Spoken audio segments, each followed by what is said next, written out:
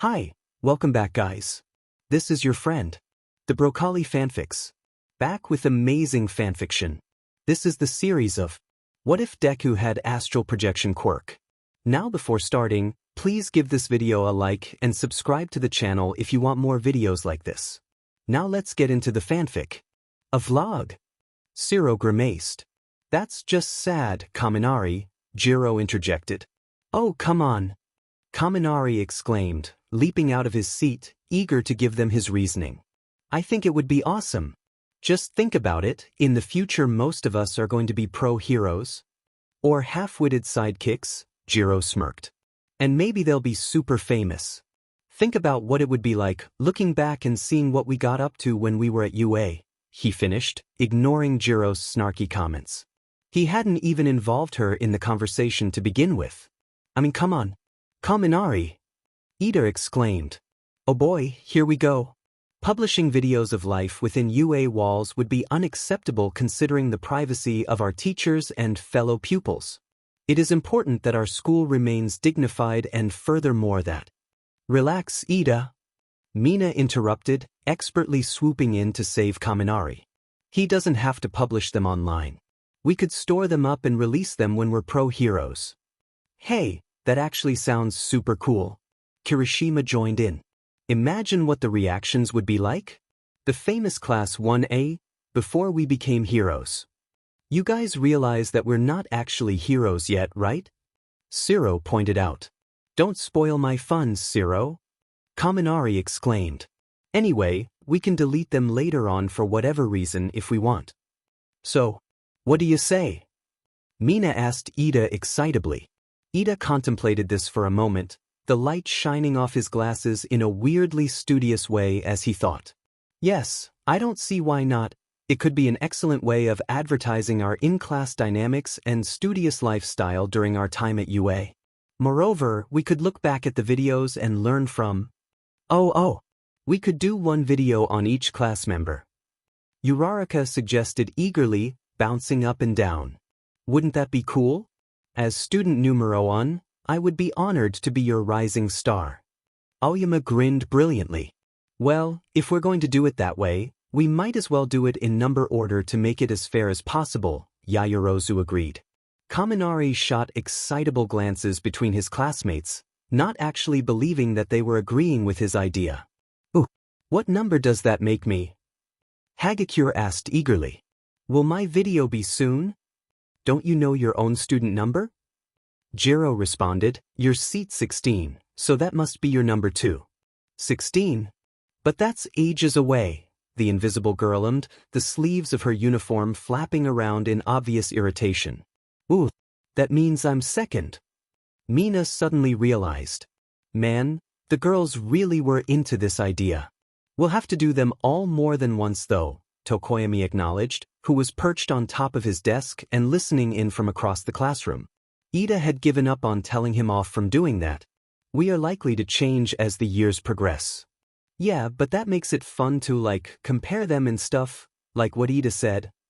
Uraraka pointed out. You don't mind being number 20, do you, Momo? Questioned Sue. Not at all, Yaoyorozu replied quickly. By that time the process would be more proficient anyway. The conversation continued for some time, with most of the class swapping ideas and suggestions eagerly. That was until Tsu hopped into the center of their circle to bring to their attention something very interesting. Momo, why are you number 20 if there are only 19 of us? There was a sudden silence as a joint confusion washed over the class. Oh yeah, said Mina. That is a little weird. Which number's missing? Well, the desk behind Bakugo's empty, but I thought that was just because no one wanted to sit next to him, Kaminari replied. What did you say, Bisudi? Was the explosive retort. They ignored him. Bakugo's number 17, which makes the missing guy number 18, right? Kirishima concluded. Or girl, said Jiro. Or girl, Kirishima quickly agreed. But we haven't really been at school for very long yet. Perhaps it's just a mistake, or someone hasn't been able to arrive yet, ribbit, said Sue. Maybe Mr. Aizawa doesn't like the number 18? Hagakure suggested. I could imagine that being Midnight's fault, Mina giggled. Well then, Kaminari interjected, pulling out his phone and turning on the front-facing camera. Looks like we've got the topic of our first video.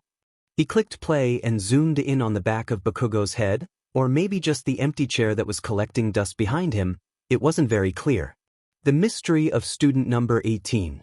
Midoriya can't help but feel lucky. He had a quirk, and not just any quirk, it's All Might's. The best hero out there. And now, he's passed the UA entrance exam. Soon, he'll be going to the greatest hero course in all of Japan. It just feels too good to be true. Of course, there are some downsides to all this. Midoriya didn't actually score a single attack point in the exam, getting in purely on the rescue points he got from that nice girl with the gravity quirk. Then he really needed to get a grip on one for all. Preventing the shattering bones thing would be nice. Oh yeah, and now he has to face the fact that everyone in his current school thinks he's quirkless. And the exam results have just rolled in. Oh, listen up, the teacher began in his usual dreary tone. No one started listening, but despite this, he carried on. For those going to schools with entrance exams, I have the results back now. That managed to make most people shut up. Midoriya felt himself sweating. He was scribbling in his notebook, trying to ignore the fact that his teacher was probably leaving the UA results until last for some sort of dramatic suspense. Of course, Kaken wasn't at all worried. The school already mailed the results to their homes, so he knew that he passed. Well, Midoriya didn't know for sure, but it was pretty obvious at this point. People kept glancing at Kaken, eyeing up his confident snarl and the relaxed way that he tilted back on his chair, feet up on the desk. He knew the school wouldn't touch him.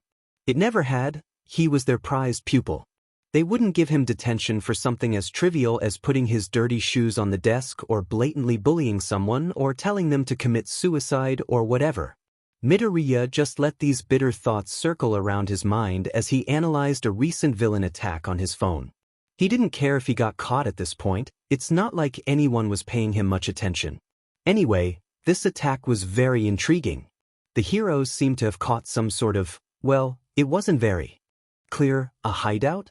Somewhere in a rundown apartment block not far from school. They had the area barricaded off, but a large crowd was gathering.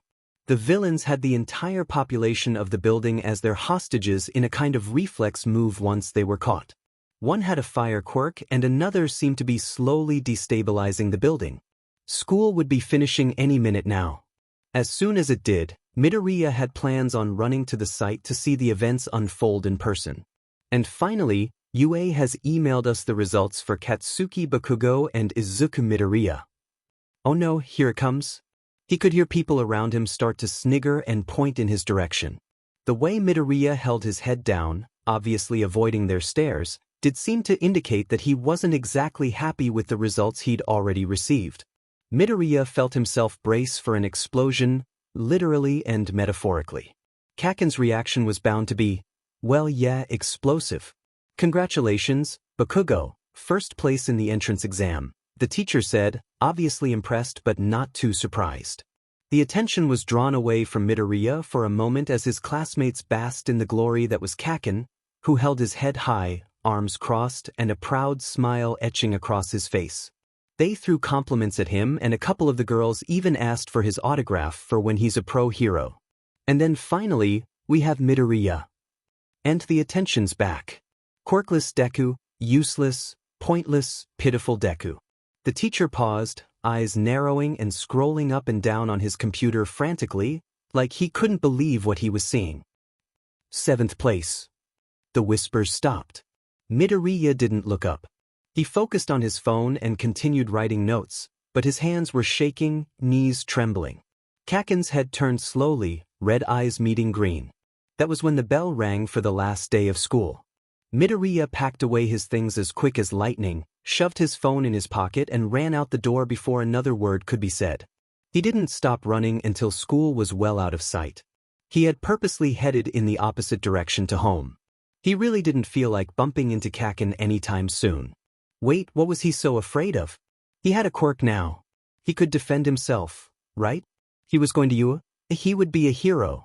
And heroes don't shrink in the presence of bullies, don't tremble at the very thought of them. No, he had to be stronger, braver. But not right now. Right now, There's a villain attack up ahead of them, and things seem to be escalating. The villains were in chains, being hauled into police cars, but the building ahead of them was on fire. Rescue heroes pulled people from windows and others treated those covered in burns or who had inhaled too much smoke.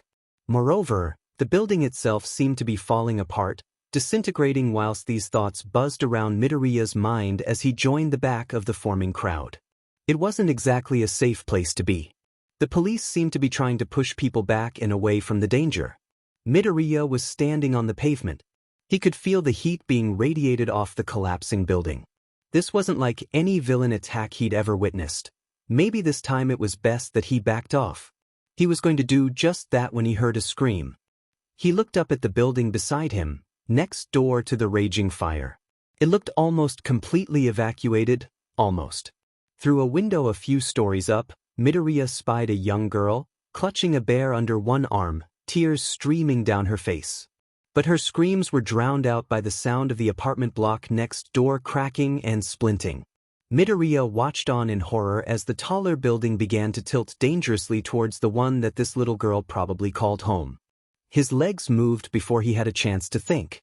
One for all coursed through him as he leapt into the sky, not thinking of the consequences in store. The force of his jump sent him crashing through the window and rolling to the girl's side, who stood frozen in shock. Midoriya was about to pick her up, run towards the window and to safety, but the shooting pain in his legs told him otherwise. As the walls began to buckle in towards them and the ceiling creaked and groaned, Midoriya could do nothing but wrap his arms around the girl and be her shield as the world came tumbling down. "I can't thank you enough," were the first words Midoriya heard. How could UA exclude someone who was put into this horrible situation because of an heroic act? Said a squeaky voice. Midoriya didn't recognize it, but the shaking, emotion-filled tone of the first person was definitely familiar. "And the money to keep the life support on. Is there a way that I can repay you?" his mother continued. "Mom," Midoriya tried to say, but the words couldn't come out of his mouth. He tried to open his eyes, to see her tired, sobbing face, but his eyelids felt so heavy, heavier than All Might sitting on top of a fridge, and he knew firsthand how heavy that was. Now, Mrs. Midoriya," continued the squeaky voice. "Seeing your son awake and healthy would be more than enough. But I am awake. Please don't cry, I'm right here." But his mother kept crying, horrible, hysterical sobs filled his ears. More than anything, Midoriya wanted to give her a big hug, but his arms wouldn't move, nothing would. Midoriya couldn't flinch when he felt his mother's warm hand on his own. It had surprised him, but it was kind and gentle. He wanted to cry. He didn't understand where he was or how he got there or what he had done to make her so upset. "I am a firm believer that Izuku can hear us," said the other voice. Yes, I can. Talk to him, tell him everything that happened. We have the best comatose doctors available. We'll have him up and ready for school as soon as possible." "See comatose?" "Of course, thank you, Principal Nedzu." Inko sobbed. "Principal Nedzu? From you?" He heard the door swing closed as his mother sniffled loudly, her hand clenching his own tightly. "Hang in there, Izuku." No one touched seat 18. The other members of Class 1A would literally forbid it. Yet, sometimes, when no one was looking, the chair moved. Ever so slightly, barely noticeably, it creaked back enough to permit someone to sit in it. Ida, ever responsible, would always tuck it back under the empty desk, but it never stayed like that for long. Because, little did they know, someone was sitting by that desk. Student 18 had been attending UA all along. Midoriya had been trapped in his body for only a few days after he woke up. Desperate to move, he tried to activate his quirk. He knew it was dangerous, which was why he'd been delaying his attempt. He didn't want to accidentally damage the hospital in the process. But, to his surprise, instead of forcing his body to move, One for All did something entirely different. Midoriya remembers seeing a tunnel of brilliant lights. He remembers feeling hands reaching out for him, pushing him up from his seat and back towards reality, out of the darkness and into the light. When he opened his eyes, his body didn't feel so heavy anymore. Everything felt so light, like he was made of cloud. "Morning, Izuku." It was his mom. Midoriya tilted his head and broke into a brilliant smile. "Mom!" he exclaimed. He leapt off his bed and ran towards Inko, opening his arms to pull her into a tight embrace. But Midoriya ran straight through her. His smile faded. He looked down at his hands. They were almost transparent, tinted luminescent green. Midoriya turned and looked back at his mother. She shivered like a draft of cold air had blown past her. "Does it feel a little cold in here, Izuku? Should I ask someone to turn the heating up?" Midoriya clasped his hands over his mouth. He hadn't moved at all. His body lay motionless on his hospital bed, covered in wires and an oxygen mask. "Oh, never mind. It must have just been a little draft I brought in with me," she said sadly, sitting down on the chair beside his bed. "Mom," Midoriya called, walking over to her and his body. "See, can you hear me?" "UA started yesterday," she continued. "It did." Apparently Katsuki wouldn't talk about it, but he seemed a little happier than usual, less grumpy perhaps. "But that means, did I lose my place?" No, Nedza said he'd reserve it for me the other day. Maybe he knows about One for All. Oh no, All Might. What am I going to do? I've let him down. He gave me his power, but now how am I ever going to be able to live up to it? When you wake up, I'm sure you'll make plenty of friends. Wouldn't that be nice? But I am awake. But no matter how hard Midoriya yelled, screamed, even his mother wouldn't hear him. He glanced at the clock. School must have just started.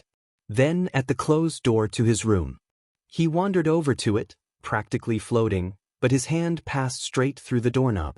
Looking back at his mother and body one last time, Midoriya held his breath and walked straight through the door.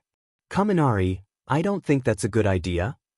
"So, the one who makes Bakugo blow up the most gets the most points?" asked Shiro. "Yeah," Kaminari replied, filming the entire discussion. "You're just going to get yourselves killed. Not to be hypocritical, but do you have a death wish?" Midoriya exclaimed, waving his arms about and disturbing the dust on desk, but, of course, no one could hear him. "Do you have a death wish or something?" said Jiro. "Exactly. Thank you, Jiro." "Oh, come on, it'll be hilarious," Kaminari insisted. "I have an important question," Uraraka exclaimed, raising her hand eagerly. "What does the winner get?" "I'm still against this." You said you liked Machi, right?" he suggested. "Yes. I will win this. I like your enthusiasm." "I don't." In that moment, Kaken stormed in, grinding his teeth and mumbling about something as he looked at his phone and threw his bag on his table. He froze and narrowed his eyes when he saw everyone staring at him. "What do you extras want?" "Well, nice knowing you. You look touchy this morning, Bakugo," Mina pointed out. "Huh. This isn't going to end well." "All right, quiet down, homeroom class is starting," Mr. Aizawa announced as he ambled into the room. "Thank goodness for that. Today's training will be a little different," Aizawa began. He held out a blue card that read the words, "Rescue." The students around Midoriya muttered excitably about what would be in store, and Midoriya could hear Ito wondering aloud about his new class representative responsibilities. "This special training is at an off-campus facility, so we'll be taking a bus to get there," he explained. "That's all, start getting ready." 15 minutes later, and all hell had already broken loose. "Stop, Mr. Aizawa, your fighting style isn't suited for this," Midoriya exclaimed. But no one could hear him. No one could ever hear him. "Third, you protect the students." Midoriya gritted his teeth and followed Mr. Aizawa into battle. He knew he couldn't do anything, but it wasn't like he could get hurt. Unfortunately, Aizawa could. All Midoriya could do was watch on in horror as his friends were scattered and fought desperately for their lives, as Mr. Aizawa was crushed beneath the force that was Nomu. All Might arrive just in time. But Midoriya knew the truth. As he battled the Nomu, he could see the steam rising off his body. He had reached his limit. But of course, that wouldn't stop him. He defeated the creature in an incredible display of power. And all Midoriya could do was watch. But when that disintegration guy charged at his mentor, who could barely lift his shaking fist, he couldn't just stand there and do nothing. No one ever found the answer behind that great flash of green light that tossed the villain across the USJ, of that blurry figure that appeared out of nowhere. Midoriya did not wake for days after that. "Hello, young Midoriya. All Might. You're okay?" Midoriya exclaimed, leaping out of his body as soon as he heard the voice. Granted, he probably shouldn't have. All this jumping in and out of his body made his head hurt so much when he was forced to return to it. "I'm sorry I haven't had the time to visit you recently, but I'm sure your mother has already told you all about the events of the USJ. "I wouldn't know, I only just woke up. But, I mean I was there anyway, so it's not like it matters. I decreased my time limit again with that attack." "No way. I don't know how much longer I have left as the world symbol of peace." "Don't say that. You're All Might. You can do it, I know you can. I'm sure that you would be telling me to not beat myself down if you were here." "I sure am. It's such a shame. The sports festival is about to begin, but you won't be able to attend." "I'm so sorry, All Might. I really am. This is all my fault." Midoriya stared down at his frail, lifeless body, and at All Might's skeletal form that leaned over it. "I'm trying, I really am, but I can't move. At least 1-4. All lets me leave. It's super weird. I'll tell you all about it when I can. I promise." He couldn't bear to see him looking like that, so sad, so alone. "I will find a way to fix this, All Might, I promise." Kaminari filmed as Uraraka helped float a new table and chair into Class 1A, setting it up at the back of the classroom as the other 4 tables in the row were rearranged to accommodate it. "And here we witness the grand arrival of the purple pineapple," Kaminari sniggered as he zoomed in on Shinsu's emotionless face. "Who are you again?" he asked. Kaminari flinched before quickly introducing himself. "Kaminari, at your service." "The guy with the electric quirk who got owned in the sports festival," Jiro explained. "Hey, you didn't even make it to the tournament round." "No arguing, everybody," Ida exclaimed. "We have a new member of our group and give a good example to—" "It's a bit too late for that, Ida," Uraraka interrupted. "Shinso already knows us all from the sports festival." "You guys are missing something super important," said Kaminari suddenly. "Shinso is student number 21. "So?" said Shinso. Gasp. "You don't know about the legend." Mina replied, spinning around in her chair expertly. "The legend of student number 18. Kirishima explained, pointing at the empty desk behind Bakugo. "What? Why don't I have that desk?" Shinso questioned with a frown. "Exactly," Kaminari smiled. "I still think there's another invisible person who doesn't like talking." Hagakure interjected, repeating her favorite theory once more. "Yes, but then Mr. Aizawa would put work on their desk at the very least," Todoroki acknowledged. Was Todoroki actually interested in this stuff? He publicly announced that he didn't want to make friends with any of them at the sports festival, so what was with that? Oh, it must be a real mystery if even Todoroki is intrigued. Mina exclaimed. He said as he turned back to his phone, not paying much attention to them anymore. Shinso still looked very confused. "So, did someone get expelled or—" "Nope. They just never turned up for school," Uraraka replied.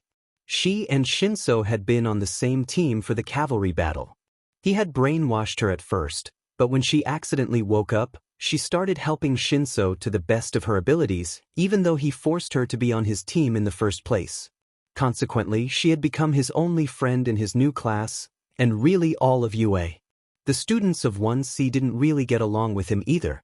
"We have attempted talking to Mr. Aizawa about the situation, but it is evident that it is a matter not concerning us," Ida continued, karate chopping the air as he spoke. "Which is why we're so curious."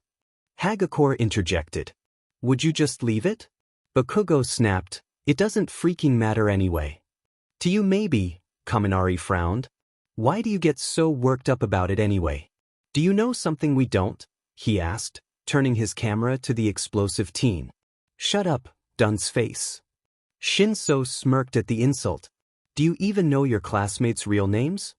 "Not really, he's pretty self-centered," Siro explained. "Say that again, elbows, I dare you." "You're self-centered," said Shinso. All right, He froze, eyes blank and lifeless. Just put your head on the table and shut up, Shinso ordered. And Bakugo did just that. That was awesome, Kirishima smirked, but Shinso saw his smile waver as he said it. Shinso ignored him as he sat down on his new seat. Thank you, Uraraka. No prob, she exclaimed and skipped across the classroom to her own seat. Sit down, everyone. Homeroom class is about to begin. Ida announced. We're all sitting, Kaminari pointed out. Yeah, you're the only one standing, Kirishima added. Kaminari smiled. Like most of his classmates, he had noticed something wasn't quite right with Ida ever since he disappeared from the sports festival for some sort of family emergency, but at least he was starting to act like himself again. Shut up, all of you, said Aizawa, and he moped into the room, mug of coffee in hand. Bakugo, what are you doing? Shinso broke his hold of him immediately and Bakugo's head snapped up, dead eye bags. Everyone stared at him. I'm just going to pretend that didn't just happen, Aizawa said tiredly. On another note, I hope everyone's welcomed Shinso to the hero course. Shinso nodded as the rest of the class turned their gaze on him. But, Kaminari, put your phone away. But sir, I have a question, he retorted. Make it quick. Why didn't Shinso just take that seat? Kaminari questioned, pointing at seat, because that's not his seat. Then whose is it? Not his. But, put your phone away before I confiscate it. Kaminari sighed and turned off his phone grudgingly. Right, today we will be looking at the results of the sports festival and internships. Here are your offers. He clicked a button and the offers lit up on the board behind him. They spent the rest of the lesson comparing results and talking about internships. But before they could leave and continue with their day, Aizawa held Ida back. Ida, there is a duty as class representative that I would like you to attend to this evening. Of course. What is it, may I ask? I'll tell you later. Meet me here after school. Yes, sir. Think it's to do with student 18? Kaminari asked eagerly as they left the classroom, shivering slightly in a draft of cold air. Will you shut up about that, you idiot? Bakugo exclaimed. Little did they know, but for once, he was absolutely right. Kaminari, put your phone away. But sir, I have a question. Kaminari exclaimed. Make it quick. Why didn't Shinso just take that seat? Kaminari questioned. He pointed right at Midoriya, who just blinked and stared back. Because that's not his seat. Then whose is it? Not his. But, put your phone away before I confiscate it. Midoriya looked glumly at his feet as Kaminari stopped filming. Being a ghost could be so lonely sometimes, well, all the time really. Although he could swear there were others. He saw them from time to time. They followed him but tried to stay out of sight. Midoriya didn't understand why ghosts felt the need to feel shy, but he respected their hesitancy anyway and left them alone, hoping that they would approach him on their own one day. Midoriya didn't really pay attention to that homeroom class. It was all about internships and, considering no one actually saw him take part in the sports festival, he very obviously had none. Ida, there is a duty as class representative that I would like you to attend to this evening. Midoriya perked up in interest. He couldn't think of anything Mr. Aizawa could want Ida to do off the top of his head. Of course. What is it, may I ask? Ida replied, voicing Midoriya's questions. I'll tell you later. Meet me here after school. Yes, sir. Midoriya had half the mind of hovering around his teacher to see if he could find out what this mystery request would be, but then got distracted by Kaminari, who walked right through him, shivered, then said, Think it's to do with student 18? Will you shut up about that, you idiot? Kakin yelled back at him. Do you really think so? But why would Mr. Aizawa want to talk to Ida about me? Maybe it's to stop you from being so curious about it all, Midoriya muttered, not bothering to keep his thoughts inside his head. It wasn't like anyone could hear him anyway. So, that afternoon, Midoriya followed Ida up the stairs and back into Class 1A, where Aizawa sat, face down on his desk. He lifted his head to the noise of Ida entering. Sir, I am here for your class representative duty that you mentioned this morning, he announced eagerly, doing his chopping the air thing in the process. Yeah, I got it. Sit down, Mr. Aizawa instructed. Ida perched on the seat directly in front of the teacher's desk and Midoriya floated by expectantly. What do you know of these videos Kaminari seems to be doing? Aizawa questioned. You're worried he's posting them online after that USJ incident, aren't you? Midoriya realized. He is keeping a video diary of sorts of our classes' time at UA. I have already insisted that he does not post them online until a much later date. Good, Aizawa responded drearily. Is that all you wish to ask of me? No, actually, he and the rest of the class also seem to be very interested in this, student 18. Wait, this is actually about me. Well, it is an intriguing mystery. It would be understandable if the student in question pulled out of UA for one reason or another. However, Shinso has now joined our number but has not taken the obviously empty desk. Yeah, I get that it's confusing. Are you going to tell him about me? Please, come on, I hate everyone being left in the dark like this. Might I ask why they are absent? Aizawa sighed. It would make more sense if I showed you. Do you have any plans after school? No, I do not. Good. Come with me then and we'll meet student 18. Really? Oh, but of course I see now. Am I introducing myself on behalf of the rest of class 1A? Something like that. The trip to the hospital was tense. Of course, Ida still had no idea what was going on. Midoriya didn't know why Aizawa wouldn't tell him the truth straight away. Maybe he just didn't want him asking questions until they arrived. Yeah, that actually made a lot of sense. The hospital wasn't far from UA. Midoriya knew the way off by heart, with all the flying back and forth he'd done over the past few weeks. He would have sat in the car with Aizawa and Ida, but cars tended to slip right through him. Chairs did too actually. Midoriya was forced to just hover above them in the illusion that he was sitting down, but it felt more comfortable to kind of sit in class when everyone else was doing so too. And so, the ghost waited patiently at the hospital entrance for them to arrive, and then half-walked half-hovered beside them as Aizawa checked them in and led his pupil through the winding corridors of the hospital, finally reaching a door labeled Izuku Midoriya. Midoriya watched as Aizawa opened the door and Ida's face fell. His eyes rested on the small, broken body of his would-be classmate and he froze in shock. This is Midoriya, Aizawa explained. You're student 18. More silence followed. Midoriya couldn't bear to see that look on Ida's face anymore, so he let himself slip back into his body and heard the conversation with his own ears, if that made any sense. What happened? Ida questioned after a moment. He got caught up in a villain attack and was crushed by a falling building, Mr. Aizawa replied matter-of-factly. He saved someone's life. We can't withdraw someone from the school for such a heroic act, apparently. Apparently? Midoriya thought. What do you mean by apparently? So, he's in a coma? Yes. Has been for about a month or two. I see. Introduce yourself. The doctors reckon he can hear us. Oh, well, Midoriya, my name is... I'm just going to head downstairs for a bit and pick up an update on Midoriya's condition from the nurses. I'll back in a minute or so. Oh, of course, Mr. Aizawa. Midoriya heard the door swing shut and Ida pull up a chair to his bedside. My name is Tenya Ida, the class representative of 1A in UA Heroics course. I am student 4, I believe, and you are student 18. He cleared his throat and silence fell between them again. I'm so sorry about this, Ida. It must be a shock for you, Midoriya tried to say, but the words never left his mind. You remind me of my brother. Midoriya almost jumped out of his body when he said that. He hadn't said anything for ages.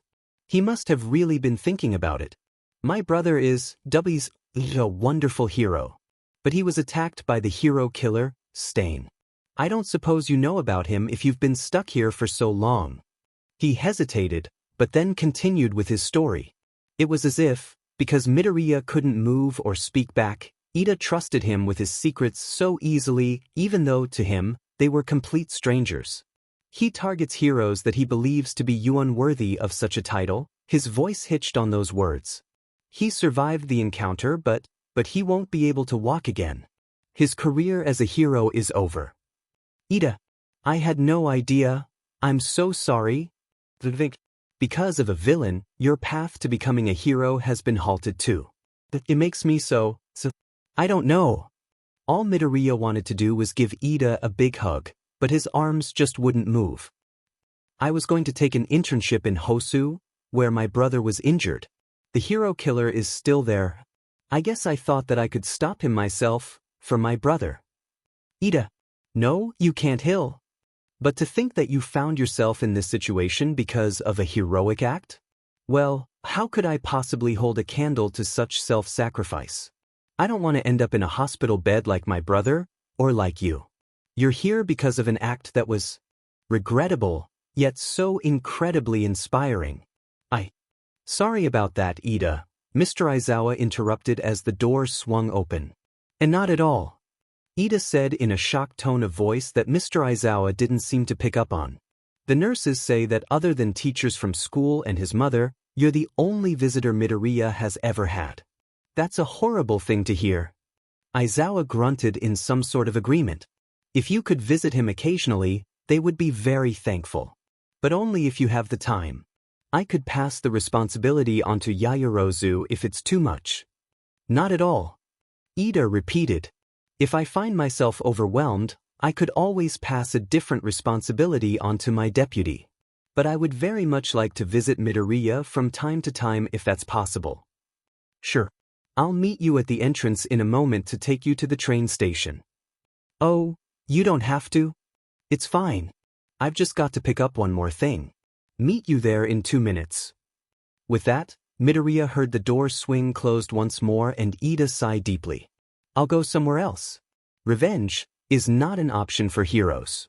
I'll leave Stain to someone more experienced and find justice for my brother in living up to his name. It must have been hard for Ida to say that, but Midoriya was proud of him. It was like he just said all of his thoughts aloud, probably not thinking about Midoriya even hearing them. He was glad he could still contribute to UA somehow, if not indirectly. I'll see you soon, Midoriya. Yeah, see you soon, Ida. Midoriya spent some time following each of his classmates during their internships. He hovered on the sunny deck of a ship beside Azui. He managed to blow the litter towards Kirishima and Tetsutisu to help with their cleanup act that Fourth Kind had ordered them to do. He laughed at Kaken being forced into tight jeans and a side-parting haircut with Best Jeanist. He watched on with pride as Ida worked on his speed with a hero who managed villains on the highways. He learnt martial arts with Uraraka, followed Hawks around the city beside Tokoyami, watched Jiro evacuate civilians from a hostage situation, led Todoroki away from the hero killer before his father arrived to arrest him. But no one even knew he was there. Midoriya was everywhere yet nowhere at all. And it was becoming unbearable. Whilst everyone was sitting around discussing their internships, Midoriya floated around the classroom in a way that could best be described as pacing back and forth, even though his feet never really touched the ground. So, One for All must have somehow projected my spirit out of my body. That doesn't really make sense considering All Might never showed any skill related to that in any of his previous fights or to me in person. He definitely has no idea that I can do it, or else he would have told me even though I'm in a coma. Then there's that incident at the USJ. I was almost solid for a moment there. I've heard the others talking about it. They saw me. I managed to blow that hand villain away with a smash even without my body. Then I didn't wake up again for ages. It was as though I used up some kind of energy store. I need to return to my body every night or I just get too exhausted, fall asleep and wake up there anyway. So, when I panicked and activated my quirk to 100% back then, it must have sent me to sleep for enough time to allow me to recharge. Maybe? One for All doesn't make any sense. Why can't I figure this out? How long am I going to be able to stay like this? How long will they keep my space at UA open? How long will they keep life support on? Then close the window. Kaken yelled. He was still worked up over Kirishima and Siro making fun of his side parting, although he'd gotten rid of it by this point. The window is closed, said Mineta, who was sitting right next to it, mumbling about empty lady. No one asked you, Grapehead? He's right though, it does feel strangely cold in here, Ribbit, Azui acknowledged. Midoriya froze, ceasing the mumbling that Kaken would already be complaining about if he could hear it. With all his pacing around, he'd been floating right through his classmates, so much so that they'd begun to notice him for once. "It's not you, is it, Todoroki?" Mina questioned. Todoroki looked up from his book for a moment, shook his head and then returned to it in silence. "Huh, does your quirk allow you not to feel me?" Midoriya wondered. He tested that theory immediately by constantly putting his hand through his head. Midoriya laughed when he saw him start shaking uncontrollably and trying to use the fire quirk that he'd been repressing to warm himself up. Of course, Midoriya knew why he did that, thanks to his accidental eavesdropping, but no one else did. "It's just a draft, pull yourselves together," said Jiro.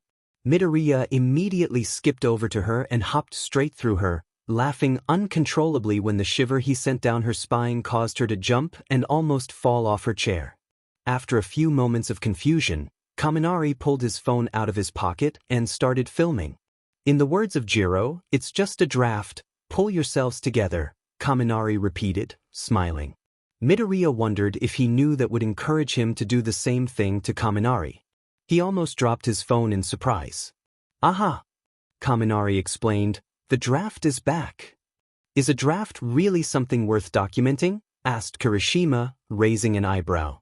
"I am more than a draft, thank you very much," Midoriya retorted, and floated through Kirishima for the fun of it. "Okay," Kirishima exclaimed, "who's doing that?" "Todoroki. You're the only one with a temperature-lowering quirk," Kaminari accused. "It isn't me," he replied, not looking up from his book a second time. Midoriya took the opportunity to fly around the classroom, laughing as he made everyone jump, one after the other, from the cold sensation he somehow produced. "It's a draft that somehow only affects one person at a time," Uraraka realized. "Oh yeah? I could put my hand through two people at once." Midoriya smiled, and did just that to her and Azui, who were standing right next to each other. "Or not," they said simultaneously. Kaminari gasped, "I got it. It's a ghost." "Yes. That's stupid," Kaken scowled. Midoriya slapped him in the face. Well, his hand went right through him, but the shiver was satisfactory enough. He never would have done it if he wasn't a ghost, but the fact that he wouldn't be on the receiving end of Kaken's explosions for once really gave him a bit of a confidence boost. "You insulted the ghost," Kaminari yelled. "That you did? Why on earth would there be a ghost at UA?" Zero questioned. "Easy. A hero in training who suffered a terrible accident at school." "That was so close to being right. I can't believe this. Ghosts don't exist." Mina retaliated. Midoriya gave her his signature shiver too. "Then explain that," Kaminari exclaimed. "Okay, this is super creepy," said Uraraka. "Gasp, we should try to contact them." "Oh, no, I hate ghost stories," Hagakure replied, the floating uniform jumping up and down. "But you're the closest real thing to a ghost here," Mina pointed out. "I have a theory," Uraraka exclaimed, bouncing over to Kaminari's camera. "What if the ghost is actually student 18? Oh my god. I know you're joking, but this is brilliant." "I have a theory too," said Kaken unexpectedly. "Oh yeah? What's that?" asked Kaminari. "That you're all blithering idiots." They should have seen that coming. There is no such thing as ghosts, and even if there were, there's no way one managed to get into the hero course, Shinso sighed, who had been watching inattentively from the back of the classroom this entire time. "Yeah, I know, but wouldn't it be cool?" Uraraka replied. "No, it is not cool." "Everybody sit down," Mr. Aizawa said in his usual monotone voice as he stumbled into view. "Homeroom class is beginning." No one liked getting on the wrong side of Mr. Aizawa, not even Kaminari, so everyone sat down immediately, including Midoriya, and waited for him to begin. "Don't think that you can be slaking off just because you only recently came back from your internships," Aizawa continued. "You have basic hero training next, so go get your costumes. You'll be meeting with All Might at Field Gamma today." "Field Gamma, what's that?" Midoriya heard Kirishima wonder aloud as they went to collect their hero costumes. Once more, he caught a glimpse of the final case that was left behind, covered in dust and marked with a large number 18, his hero costume. He had to find a way to get out of this coma before it's too late. Between internships, new friendships, and even a need to attend to an old one, Uraraka hadn't had much time to focus on studying for her exams. Of course, she simply had to pass if she wanted to go to the summer camp. Then again, Mineta's enthusiasm almost put her off. As for that friendship she had to attend to, she'd been particularly worried about Ida ever since the sports festival. He was putting on a brave face. She didn't know quite what to do when she had learnt about his older brother. It didn't look like he wanted her sympathy, so what was she supposed to do? Pretend it hadn't happened at all? So, when Ida came up to her and asked her to visit the hospital with him, she leapt at the chance. Of course, her first thought was that it was Tensei that they were visiting, but then she remembered he was already out of hospital, or, at the very least, he wouldn't have been in this hospital. I know you said you'd explain everything once we got there. But, Uraraka began, twiddling her thumbs as he signed them in on a visitor's book. I do apologize. Ida exclaimed suddenly. He seemed a little jumpy, like he was really worried about what Uraraka was thinking. No. It's fine, really, I'm actually really honored that you asked me to come with you. I'm just wondering why, or maybe who we're visiting, she questioned. I apologize profusely, he repeated. But I couldn't say anything in front of our other classmates as per Mr. Aizawa's instructions. About what? Uraraka asked as Ida began to lead her through the hospital, past crowded corridors and up many, many stairs. About his privacy and dignity, I would presume. Whose? Ah, yes, he said, finally realizing how much he'd left his friend in the dark. Well, do you recall the entrance exam to UA? Of course. I was put into the same arena as you were. I remember seeing you there. Oh, really? I don't remember that at all. I guess I was a little preoccupied. But what does this have to do with the hospital? She asked. Suddenly Ida stopped. He turned to face Uraraka, pushing his glasses further up his nose and putting his hand on the handle to a door. She glanced at the name plaque beside it, Izuku Midoriya. She didn't know an Izuku Midoriya. What was going on? Trust me, Uraraka, this will all make sense as soon as you see him, I hope. As a shiver went down her spine, probably in anticipation, Ida swung the door open and indicated Uraraka to walk inside ahead of him. She gasped. Lying in a bed, under smooth, white sheets, was a green-haired boy who looked to be about their age. He was covered in freckles, but they were mostly hidden by the oxygen mask that was over his mouth and nose. Wires ran from his arms to machines that let out a steady, rhythmic beeping noise, and tubes to others. It didn't take her long to realize he was on life support, and not much longer to recognize his face.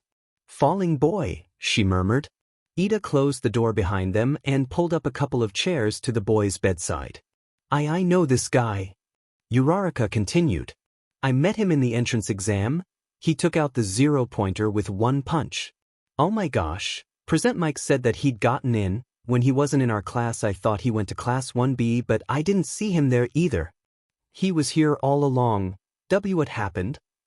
I thought you would be full of questions, Ida smiled. But it wasn't his usual smile. This was wrong, not forced, but sad. Uraraka sat down beside him, hands over her mouth and tears pricking her eyes. Is he dying? He is in a coma, Ida explained. He did pass the entrance exam, like you presumed. However, not long before school started, he jumped into a villain attack to save a young girl. Uraraka glanced at the numerous cards on the bedside table. They were handmade and looked as though they were drawn by a child. In most of them, a stick figure with a mess of green hair was depicted and surrounded by words like "You're my hero" and "Get well soon." They were crushed by a falling building, continued Ida. I believe he managed to shield the girl, but was hit by falling debris and hasn't awoken since. They sat in silence for a moment as Uraraka processed this. Oh my God, she finally uttered. She just couldn't believe that the boy who risked his life saving her in the entrance exam had done the same thing to help someone else, but was once again left with horrendous injuries, this time being far worse than the last. I have been visiting him periodically since the sports festival, when Mr. Aizawa alerted me, as class president, of the situation. I suppose he was hoping that Midoriya wouldn't remain in this state for so long. This is student 18, isn't it? Might I remind you that there is a good chance that Midoriya can hear us, said Ida. Whoops, she didn't mean it in a bad way. Oh, Uraraka exclaimed. Perhaps you should introduce yourself. Yes, oh of course, she stammered, before turning to the lifeless body of Izuku Midoriya. I am Achiko Uraraka.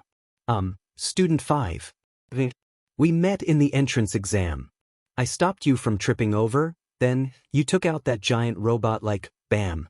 Then I slapped you in the face, sorry about that, to stop you from falling again. Thanks to the rescue points I got from that, I was 3rd place in the entrance exam overall. But that doesn't really matter. So, yeah, thank you. I'm sure he will appreciate that, Ida replied. Mr. Aizawa said that he hasn't had any other visitors beside us and his family. I'm sure he values our friendship. Yeah. They sat in silence for a while after that. Ida seemed to be in deep thought whilst Uraraka desperately searched for conversation starters. It was awfully difficult to have a conversation with someone who couldn't talk back. So, she started after a while, making Ida flinch in surprise.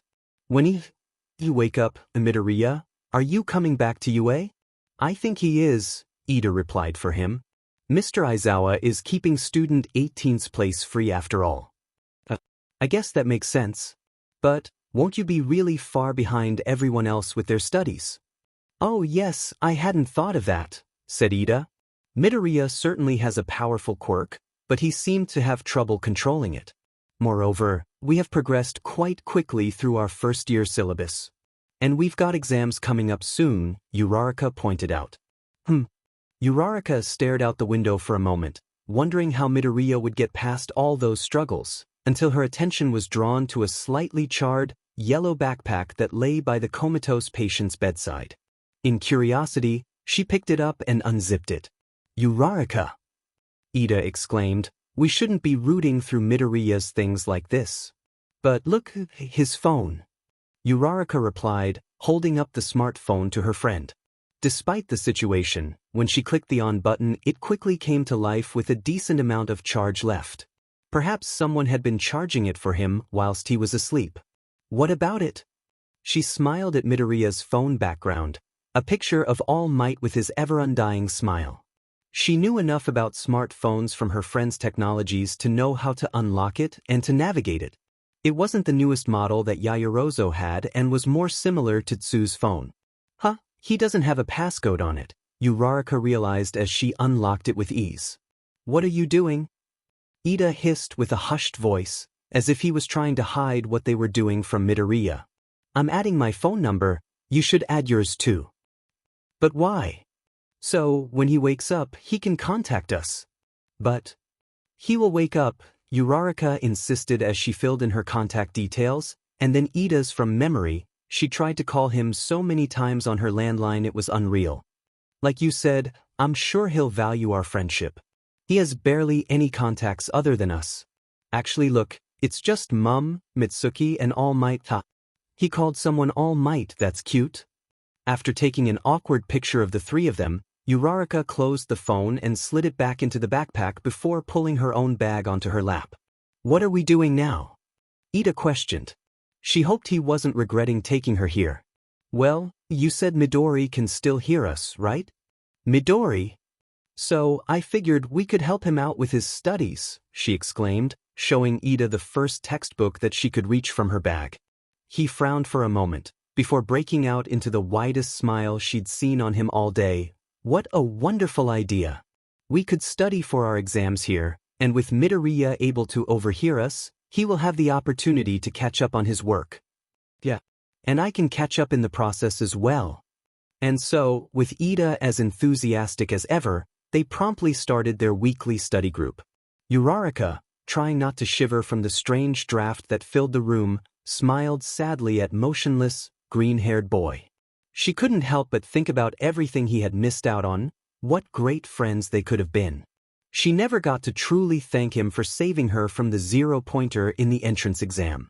And to think he got into this situation from such a heroic act? How could she ever compare to that? Even unconscious, Midori was such an inspiration to her. This was the least she could do to return the favor. What she didn't know was that Midoriya was hovering right next to her, stammering her thanks from such a kind gesture, even though he didn't really need it. But the muttering fell short of her ears, for it never truly left his lips. Alone. That was how Midoriya felt. He was in a coma, unable to move, to see, to talk. He hated it when the people around his body would speak about his condition as though he wasn't there. But it wasn't much better when they spoke to him, like they were trying to involve him in a conversation that he couldn't add to, no matter how hard he tried.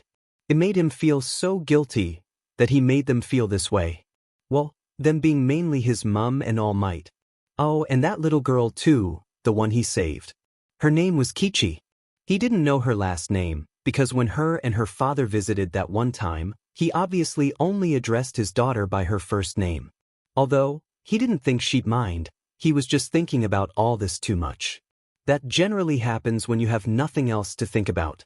Being a ghost was almost worse, almost. Yes, he could move, see and talk, but no one could see him. He felt so helpless, standing by, unable to lend a hand that just wasn't there.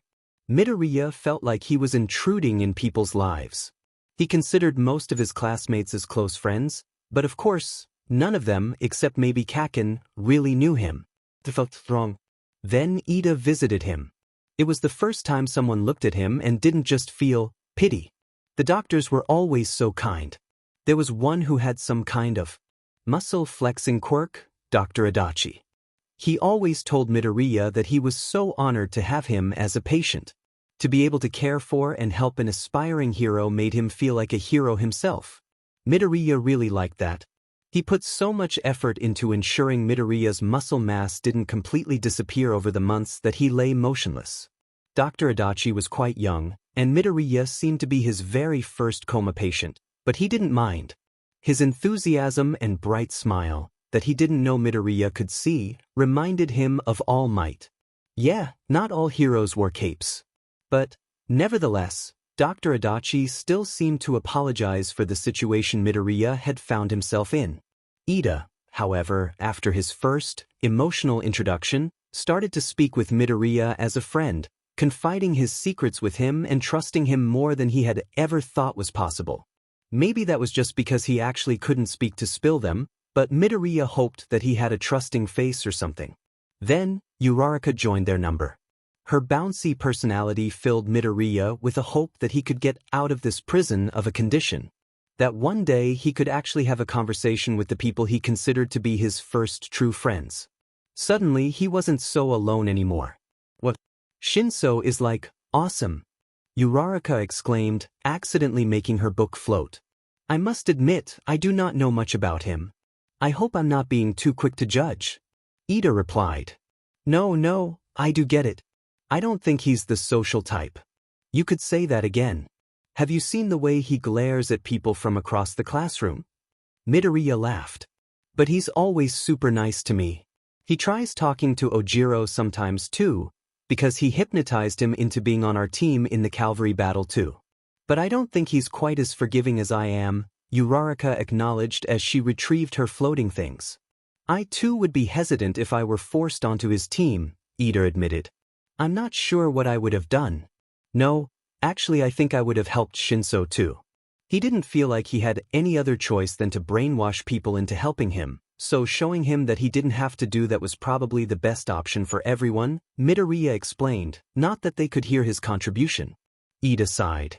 Anyway, I'm sure you will be able to have your own opinions on the matter once you officially join Class 1A, he told Midoriya's sleeping body. Yeah, I look forward to talking to you both about it. We have to head off now, Uraraka explained, but we'll be back next week. All these study sessions are really helping my grades. Ida looked quite pleased with himself. And I hope that you will be able to surprise Mr. Aizawa with your knowledge when you return to us, Midoriya.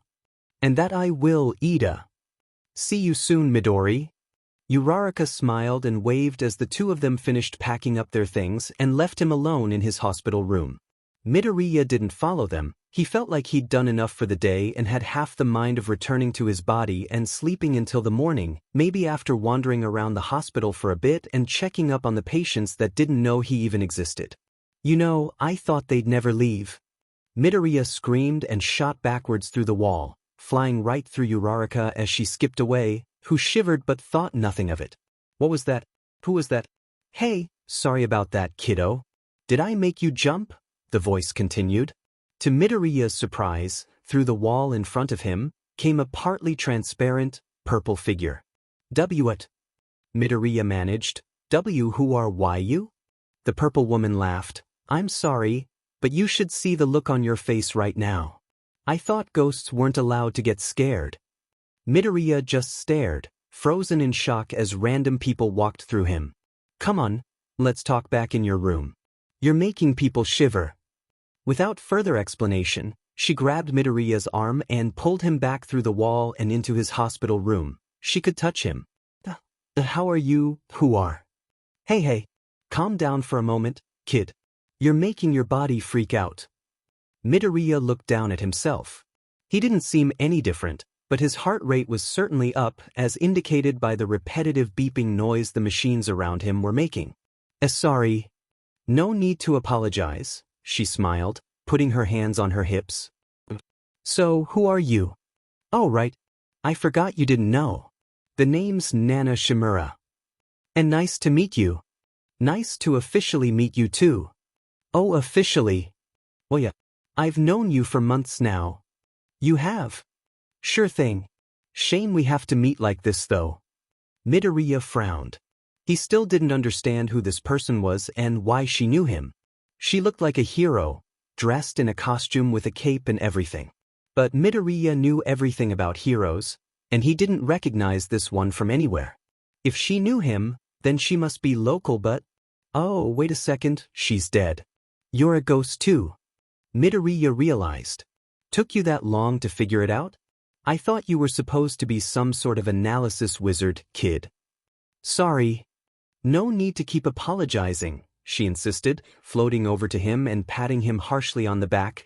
You remind me of Tashinori. Whose? All Might, you dummy. All Might. Midoriya yelled, almost jumping through the wall again. Yeah, I was the one who gave one for all to him. Midoriya's eyes widened at the explanation. Why, you're the 7th user. And you're the 9th, she acknowledged. But this isn't a good state for the current user of one for all to be in now, is it? Nana continued, indicating to Midoriya's broken body. Midoriya's sudden euphoria quickly faded. Yeah? You acted without thinking.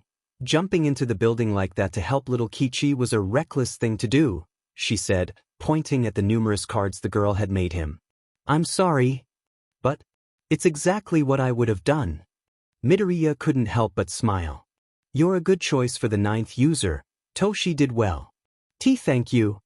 But don't do it again, she scolded him, her temperament changing like lightning. I don't know if I'll even get the chance. No, she yelled, punching his arm almost playfully. No thinking like that. You will get out of this coma, and we're going to help you do it. One for all has been cultivating inside of us, passed from one generation to the next. Our bodies may be gone, but our spirits remain in you, she explained, pointing to Midoriya's chest, and then that of his own body. We managed to push you out into reality, so you can continue on your path of being a hero, despite your condition. Midoriya wanted to thank her, but he was so shocked and confused that he just couldn't utter the words. But you're getting stronger. Back at the USJ, you managed to harness this one for all to its full potential beyond your body. I didn't think you would be able to do it, considering you've only had the power for a few months. I became solid for a moment. Midoriya remembered. Sure did. But it took a lot out of you, Nana recalled. I couldn't wake up for days. No, and that's the recoil. It's dangerous, but not fatal if you're careful. Midoriya gulped. Okay, I'll bear that in mind. But you're more powerful than us, kid. You still have a body. Something which you can return to and recharge in a way. She put her finger to her lip thoughtfully. After a moment, she added, next time you feel the need to do something like that, Don't use 100% of your power. One for all isn't just a one-trick pony. Look at All Might, for instance. He is using one for all constantly, but not 100%. Let the power course through you, not just focusing it in one spot and hoping for the best. Midoriya furrowed his brow as he considered this. Hey, think of your egg in the microwave thing you told All Might about back along. Nana remembered. To keep it from exploding, all you need to do is turn down the wattage. Don't turn one for all on like a switch, 100% all at once, or else the egg will explode, and your spirit will be sent flying back here. All Might had tried to tell him that back then too, Midoriya thought, but it made so much more sense through Nana's words. He supposed that she did have some experience teaching a one-for-all user before. Then again, All Might didn't have the problems Midoriya seemed to be facing. Considering her words, Midoriya turned and hovered just above the ground by his bedside.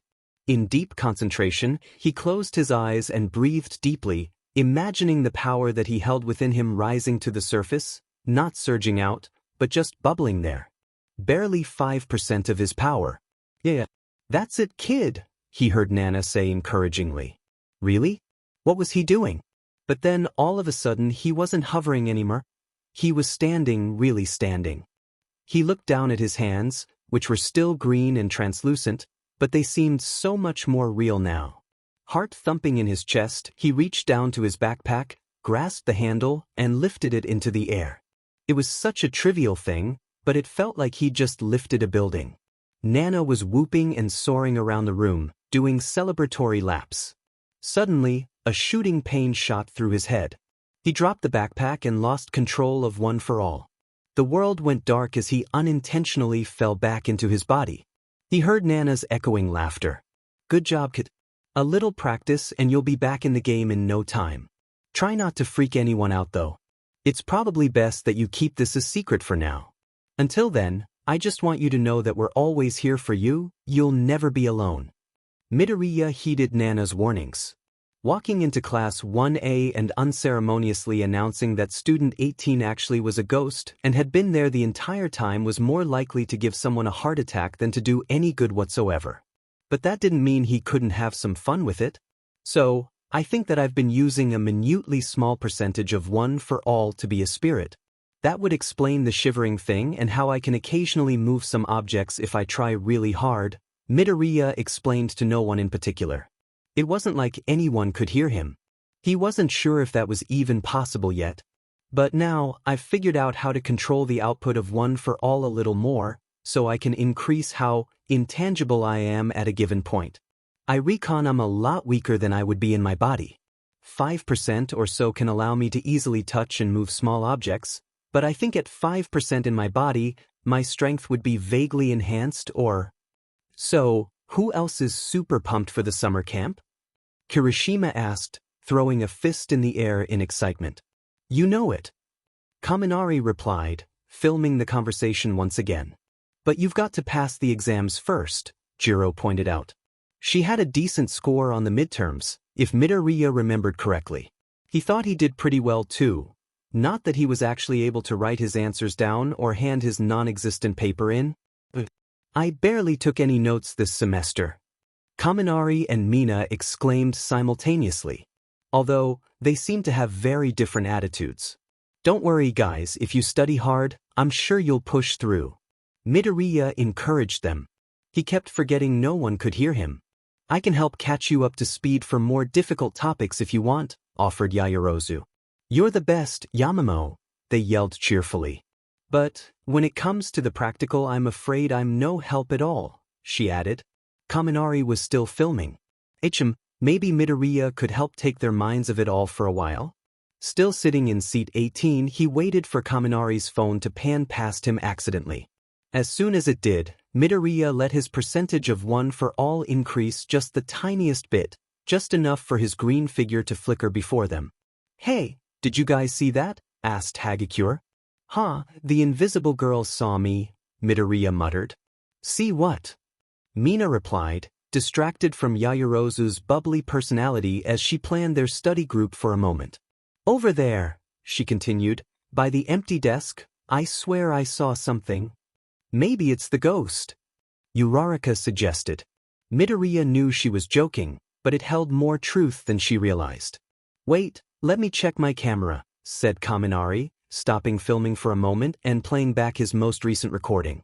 The class gathered around him as he skipped unimportant conversations he had filmed, right up until the moment Hagakure spoke up. There, she yelled, pointing at the screen. Kaminari frowned and skipped back a couple of seconds, pausing the video in the perfect moment, only to see. Oh my god, it's the ghost! Uraraka exclaimed, jumping up and down.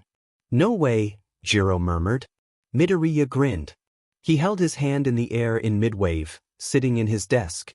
It was the first time he saw what he looked like as a ghost. He couldn't recognize himself. His entire silhouette was blurry and almost disfigured. Okay, no one can tell me that's a camera glitch. Kaminari yelled, holding his phone away from him like it was haunted. Seriously, that can't even be a trick of the light. That's just freaky, Jiro added, curiously staring at the picture. It's definitely a person, acknowledged Azui. Or maybe the result of someone's quirk. Ribbit. But no one here can create illusions like that, right? Siro questioned. Well, I can, said Midoriya. He didn't realize he still had enough of one for all activated to allow those words to finally leave his mouth. Everyone screamed. Shut up! Bakugo yelled, who had been talking to Kirishima about study sessions. Okay, who said that? Kaminari screamed, starting to film once more. Whose voice was that? Uraraka exclaimed. I didn't recognize it. Ah, whoops, Midoriya muttered. They didn't hear him that time. I'm going to have a migraine tonight. Everybody calm down. Ida ordered, chopping the air with his hands. We will end up disturbing Class B next door. Bitch, yelled Kaminari. Class B? I bet someone's playing a trick on us. Great, now I'm back to a trick of the light. Does anyone there have a quirk which could do something like this, though? Pondered Yaoyorozu, who had finished making a list of tea brands to offer people at her study group. Well, there's that poltergeist girl, Mina remembered. Could she do something like this? It sounded like a boy's voice though, Ribbit, added Azui. I bet it's Monoma. Kirishima exclaimed. He's always had it out for us. He could just copy someone's quirk to do all this stuff, so not manly. Now, let's not make any unjust accusations. Ida interjected. Jumping to conclusions about our fellow Hero Corps students would be unbecoming of.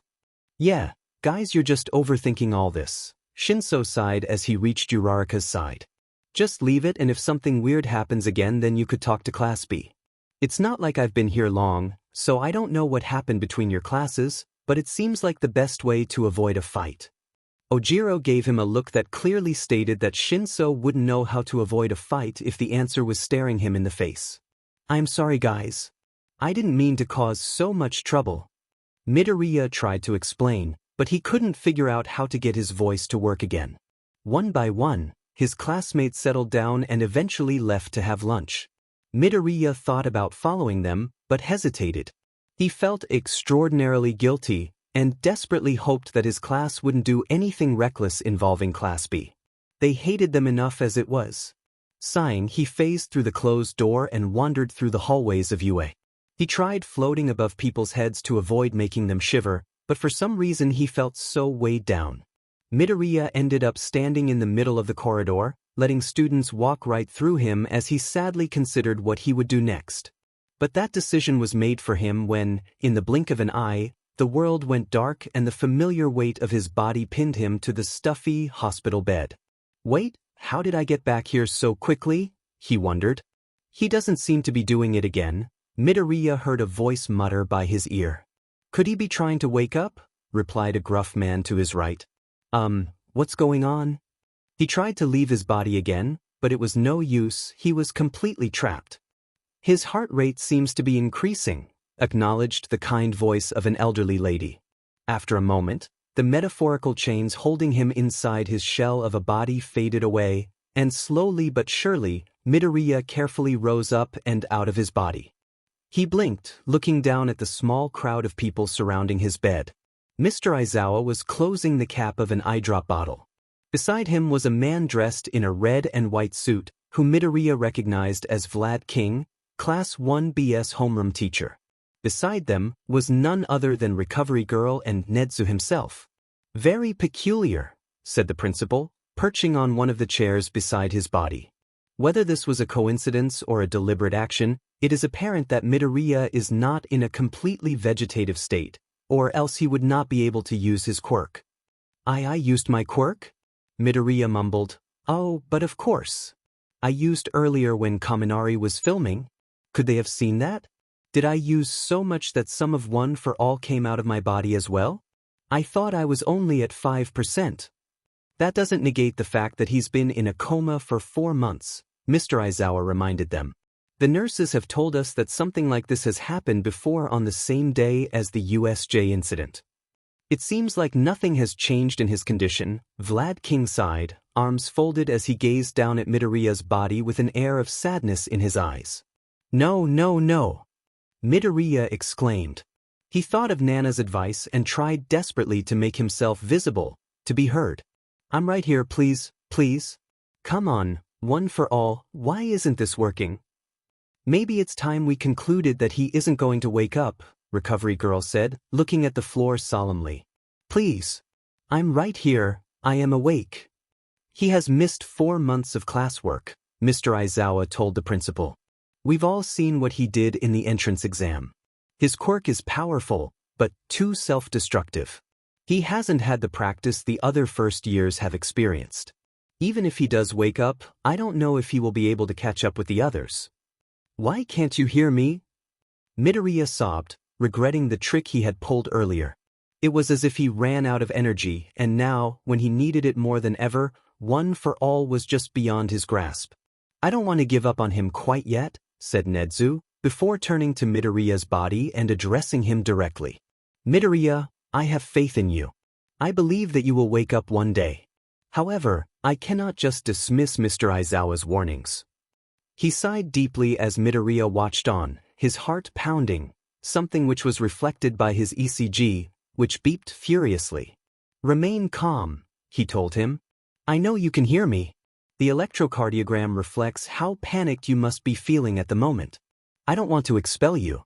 We could never refuse a space to such a heroic person.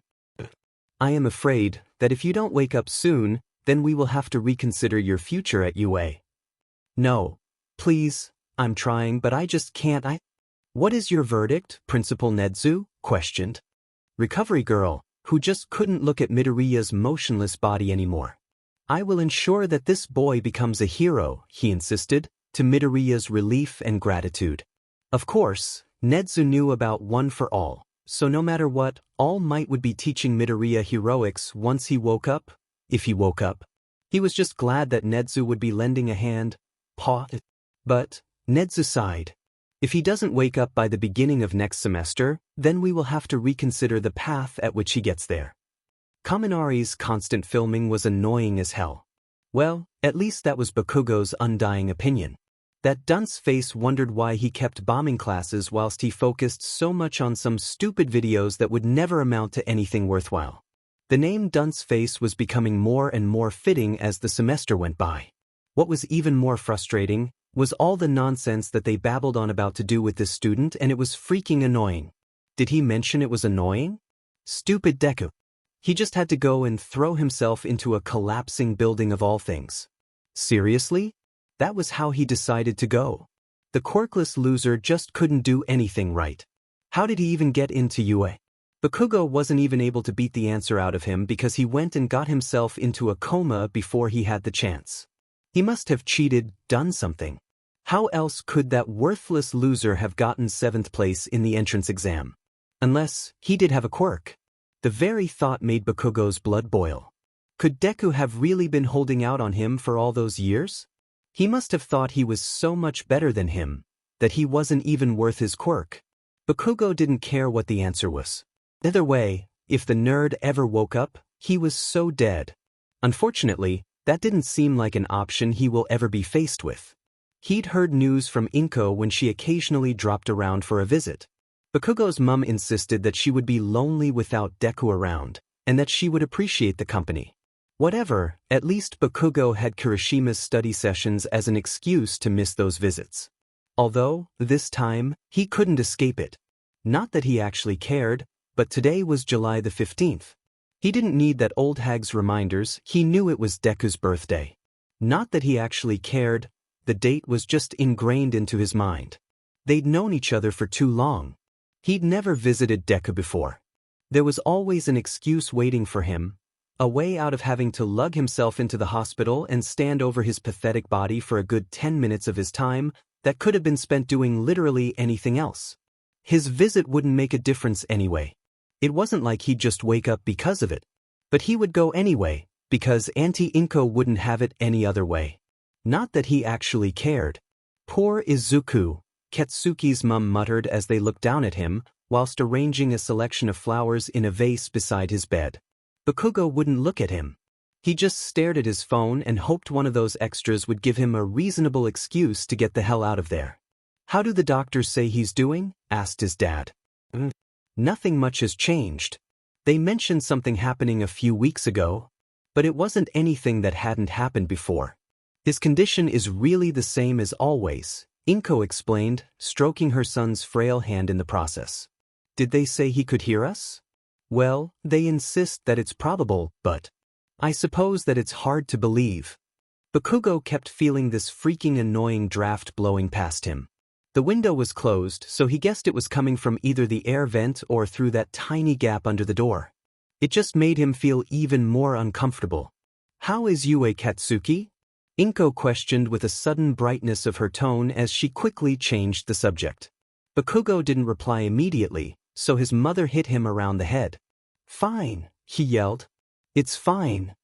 "How are your classmates getting along?" she continued. "Fine." "Give her a better answer than that, Katsuki," his mum exclaimed. "Shut up," he retorted, but couldn't think of a better response than that. "I've met Ida and Uraraka," Inko told them. "Such lovely kids. They seem so enthusiastic about school and around Izuku." Bakugo narrowed his eyes. When the hell did Four Eyes and Round Face start visiting Deku? What a team those three would make. 3 types of irritating rolled up into a neat package that he would more than happily mail to the son than be associated with. If they knew that he knew Deku, he would never hear the end of it. "Katsuki doesn't mention any names at home," Mitsuki replied. "I started to wonder if he had any friends at all, which wouldn't be a surprise." "What the hell do you mean by that?" But then Kirishima came around to drag Katsuki out with a whole group of them to go to the arcade. Honestly, I don't know why they put up with him. "You hag. Lower your voice, think of Izuku. The freaking hypocrite." To the Bakugo's surprise, Inko suddenly burst into tears. "Oh, Inko.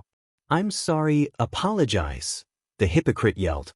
"And no, don't worry about me," Inko stammered, trying to dry her eyes with her sleeve. "I just can't help but think about everything Izuku's missing out on," she sobbed. "Why don't we head down to the hospital's cafe and grab something to eat?" Masaru suggested. But what about? "Katsuki will keep Izuku company in the meantime," Mitsuki insisted. "What? No." His mother glared at him, daring him to oppose her. Katsuki just growled and turned back to his phone. At least he'd be left in some peace and quiet for a few minutes. "Come on, Inko," she said, helping her friend to her feet and escorting her to the door, flanked by her husband as they left Katsuki behind. As soon as they were gone, Bakugo leaned back into his chair, tried to shake off that blithering draft and scrolled through Hero News absent-mindedly for a good while. He didn't have anything better to do. But the beeping noise of all those machines Deku was attached to was starting to get on his nerves. He glanced up at his motionless, frail body, resting his eyes on him for the first time in months. Why the hell did he have to be so dim and reckless? Bakugo had almost been looking forward to crushing that nerd at school, putting him back in his place. He'd gotten into UA, sure, but he didn't think he'd be staying there long. They'd probably send him packing as soon as they realized how useless he really was. Not that it mattered much now anyway. There was no way they'd let him back in, even if he did wake up. He was too far behind. He might have been irritatingly smart in middle school, but that was only because he had nothing better to do than study. Besides, Bakugo often beat him anyway. Now he'd been unconscious for months and would probably even be beaten by Dunce Face in any exam he took. Bakugo averted his eyes, only for them to meet the array of cards beside the flowers his mother had gotten him. A few of them were handmade, clearly by someone an awful lot younger than him, with crude drawings of stick figures and poor handwritten messages around them. "You're my hero, TSK." The guy might have been half dead, but at least he did something vaguely worthwhile. He could admit to that at the very least. Because of the positioning of one of the cards, he could just see the writing inside it. He didn't read the message but recognized the handwriting immediately. "For eyes. Did Aizawa make the class president visit you?" Bakugo said aloud, mainly because he didn't think it would make a difference if he kept his thoughts in his head or not. Must have dragged Pink Cheeks along with him too. I guess that answers why she stopped blabbering on about Student 18 with the other imbeciles. He let silence fill the hospital room once more, a void filled only by that bloody beeping sound. Bakugo turned his gaze back to Deku and let his thoughts pour out into the open. "I don't know how you got into UA," he began. "Whether you have a quirk or not, there's something you didn't tell me. So, when you wake up, you're gonna give me all those answers? You get it, Deku? I don't care if they let you back in, but you still owe me an explanation. I can't believe you didn't even make it into my class, but they still talk about you and you managed to irritate me backhandedly nevertheless.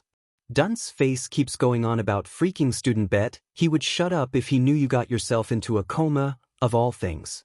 I mean, come on. That's just pathetic." No response, only the beeping filled his ears. He couldn't bring himself to say anything else for a while. Not that he was upset about that demed nerd, not that he actually cared. Why should he? "So, you've got to wake up, got it, Deku? Wake up so I can punch you in the face for being such a freaking idiot. 'Cause I'd get in trouble if I did it whilst you're in a coma. But that's the only reason why I haven't yet." His parents came back not long after, each practically supporting Inko as they walked through the door. They didn't stay for much longer. All the while, Bakugo just couldn't shake that freaking draft. It was like it was hugging him, god damn it. Midoriya ensured that he was there promptly as his classmates were loaded onto the bus. If he didn't follow them to the location of their summer camp, how would he ever be able to find it? It was increasingly irritating that he couldn't sit down. He had to focus intently every time the bus moved, making sure he was floating inside of it as it turned around every bend and corner of the road. "You better be documenting this trip, Kaminari."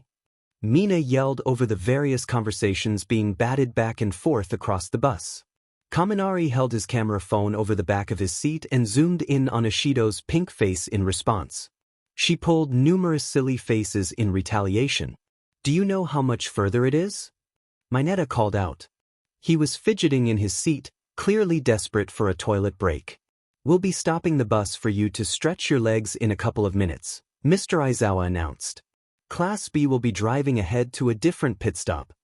"Oh, thank goodness, I didn't think it was possible for a bus to move so quickly through these lanes," Midoriya sighed, struggling to keep up with the coach.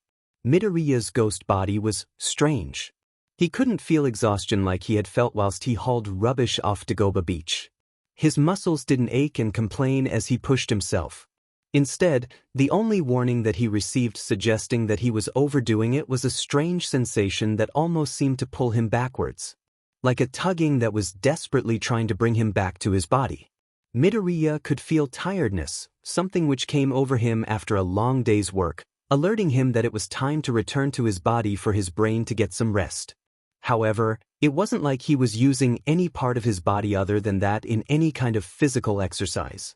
The only thing that substituted for that was Dr. Adachi's quirk, which contracted the muscles of Midoriya's comatose body to keep him as fit and healthy as possible. Despite all this, it was evident that keeping up with the bus was putting some kind of strain on his ghostly self. The pounding of a distant headache gave him the warning that he was reaching his limit. That limit of quirk usage was not something new, but it definitely wasn't the same as it had been back at the USJ, where one hit of one for all rendered him unconscious for days. He was becoming stronger, at least his spirit was. Whilst the other, much more alive and able UA students trained their abilities, Midoriya was left with another method of learning, something which mainly involved trial and error. He had the previous one for all users by his side at least. He'd met Nana several times, who seemed to enjoy their occasional conversations.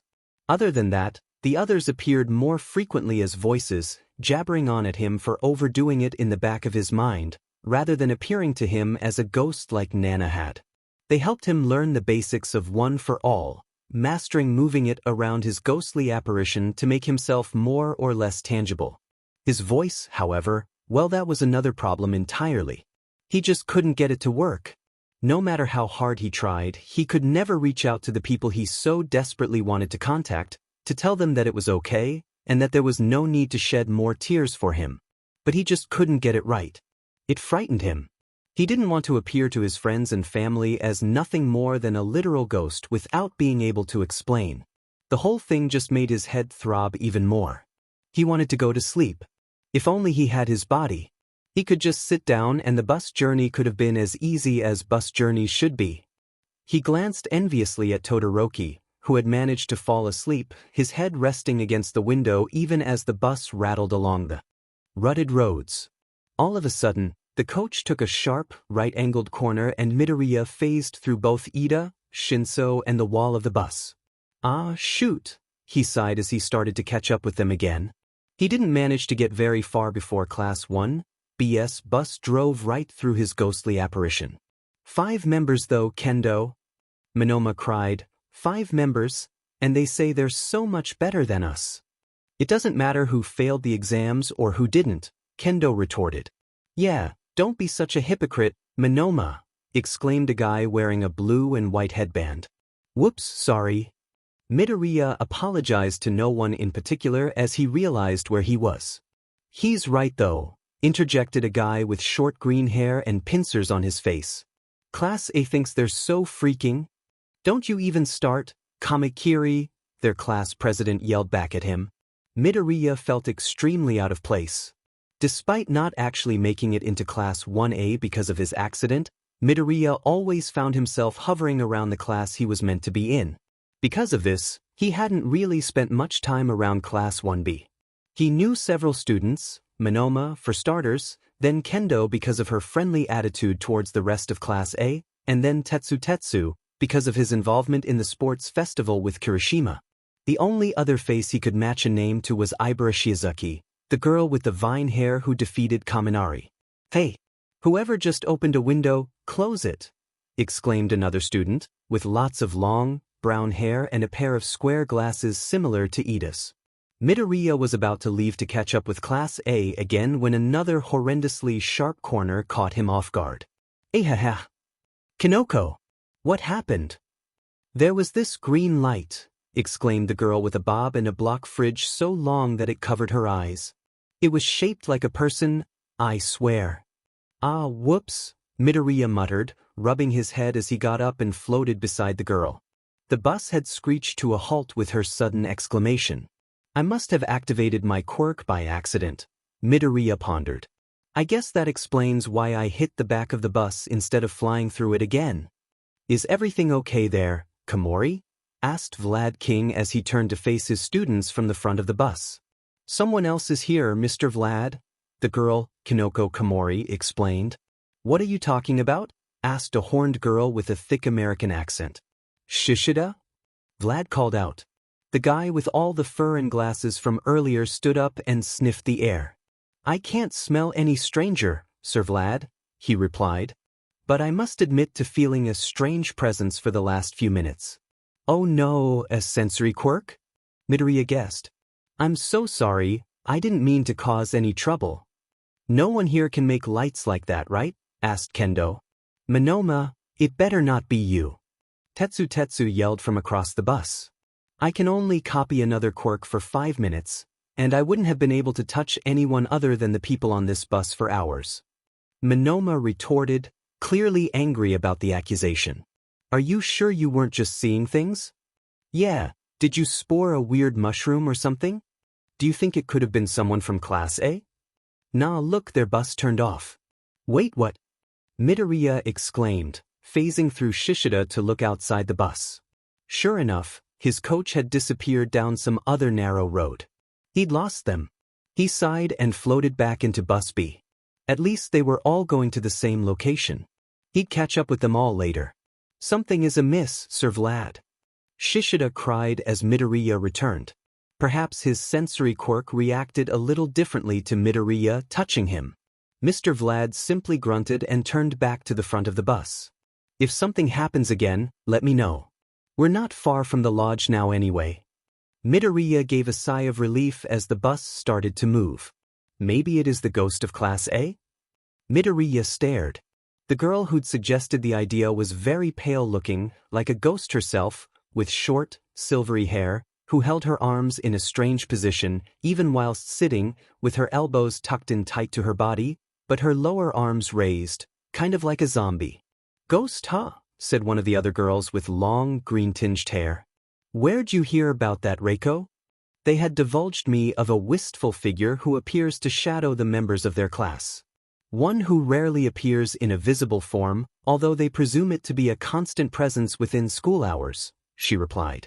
With our rooms being situated side by side, they had initially concluded that the green figure was a trick being played on them by one of us. Having encountered me in the sports festival, one member of our sister class questioned whether I was responsible, with my quirk being named Poltergeist after all. Yeah, but it's got nothing to do with actual ghosts appearing, right? Reiko shook her head timidly. Theories about Midoriya were thrown back and forth for the rest of their journey. Even whilst they stopped for a toilet break, the conversations didn't sway from the matter. Midoriya was absolutely relieved when the lodge finally came into view. Although, other than Mr. Aizawa, Class A was nowhere to be seen. Where's your class, Eraserhead? Questioned Vlad King, echoing Midoriya's thoughts as the rest of Class B listened in intently. Training, he answered bluntly. Already, said Midoriya. They'll be finished in the next few hours. Go ahead and let your class set up and have food. Vlad King seemed a little confused but didn't question it. Midoriya, however, had already been distracted by something else. The heroes that were holding the summer camp were a famous 4-person team that specialized in mountain rescues, the Wild Pussycats. After gushing about them to himself for a good few minutes, his attention was caught by yet another surprise, a young boy with shaggy, black hair and a red hat with little golden horns. He looked positively repulsed by the Class B students who were happily pulling their luggage out of their coach. How pathetic, to want to be hero, he snarled to himself as he followed one of the Wild Pussycats, Mandalay, back into the lodge. Midoriya wondered what he'd think of him, who had already practically killed himself for the cause. And so, the ghost took it upon himself to follow the boy around, partly because of how lonely he looked, partly because he wanted to get away from Class B, but mostly because his curiosity had gotten the better of him. Midoriya just couldn't understand why someone wouldn't want to be, or at least respect heroes. Something must have happened to him. It was the only explanation. Class A trudged across the threshold of the summer lodge as the sun began to set. They looked exhausted. Midoriya was glad he'd decided to treat the camp as his own version of training, seeing how long he could remain away from his body and hoping his teleportation trick worked to get all the way back once he ran out of time. If he hadn't, he wouldn't have been able to laugh at the sheer joy that spread across Kaminari's and Kirishima's faces once they were told that they were still getting food. As they ate, Midoriya kept an eye on little Koda. But not long after, he saw the boy sneak away from the group and wander into the forest. Midoriya, having literally nothing better to do than watch his friends eat the food that he so desperately wanted to try himself, ended up following him across the valley and up a well-trodden trail up the mountainside. Koda had no idea that someone was there, listening as he ranted to himself about heroes and villains killing each other for no reason. About how they cared so much about quirks and waving in front of the cameras. How if his parents weren't heroes, they would still be there for him. And as Midoriya succumbed to the darkness and his spirit was pulled back to his body, all he could think of were the people he had left behind, leaving them as all but dead, trapped like his own body was a prison. But somehow, as he fell asleep, rather than putting him off his dream, it simply fueled his determination. He would find a way out of this coma, so he could chase away worries with a smile, so he could save lives, and so no one would have to leave their loved ones behind. Midoriya was very proud of himself. You see, whilst the rest of his classmates struggled through the torture that was Quirk training, he was by no means slacking off. First of all, Midoriya discovered that, since he didn't really have a body, the laws of physics didn't seem to apply to him. He could be wherever he so wished, as long as he could picture himself in the place in question, he could teleport to and fro.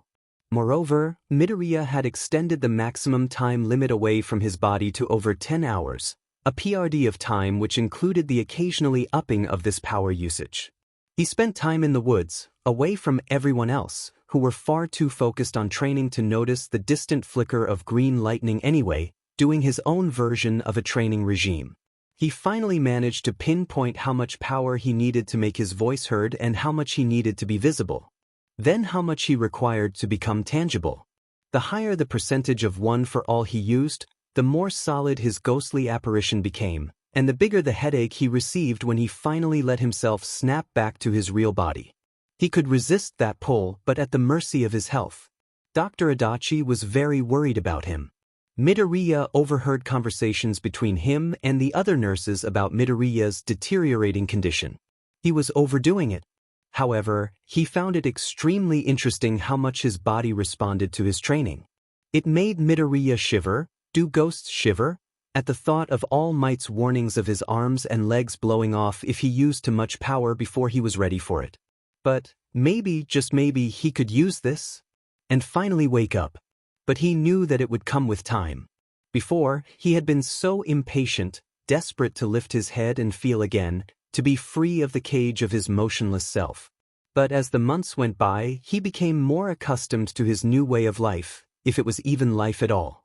He had learnt so much about his quirk, things that even All Might couldn't have known. He had met new people, seen such incredible things. And Midoriya was scared about what would happen when he finally woke up. He'd have to build all these relationships from scratch. Would he tell everyone about his ghostly self? What would they think?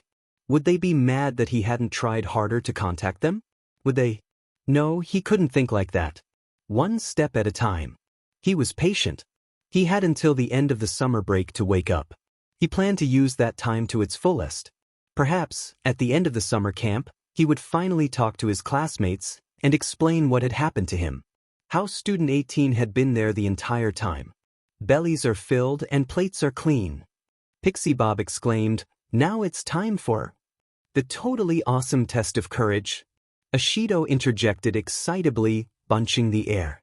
"Sorry to break it to you," said Mr. Aizawa, expertly wrapping his capture tape around 5 of his students. "Remedial group, you've got your extra lessons with me now."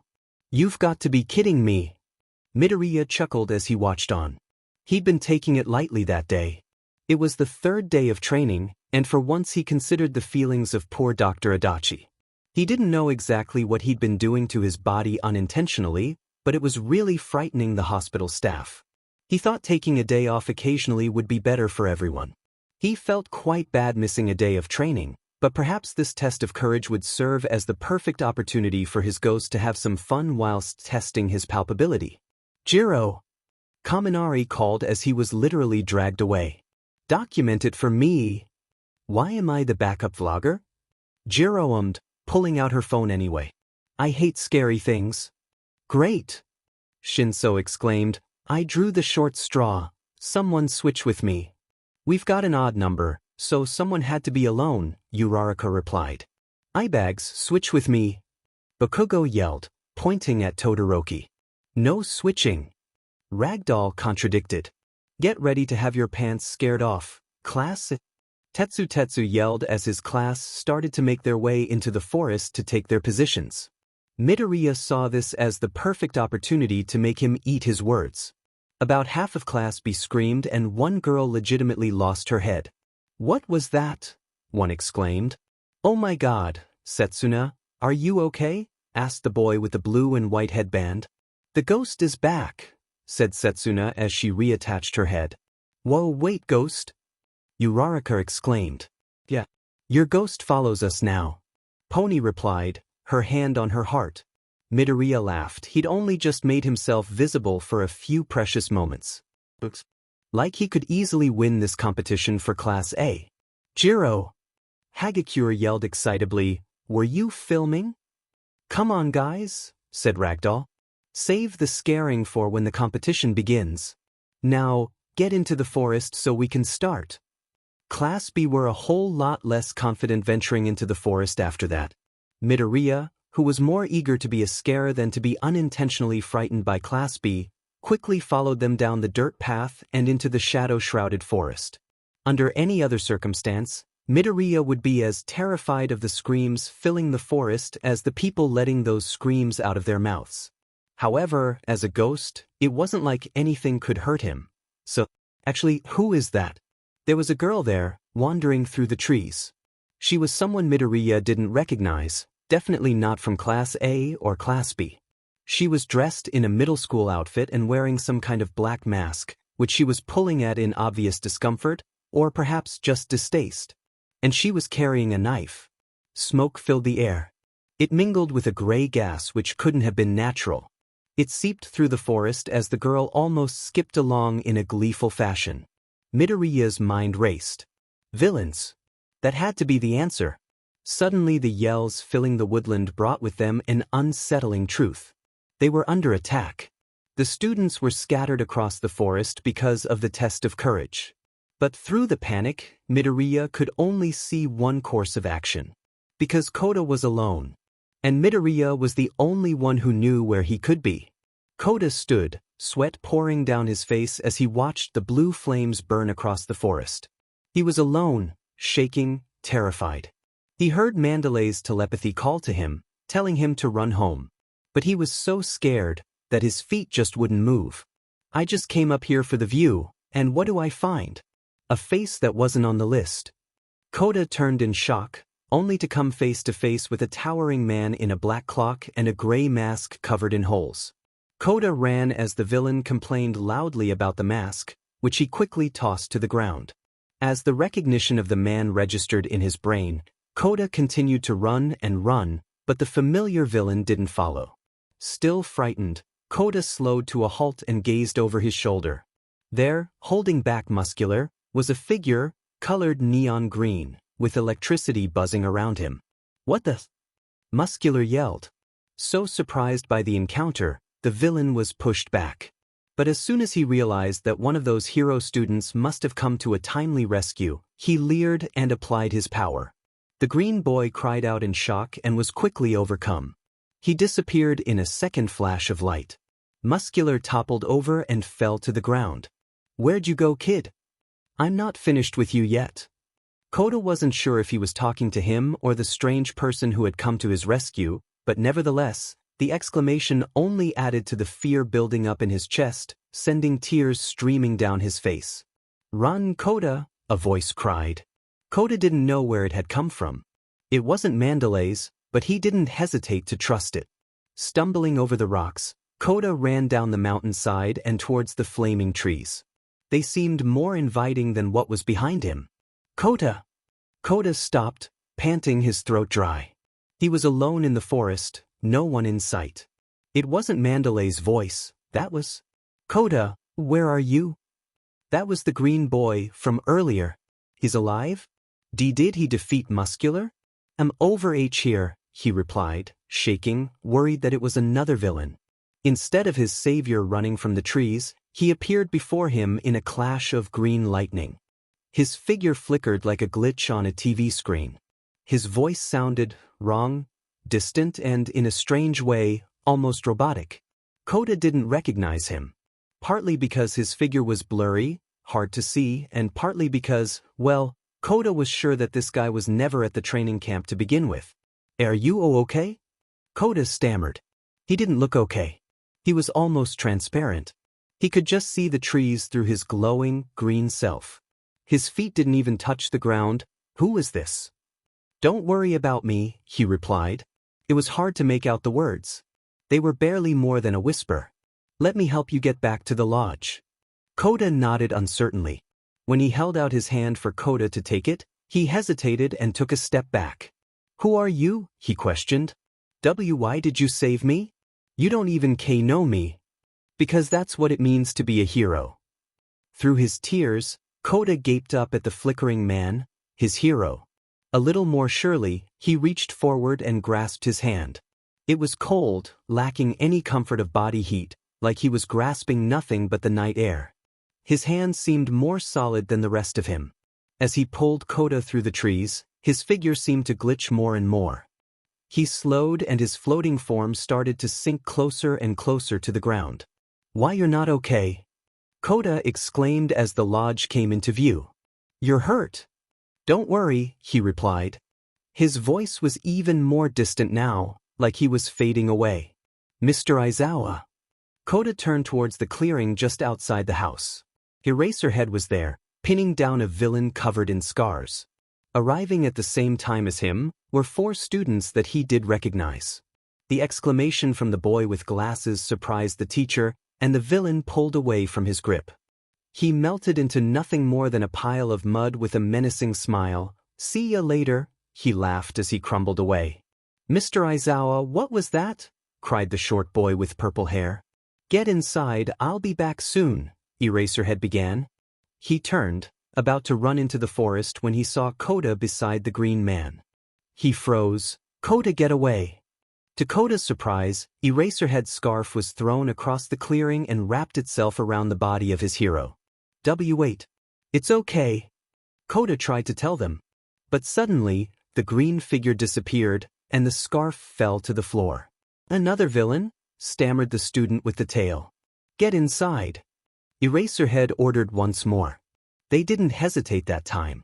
"Midoriya, kid, what the hell do you think you're doing?" a familiar voice cried. Midoriya stopped in his tracks as a purple figure faded into view. "Nana. I have to help them," Midoriya began. "The villains can't hurt me. I can." "You've done enough," the fallen hero insisted. "Don't you feel the tug back to your body?" He couldn't deny it.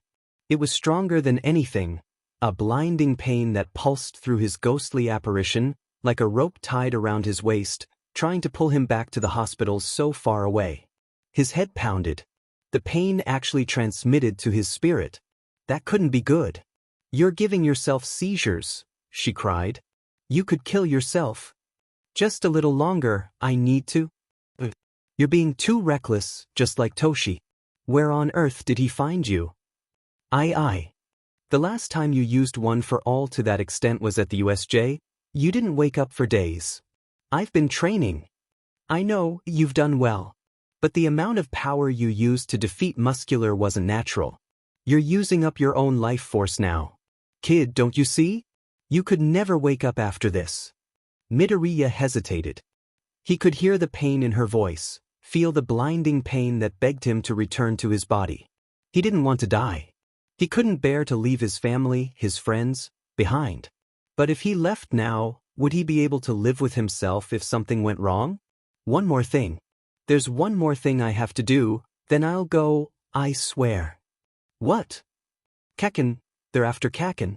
Muscular must have thought I was a student and tried to interrogate his location out of me. I have to warn him." Nana pulled at her hair. "They fight. But hurry." Midoriya didn't hesitate. He turned off most of One for All to become intangible and soared through the trees. It took longer than it should have been to find him. "What did I say? I'm your worst possible matchup." Bakugo snarled as Dark Shadow retreated back into Tokoyami. "Thank you, I'm saved," he muttered, his voice sore from his screaming. "We were struggling just to survive against that guy," Todoroki acknowledged. But in an instant, "Kaken! What was that?" Shoji exclaimed, almost dropping an unconscious Tsuburaba as he was transferred from Todoroki's back to the much stronger Shoji. Bakugo froze. He couldn't have heard that right. "Kaken!" the voice yelled again. "Is that another villain?" questioned Tokoyami, clambering to his feet to ready himself for another fight.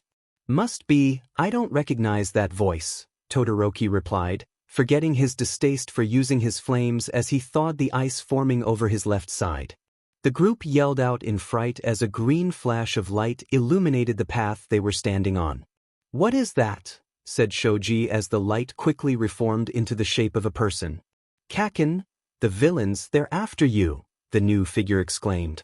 "What the hell?" Bakugo started. Todoroki gazed, open-mouthed. "Is that the ghost?" Shoji finished. I don't know why, the ghost continued, but you're in danger. You have to get back to camp as quickly as possible. His voice was distorted, his figure blurry and facial features almost unrecognizable. But that name, Bakugo knew that nickname. There was only one person on Earth who still called him that. And he was as good as dead, so how? There's no time. I have to go, the ghost continued. My quirk has reached its limit. Please, I wish I could help you more, but let's just hope, Deku, that I'll be seeing you all again soon. What the hell? Todoroki breathed after a moment's stunned silence. Bakugo, do you know? Shoji began. Shut it. Bakugo retorted immediately. He tried to shout, but his voice was barely a whisper. A hiss that could have been lost to the crackling of the distant flames. You said the villains were after you, that Demed half and half continued. We should move. I said can it, he yelled, forgetting how much of a bad idea shouting was in the middle of the villains' raid. We'll figure out what the hell that was after we've gotten this freaking extra back to camp, he said, pointing at Tsuburaba on Shoji's back before turning on his heel and marching back through the forest, almost tripping on the ice that Todoroki had left lying around. It was so annoying that he wouldn't use his fire to melt it. It was just a freaking hindrance on everyone. Don't get in my way. If any villains decide to jump in, I'll blow them to bits. The others started trying to get some more information out of the explosive boy as they walked, desperate for answers about the strange apparition that was there 1 second, gone the next. But Bakugo wasn't listening, too engulfed in his thoughts.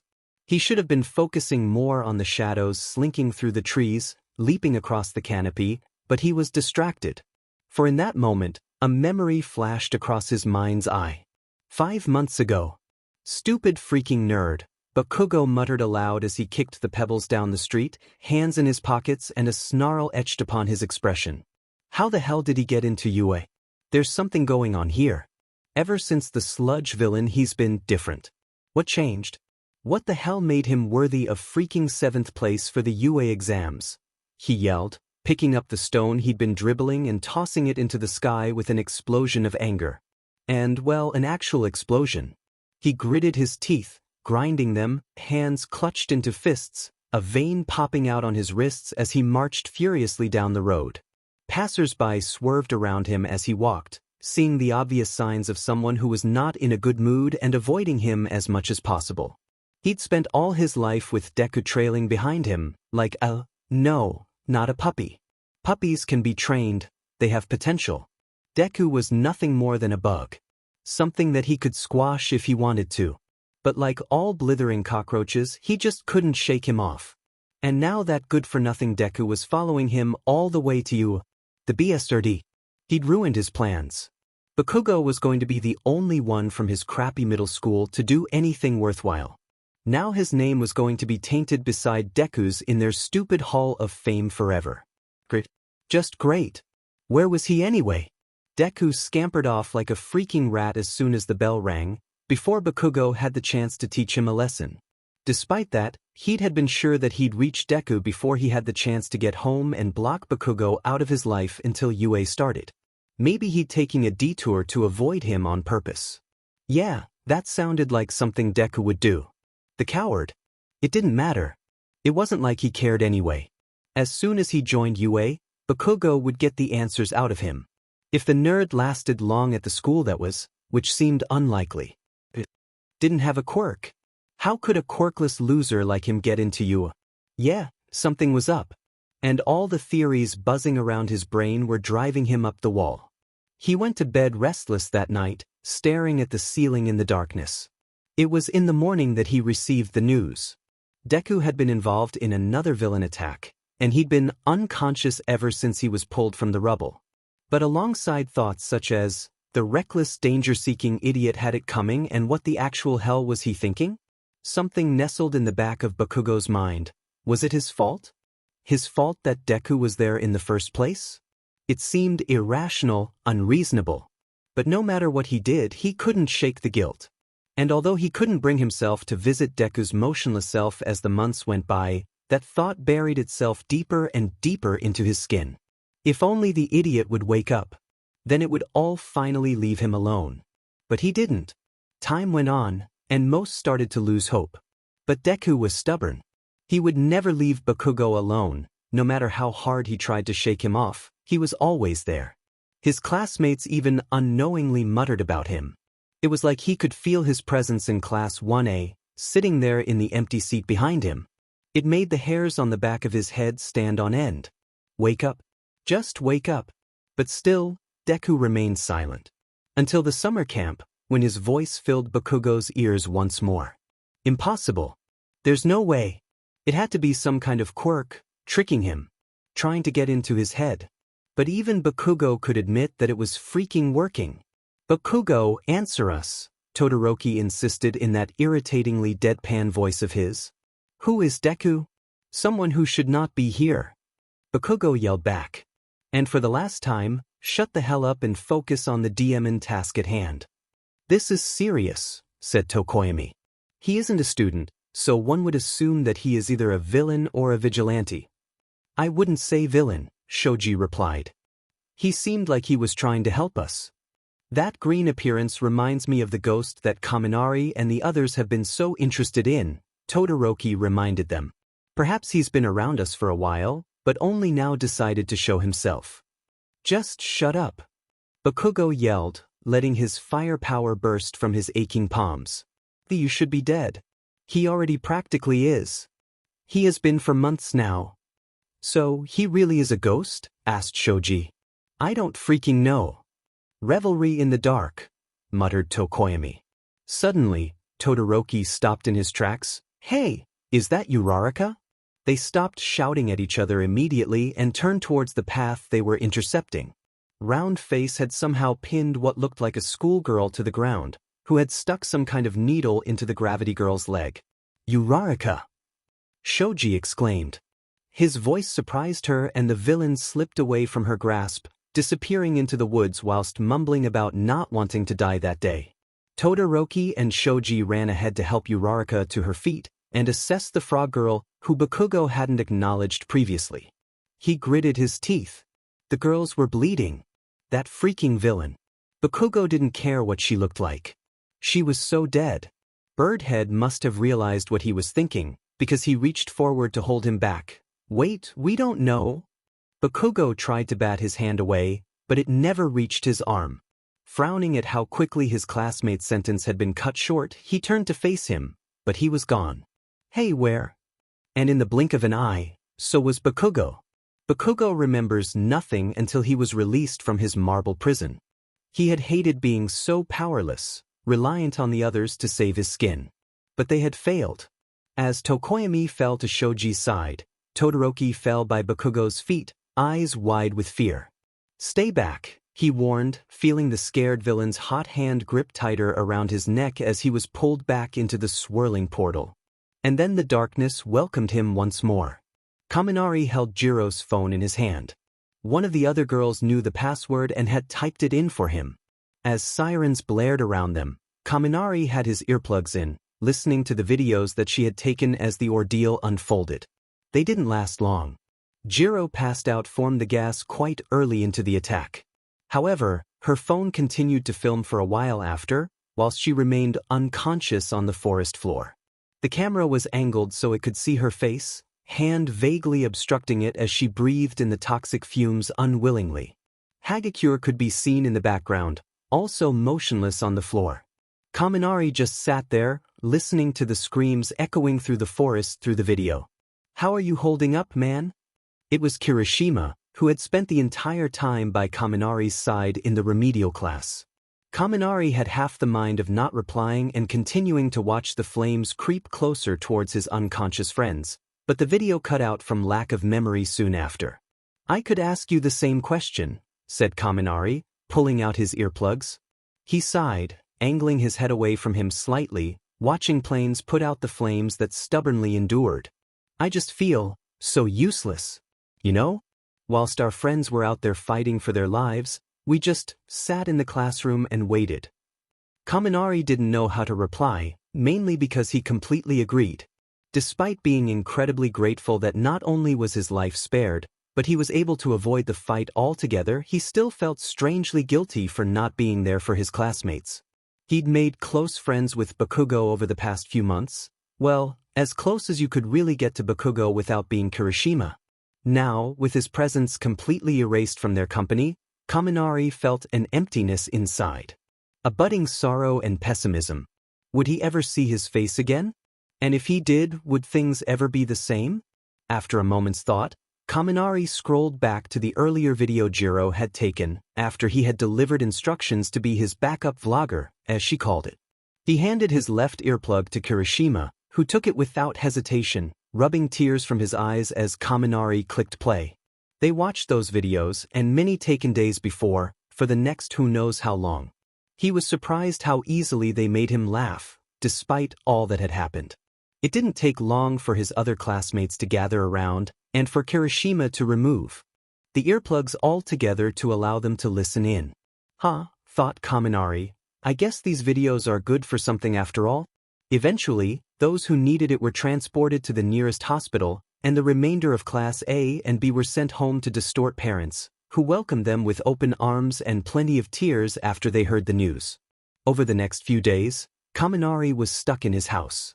It didn't take long for the events of UA's summer camp to reach the news. It was all the media would talk about. But all Kaminari wanted was some space from it all. He didn't want to talk to detectives. He knew he had nothing worthwhile to say, except hand over Jiro's phone as evidence. All he wanted was to see his friends again. To see Jiro and Hagakure awake and happy, to see Bakugo. Preferably alive. So, when the class received news that Yaoyorozu had finally woken up, he jumped at the chance to visit, alongside the rest of the class, excluding Mineta, who was apparently talking with Mr. Aizawa about his adverse behavior at the summer camp towards the girls. "Hey, Yamamo," said Mina. She wasn't acting at all like her usual, bubbly self. "How's the head?" Yaoyorozu touched the bandage wrapped around her skull briefly. "Much better, thank you," she answered. "We thought that we'd visit now that you're awake," explained Todoroki. "Kirishima and I saw you earlier, but you were talking with All Might and the detective, so we decided it was best not to intervene." She nodded in understanding. "Is all of class here?" "No," Ida replied hesitantly. "Jiro and Hagakure are still unconscious, ever since being knocked out by that gas." "All 16 of us came," added Uraraka. "Of course, Bakugo's not here," interjected Shinso. The class fell silent. Kaminari couldn't even meet Yaoyorozu's eyes. Of course, she had only recently woken up, and he wasn't sure how much she had heard about this. He knew firsthand how hard it was to process. "I've been looking through all those videos we've been taking over the semester," Kaminari began, bringing the conversation away from such a somber subject. "I thought I could, montage some of the best clips together. It might be a nice distraction from it all for us." "Thank you, Kaminari," Yaoyorozu replied. "That sounds lovely. I'll put it in the group chat as soon as it's done," he continued. "I thought I could do a separate one on all our Student 18 and Ghost theories though." Silence fell over them again. Kaminari was worried that his change of subject hadn't really worked. Everyone just seemed as upset as before, thinking back to all of their once happy memories of missing or unconscious friends. "That's right, the ghost," murmured Shoji. "Huh," frowned Uraraka. Todoroki, Tokoyami, his many-armed classmate, continued. "Do you remember in the forest, just before we encountered Uraraka and Tsuyu, we saw the green figure?" Todoroki finished, his eyes widening. "What are you talking about?" questioned Shiro. "Yes, of course, how could I have forgotten?" said Tokoyami. Before being briefly detained by the masked magician, our group, which included Bakugo and an unconscious Tsuburaba, saw a strange being who floated in the air and was tinted luminescent green. "What the hell?" Shinso frowned. "Just like the ghost," Uraraka realized. Ida suddenly gasped. "We had a similar experience before joining you all in the classroom." "Oh, right, that weird guy who saved Koda, right?" Ojiro remembered. "What on earth did we miss out on?" questioned Sato. Wait, Kaminari interjected. "Are you saying there was actually a ghost?" "That doesn't make any sense," Yaoyorozu gaped. "Did he talk to you too?" asked Todoroki. "He talked." Kaminari explained. taking out his phone and beginning to film the conversation. He warned us that the villains were after Bakugo, he explained. Although he called him by a strange name. What was it? I cannot remember, replied Tokoyami. I think it was Deku, said Shoji. No, that was what Bakugo called the ghost, Todoroki recalled. Wait, Bakugo knew the ghost? Kaminari interrogated. Kaminari, this is not the time to be filming. Ida insisted. Kaminari elected to ignore him. When Mr. Aizawa attacked the E-ghost, when he took Kota back from the forest, his capture weapon went right through him and he disappeared, Ojiro told them. That was the only time we saw him, but Kota insisted that he had saved him from Muscular. That villain that the police found on the mountainside? Asked Sato. Could a ghost seriously render a guy like that unconscious? Are we sure this was really a ghost? Pondered Azui, tapping her chin with her finger. Perhaps it was just some person with a strange quirk. That seems like the most plausible explanation, Todoroki agreed. But that would mean that he has been with us since. The USJ, Yaoyorozu remembered. That green figure who protected All Might from the villain with the disintegration quirk. What if it was the same person? You don't think it actually is Student 18, do you? Wondered Mina. No, said Uraraka and Ida simultaneously. Which was just a little suspicious. If that was so, then Mr. Aizawa would have alerted us, Ida finished. Uraraka nodded in confirmation. Could we, talk to the ghost again? Deku if that was his name? Mina suggested eagerly. A seance. Shinso grinned. I thought we said he wasn't actually a ghost? Kaminari retorted. I was kidding. Gasp. Shinso can joke. Mina exclaimed. Kaminari gazed around at his friends as smiles crept across their faces. Whether this was an actual lead or not didn't matter. It was taking his friends' minds off the horrible situation at hand, and that was all he cared about. But little did they know as they plotted ways to contact their mysterious apparition, only a few rooms over, his body lay as still and as silent as it had always been. Kid, that was reckless and beyond stupid. Midoriya groaned, blinking and rubbing his eyes as his ghost rose from his body once more. Nana yanked him off his bed and glared at him with a deadly stare. What did I do? He hummed. What did you do? She repeated with a hint of sarcasm. What did you do? You almost killed yourself, you lunatic. I what? He said, eyes widening. You could have died, she yelled with seemingly enough volume to wake the dead. I mean living, comatose, people? And don't even start with that, I've been training, excuse. You were not ready to use that amount of power. Wait, what happened? Midoriya questioned. The purple ghost sighed exasperatedly, rubbing her temples to relieve the apparent stress. You ran in without thinking, sure, you saved the little squirt, which was awesome by the way. Midoriya grinned. No. I'm supposed to be scolding you here, stop smiling. He only smiled wider. Nana sighed once more, reached out, and pulled Midoriya into a hug. Just don't hurt yourself like that again, okay? He nodded. For your sake and ours, do you understand? Of course I'm sorry. They floated by his hospital bed in silence for a minute longer, both in deep thought of the events that had passed as they remained in the comfort of each other's arms. Want to do something else reckless and stupid? Asked Nana. You read my mind. Nana grinned. But seriously, don't push yourself like that again. You don't want to give yourself fits so bad that they pull life support. Oh, right. Yeah, that would be bad. Plus, you've got to get out of this coma, sleeping beauty. You've not got long left before the next semester begins. I know. I'm trying but I don't know what to do. Oh, I don't know, how about actually talking to your teachers? Oh. Yeah, oh. Wait, that's not that reckless. What were you talking about earlier then? You couldn't hear when they were talking about that to you, were you? About what?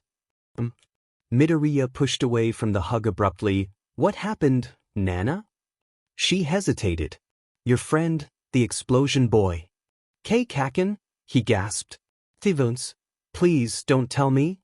He's alive, she said quickly. But, well, he was kidnapped, Midoriya. Midoriya stared at her.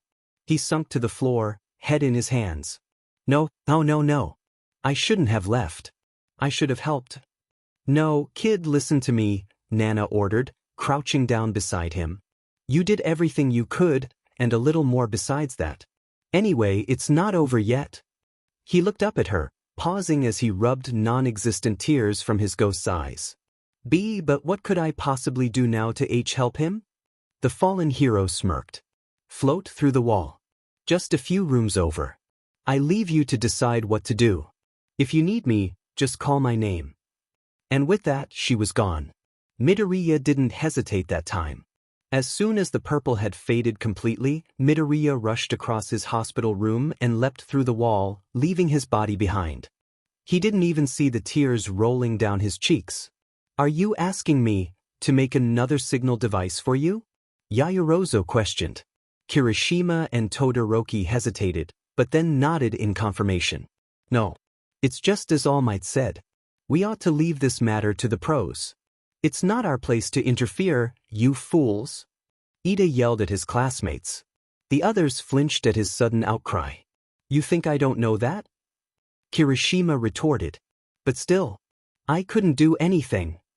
Ida gritted his teeth, staring at him with narrowed eyes. My buddy is gone. And all I did was sit in that classroom and hoped for the best. If I don't act now, forget being a hero, I'm not even a man. Calm down, Kirishima, Kaminari warned, finger over his lips, urging him to be quiet. His phone was tucked deep into his pocket in this occasion. We get that you're a hothead, but in this case, Ida is correct, Azui finished. I know he's right. You all are, but maybe I can help. Everyone fell silent. It wasn't as tense as it had been, simply surprised and very confused. Who was that? Questioned Kirishima, his fists still clenched from the heated debate. Oh, wow, hey, this is actually working for once. Kirishima looked around the room frantically. It wasn't anyone he recognized. He was sure he'd never heard the voice in his life. But there was clearly no one else other than his classmates in the room. Even Todoroki looked spooked more than many of the others. Come to think of it. Who's there? Yaoyorozu asked hesitantly. This isn't how I thought it would go. Kirishima turned on his hardening and raised his right arm, ready to fight the intruder. However, something told him that whoever this was wasn't a threat. Koda actually screamed when, right beside him, a figure of green light formed seemingly out of nowhere. Then, the figure himself yelled in surprise and vanished as quickly as he had appeared. No, wait. Kirishima called out, lowering his guard immediately and cautiously approaching the now empty space beside Koda, who was quaking in fear. Come back. Was that? Shoji muttered. Todoroki turned and nodded covertly. Deku, that's your name, right? A moment of silence hung in the air, until, eventually, another flash of light filled Kirishima's vision, revealing the strange being once more. He stammered. Yeah, I guess. That's what Kaken used to call me when we were younger. Why, you're the ghost. Uraraka exclaimed in realization. Oh yes. Sorry. Oh, my God, Mina muttered, hands covering her mouth in shock. When Kaminari started to pull his phone out of his pocket, the green ghost suddenly lurched forward, zoomed straight through Kirishima and pushed the blonde's hand back down to stop him from filming.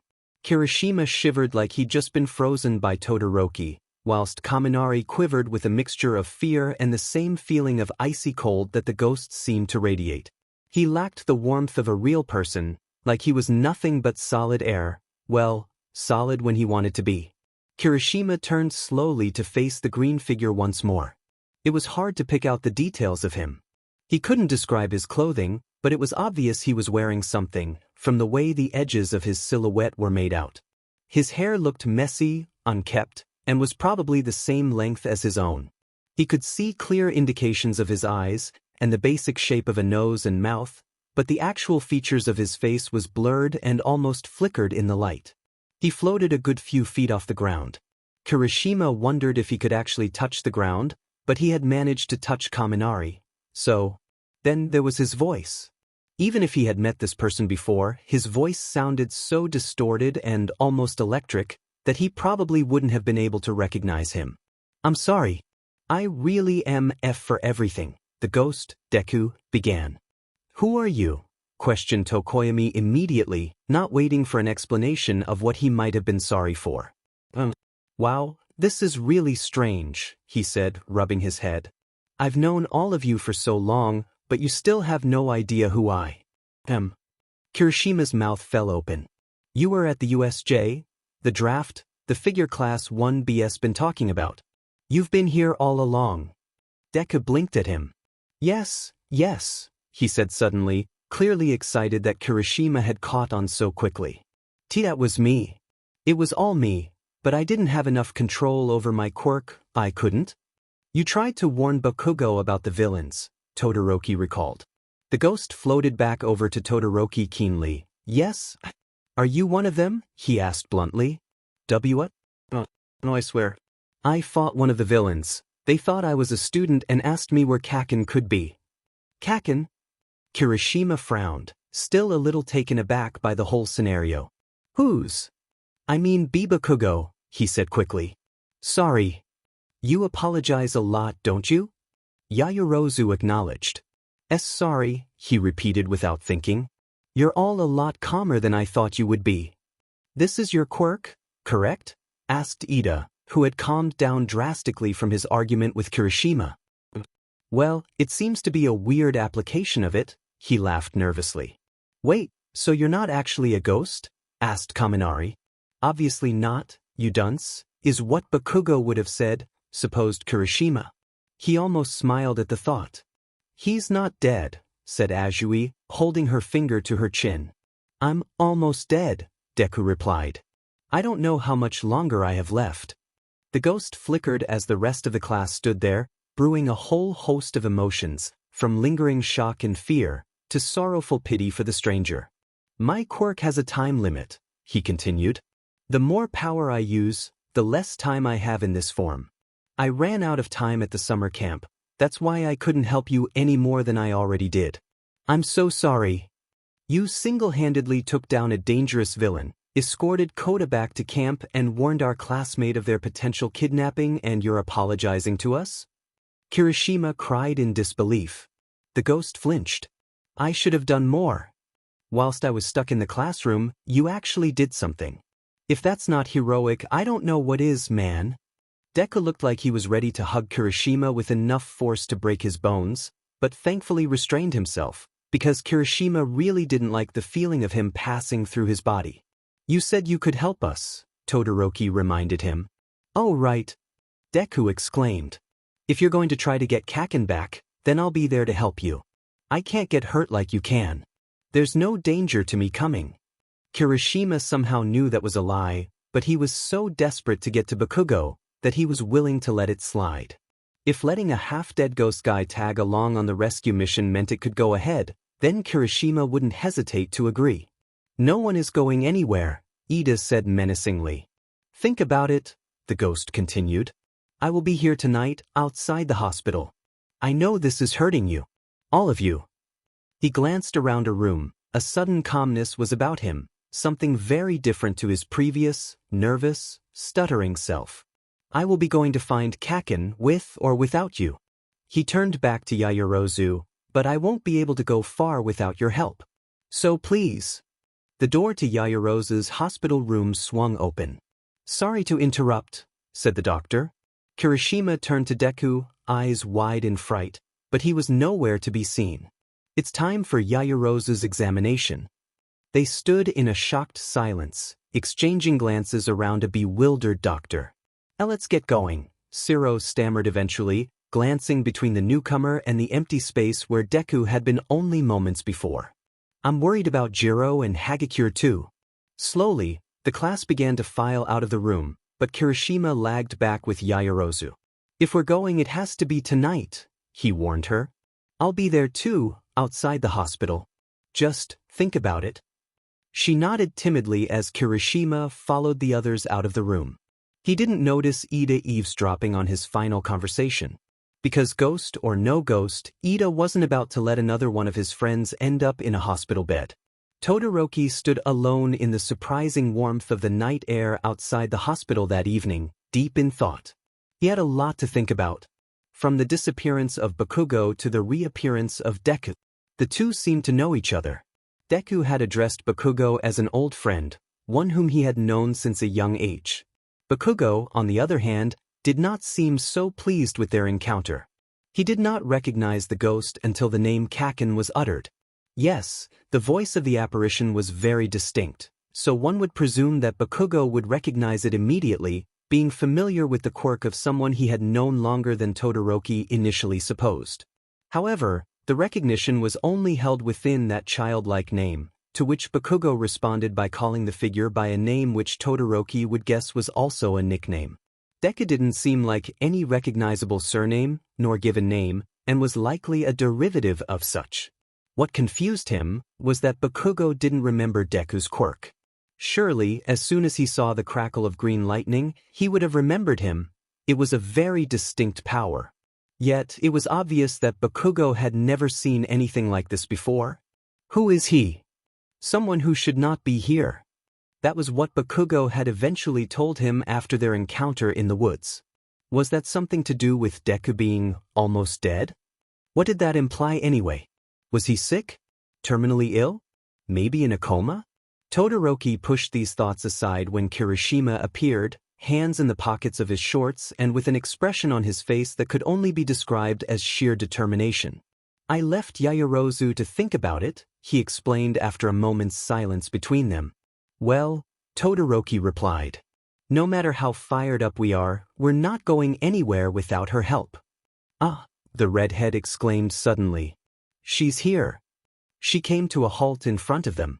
She was dressed up like she was going out, leaving the hospital at the very least, but no so much like she was about to embark on a rescue mission. What do you say, Yaoyorozu? Kirishima questioned quickly. She gulped. Wait. The three turned to see Ida marching up the street towards them, hands clenched in obvious anger. This is foolish, he rumbled. You should know better. We're still under protection. And UA's already facing hard times as it is. Think we'll take responsibility for your actions. Ida, listen. The group flinched as a flash of light appeared beside Ida, seemingly out of nowhere. It quickly formed into the silhouette of a person. The figure appeared clearer than it had been the past few times, thought Todoroki. At the summer camp, he flickered and glitched like he was struggling to maintain his form. Earlier that day, he was still blurry and difficult to make out. But now, although his facial features were still anything but distinct, his entire body seemed clearer and far more solid. Who the hell are you? Ida lashed out, turning on his heel to look the ghost in the eye. You turn up out of nowhere to convince my classmates to do something so reckless? Don't you care that even though you can't be hurt, that maybe they can? It's not like that, he stammered, raising his arms in surrender. I just want to help, not cause more trouble. Well, you're doing a fine job of that. Guys, let's not do this, please. Kirishima interjected. We don't know you, Ida continued, ignoring Kirishima's attempted intervention. I should report you to the police, not that we haven't mentioned your appearance at the summer camp before. You are a vigilante. No, I'm not, I swear. You are using your quirk against the authorities to perform heroic acts. If that isn't vigilantism, I don't know what is. Ida, I am dying. Deku yelled, his body flickering in his emotion. I didn't even know that I could do this, he gestured to his apparition, until it happened. I'm using my quirk against the authorities, yes, but if I don't, then I am nothing. Todoroki stared at him, trying to make sense of his words. They seemed encrypted, like he was trying not to enclose certain vital pieces of information to them. I see nothing. I can't move, can't breathe on my own. I try to fight against it, but it's useless, I just can't break free. Ida's stern exterior started to melt away. His brow furrowed into lines of worry and sympathy, mirroring that of Kirishima. Yaoyorozu stood still with her hand over her mouth, whilst Todoroki simply stared at the luminescent green figure as he told them his story. I want to be a hero, I have my entire life. So, I joined your class only a day after you started UA. I've been there the entire time, sitting in that empty desk. That seat was not meant for you. Ida interrupted, anger quickly returning to his expression. Ida, come on man, said Kirishima, stepping forward to Deku's side. Give him a chance to explain. The ghost sighed. No, Ida is right not to trust me. I don't have many more excuses for my actions. I guess I'll have to tell you another time. But not now. When I can, I will talk to you all, face to face, and give a proper explanation for it all. I swear. But right now, we need to focus on Kaken. Don't you understand? Ida thundered. What happens when your vigilantism exploits takes you and my friends somewhere there's no coming back from? My brother is paralyzed from a villain attack. I have a friend in a coma for jumping in to save a little girl and getting hurt in the process. Ida. I don't know who you are, he repeated. I don't know how you ended up like this. But don't you have someone who misses you? You told us that you're not dead yet. Isn't there anyone out there who cares about you? Who would want to stop you from doing this? The ghost stared at him. His flickering had gotten far worse during Ida's emotional outcry. It seemed to be getting to him. He hung his head in shame. I suppose I do. But whilst you know what it's like to watch friends become hospital-ridden, I know what it's like to be that friend, Deku explained, his voice hitching like he was trying not to cry. Could ghosts cry? And I can't stand by and let someone else end up like me, not when I can help them. So, you would break the law to let your mind be at ease? Ida said, glaring at him furiously. Don't you care? Ida. Todoroki interjected, sensing his classmates' growing fury. You don't seriously think we're planning to smash down the door, guns blazing, do you? Ida frowned, turning to his friends in apparent confusion.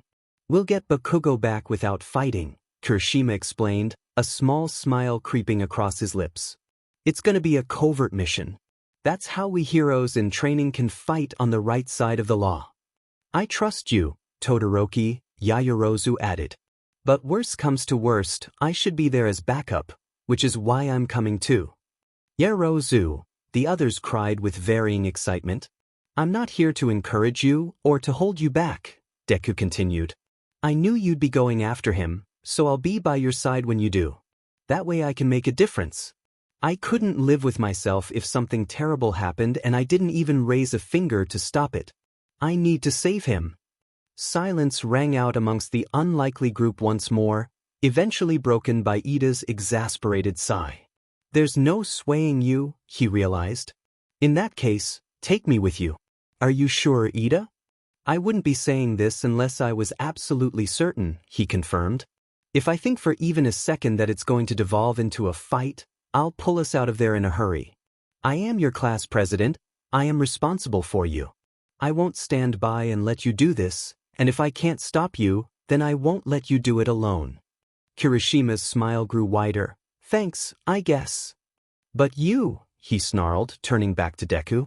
You are not my responsibility. Do as you wish. But don't blame us if anything goes wrong.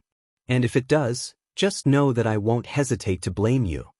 Ida, he's technically our classmate too, Todoroki acknowledged. Ida gave him a look that clearly stated that he did not believe that. I don't trust you, he admitted, glaring at the ghost once more. I understand, Deku replied. But I hope that you will one day. Then prove to me that you deserve it. The ghost nodded without a moment's hesitation.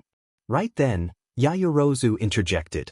She dug her hand into her pocket and pulled forth a small, handheld device that looked similar to an old-fashioned mobile phone, the signal receiver. The coordinates on the tracker point specifically to Kamino Ward, she explained. It should be about a 2-hour trip, so we'll arrive at about 10 p.m. But remember, I am siding with Ida in this situation. This is a job for the pros, not for students like us, or vigilantes, whoever we may. Watching from the sidelines without interfering is what we should be doing. But I understand how you feel, so this is a good compromise, don't forget that. The group nodded in confirmation. Follow me, like Yaoyorozu said, we'll take the bullet train. I don't mind paying, Todoroki offered as they set off. The ghost groaned audibly, I hate moving vehicles. They ended up buying a ticket on the train for Deku. People gave the semi-transparent ghost some strange looks, But in a world of quirks, it wasn't the strangest things many of them had ever seen. Trying to fly alongside the bullet train would have been torturous for him. So, instead, he sat down next to Kirishima and opposite Todoroki whilst they munched happily on the food the latter had ordered for them. "So, can you not eat?" Kirishima questioned after about an hour of silence between them. Food? No, not in this form," Deku replied. He had been staring out of the window at the passing cities and fields, clearly lost in his own mind for a while. "You're not always a ghost then?" asked Todoroki. "No," he answered. "I can't do anything when I'm not though." "Because of how sick you are?" "Yeah." "So, wait, let me get this straight," Kirishima interjected, swallowing his mouthful and putting down his chopsticks. "You're terminally sick and can't move your body. So, you use your quirk to eject your spirit and decided to go to UA without anyone knowing about it." "Well, the whole ejecting my spirit thing was a bit of an accident really. But then, you thought you'd just roll with it? I guess." "I don't understand, how does your quirk work?" Todoroki interrogated. Deku sighed. "I'm struggling to understand that one too," he admitted. "I didn't develop it until very late on in my life. I think it's because my body just wasn't ready to handle it until I started training to take the UA entrance exam. It's an enhancer quirk, basically. I've had a long time to think about it, and I think it's best explained like this. I have an energy that constantly flows through me. I can direct this energy towards my muscles to make me stronger or faster, or I can release it to direct a blast of it, kind of. Then when I got sick, this energy strengthened my spirit instead. I think." "Oh, okay," Kirishima nodded. "That weirdly makes sense." "It does," replied Todoroki. The ghost sighed. "I'm sorry. As I said, I don't really understand it either." "What else can you do?" They spent the remainder of journey quizzing Deku about his powers, why he couldn't talk to them before, what percentage of his quirk he could use, problems with his backlash, etc. With Yaoyorozu next to Todoroki, and Ida vaguely listening in from across the aisle of the train, the entire group was in good spirits when the train finally came to a stop. Listening to Deku retelling stories about pranking Kaminari with his videos, and sometimes doing it accidentally, even made Ida smile, no matter how hard he tried not to. Were the disguises really necessary? Deku asked. He had made himself visible again after the group started to weave their way through the abandoned back alleys of Kamino Ward. Kirishima jumped in surprise. "Jesus! I forgot you were there." "Sorry," the ghost muttered. "Is there any way you could turn off that glow?" Ida hissed at Deku. "You're like a homing beacon." Sorry," he stammered, and quickly became invisible once more. "Don't be so harsh on him, Ida," said Kirishima. He had become quite fond of his new ghost friend during their 2-hour train ride to Kamino. "I still don't understand why you never showed yourself to us before all this," Todoroki murmured. "Honestly, I didn't know how to." "That is not important at the moment," Ida interjected harshly. The ghost fell silent again. It was unnerving. Kirishima knew he was there, but he couldn't see or hear him. It was like a more frightening version of Hagakure. "Okay, the tracker points to this location," Yaoyorozu interrupted. "So, this is their hideout?" "I'd buy that," said Kirishima. "We can't be sure, but I've been checking and the villains haven't moved from here all day," added Yaoyorozu. "Just because the villains are here doesn't necessarily mean Bakugo is too. I need you all to realize that we're standing here now based on very limited information, and none of us are suited to stealth missions like Jiro and Hagakure. However, that is where I believe you can come in, Deku. You can count on me," his voice whispered in the wind. Kirishima and Todoroki glanced around the corner, gazing at the entrance to the building. "No lights on," Kirishima acknowledged. "Doesn't feel like anyone's home. Hide a tree in a forest, right? They've made it look like an abandoned warehouse." Look at the door," Deku muttered. "There are weeds sprouting there, meaning it hasn't been used for a while or at least not frequently. Perhaps I should phase through and take a look inside." After that, the group was quickly displaced by a couple of men paying a little too much attention to Yaoyorozu. Eventually, Deku was able to lead them around the back of the building, where no one could spot them and they could negotiate in peace. Now what? Todoroki questioned. Hey, Deku, you said you could phase through, whispered Kirishima, who was unsure of where to look whilst addressing the invisible being. All right, he replied. A shift of the wind let them know that the ghost had completed the deed. However, only a few seconds later, and a flash of green light alerted them to Deku's reappearance. His figure crumpled to the floor beside Todoroki in shock. What is it? Kirishima hissed in panic. Nomu! What? Ida hissed. There are loads of them, just sitting there in tanks. And I think I saw…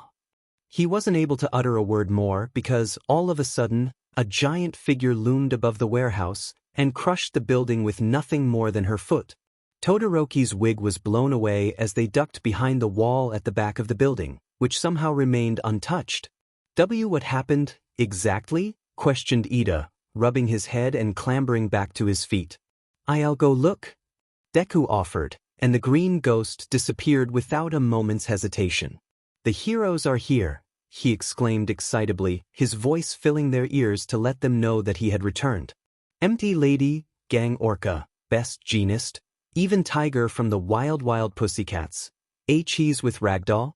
I was right, I did see her back there. See? The pro-heroes were able to take the necessary action faster than we could. Ida realized with a sigh of relief, we should leave now. There's nothing left for us to do. They mentioned All Might's team, that must be where Kaken is, Deku added.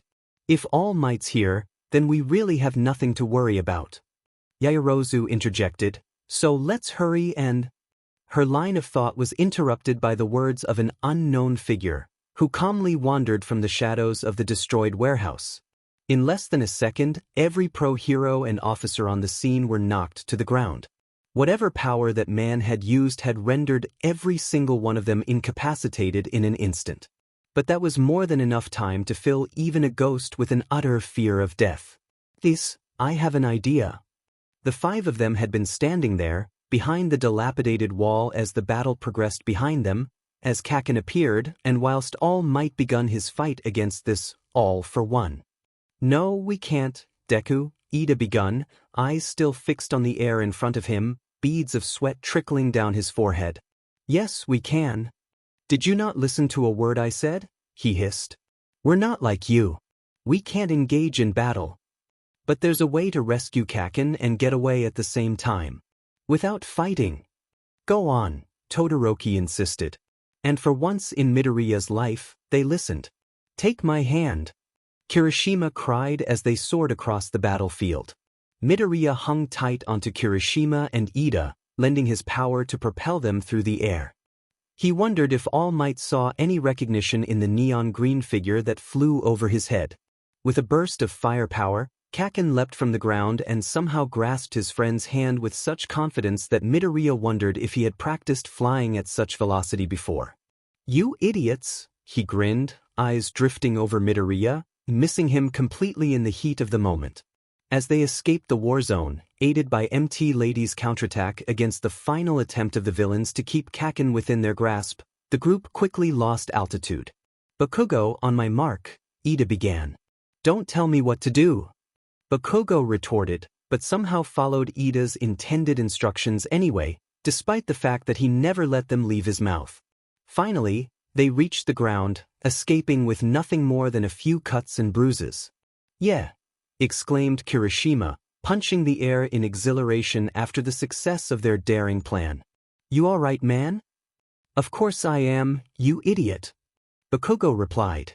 He seemed so happy to see them that he couldn't even think of a better insult. Ida had his hands on his knees, hot air being blown from his exhausts as he panted from the tiring effort the plan required of him. It worked. Deku, you're a genius. Kirishima continued. Oh no. Bakugo's bright smile quickly faded. He turned but his eyes met nothing but emptiness. You still there? Asked Kirishima. Midoriya sighed and allowed himself to become visible once more. He could feel the tug of his body now.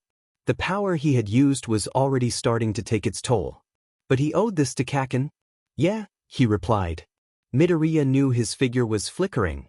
It did that when he was nervous. He could see the reflection of his light in Kaken's eyes, and in the shadows it cast on the floor of the road they had crash-landed in. After a prolonged moment of stunned silence, whilst the cogs turned in Kaken's mind, his expression morphed from that of surprise to a frightening sneer. "So, it is you, Deku," he decided to say. "Hey, Midoriya stammered.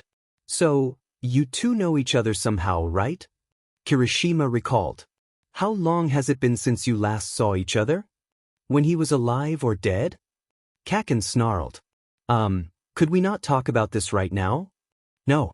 You're going to tell me right now what the hell is going on, Deku." Kaken yelled. It's my quirk." "You don't have a quirk." How else can I explain to this?" Kaken hesitated, looking the ghostly apparition up and down for a moment. "I've had the last few days to think about this, but I still can't make any freaking sense out of it. Please, I promise that I'll explain everything to you, all of you. But just for now, we need to make sure Todoroki and Yaoyorozu are okay." "What the hell?" Kaken exclaimed. "How many of you imbeciles came here?" "That's all of us," Kirishima explained happily. "And thanks to that, the rescue was a success." "Hey, you didn't rescue me. You idiots just happened to be my best escape route." "You're welcome. You two, go on ahead." Kaken and Kirishima looked to Ida. "Huh?" Kirishima replied. "What about you?" "I have Yaoyorozu's contact details, so I'll call her to ensure that they got out safely. In the meantime, Bakugo, you should head to the police," Ida explained. "Tisk," he muttered in response. Kaken didn't look like he wanted to hang around. Midoriya briefly considered if it was because he was worried the villains would come after them. But then he acknowledged the way his old friend glared at him. There were such conflicting emotions in his eyes. It seemed like he had been thinking long and hard about Midoriya's appearance in the summer camp. He wanted so desperately to go with them, but he hated the idea of leaving Ida alone in such a dangerous time. Come to think of it, why was Ida hanging back? It didn't make any sense. They heard a crash echo in the distance. News helicopters soared overhead, the resonating sound of their blades cutting through the air added to the panicked sounds of the city surrounding them. All Might was fighting all for one. Midoriya didn't know who this was, but it was clear the two had history. And Midoriya knew everything about All Might. Could this have been? No, was this the villain from 5 years ago? The one who left that gaping hole in his hero's stomach. "I have to go back," Midoriya decided. "Wait, where?" Kirishima questioned. "To the fight. I can't be hurt, and I have to help in any way that I can," he reasoned. "You can't be hurt, huh?" Kaken repeated. Midoriya frowned at him. "So, that flash at the UA, the one that blew the hands guy away from All Might, that was you, wasn't it?" realized Kaken. He nodded hesitantly. "That's the same day you had that seizure." The other two stared at the ghost. Midoriya felt his apparition flicker more and more. "Don't be a freaking reckless idiot," Kaken cried. "That's how you got in this mess to begin with. It's freaking All Might, he doesn't need your help. Get your head out of the clouds and back in your body, if you can even do that." Kaken, Come on, Kirishima." "Huh. I said we're going," Kaken exclaimed, grasping his friend's wrist and practically dragging him down the street, towards the gathering crowds. Midoriya sighed, letting them wander away from him. He understood why Kaken would be angry, but he hadn't expected him to realize that he had such a backlash, or even care about it. It was almost like a compliment from him, or at least as close to one as he would hope to venture. Is that true? Midoriya would have jumped out of his skin if he had any at that point in time. He had completely forgotten Ito was still there. "Dear. Well, I don't know about a seizure, but I do have some backlash to using so much of my quirk," he admitted. "Why?" Ida started, but the words seemed to get lost on the way from his brain to his mouth. It took a moment for him to rethink them. "You lied to us." "No, I swear Just because you don't feel long-lasting pain, doesn't mean you aren't hurt." Midoriya hesitated.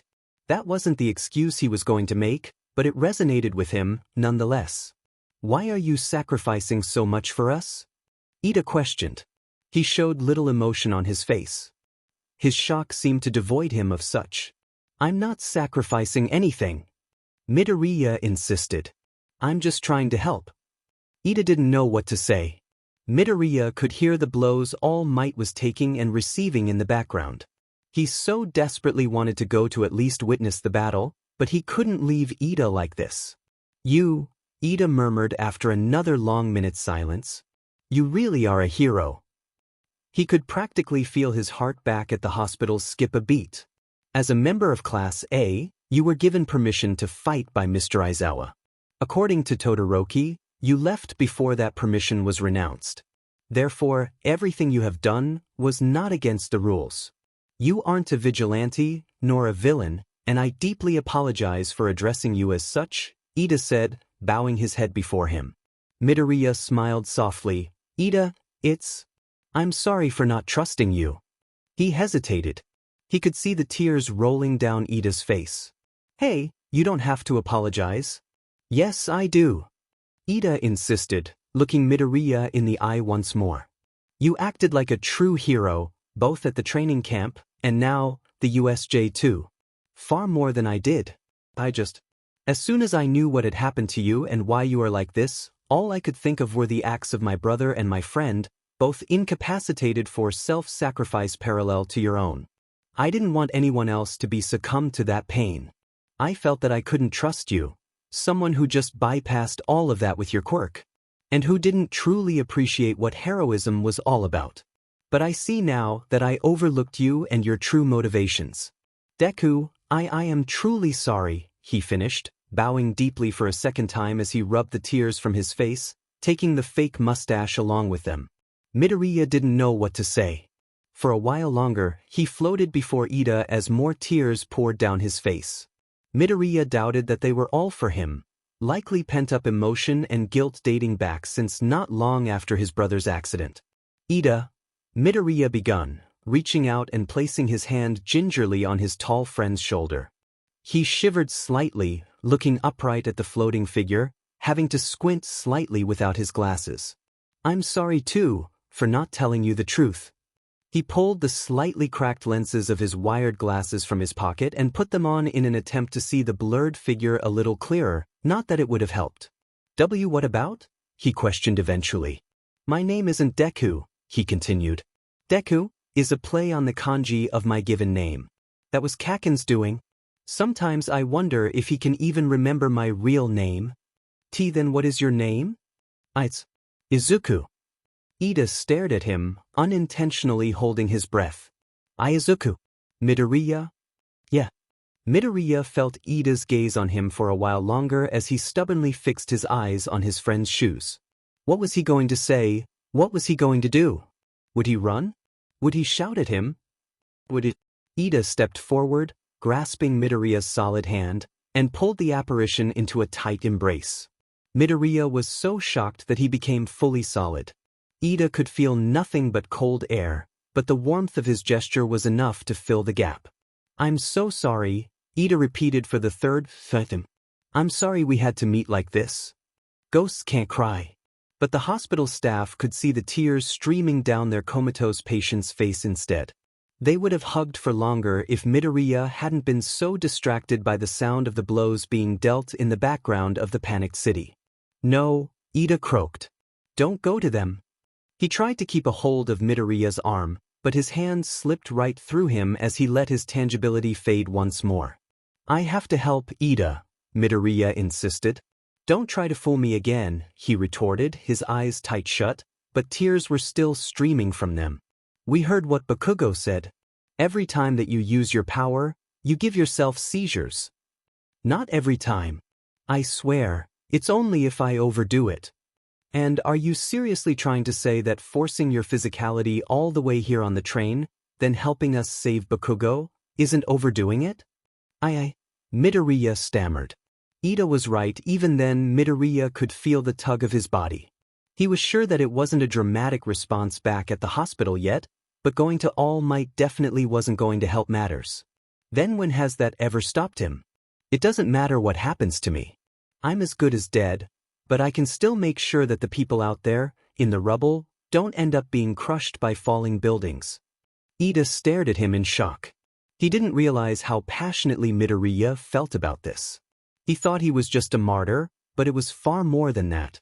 Midoriya knew firsthand what it was like to be on the receiving end of a villain's rampage. It wasn't even like he was supposed to be the victim. He jumped in and took that place for someone else. Midoriya had an undying, irrevocable instinct to rescue others. He moved without thinking, often at his own peril. But he didn't care. Because how could he carry on, knowing that he could have done something to change how things turned out, if he didn't put his best foot forward and try? His very hardest? Remember to call Yaoyorozu and Todoroki, Midoriya murmured after a moment of silence. I can't stop you, can I? Ida realized. I'm sorry, Ida, but I have to do this. I don't know how much I can do to help, but I still can't stay idly by whilst someone's in trouble. Ida nodded hesitantly in respect. But as Midoriya turned to leave his friend behind, he asked him one last question. Were you there? When I spoke to you about my brother, when I brought Uraraka with me? Ida, Midoriya interrupted. He looked him in the eye, steam building up on his glasses. I've always been there. Show the world how pitiful you really look, O symbol of peace. All for One had paused his fight as he stared All Might down. The blows he was landing now were to his mentality now. Physically he was through. All Might knew in that moment that One for All wasn't going to last much longer in his frail body. The last of its great flame was about to blow out, snuffed from existence by the very man who originally forged it. Yet, unbeknown to the villain, that fire still glowed. It burned within a young man, who lay in a hospital bed, far away from where All Might stood. As Toshinori screamed in his anguish, the pain of the past flooding his mind, his thoughts were consumed by the three faces which haunted him: Nana Shimura, Tamura Shigaraki, Izuku Midoriya.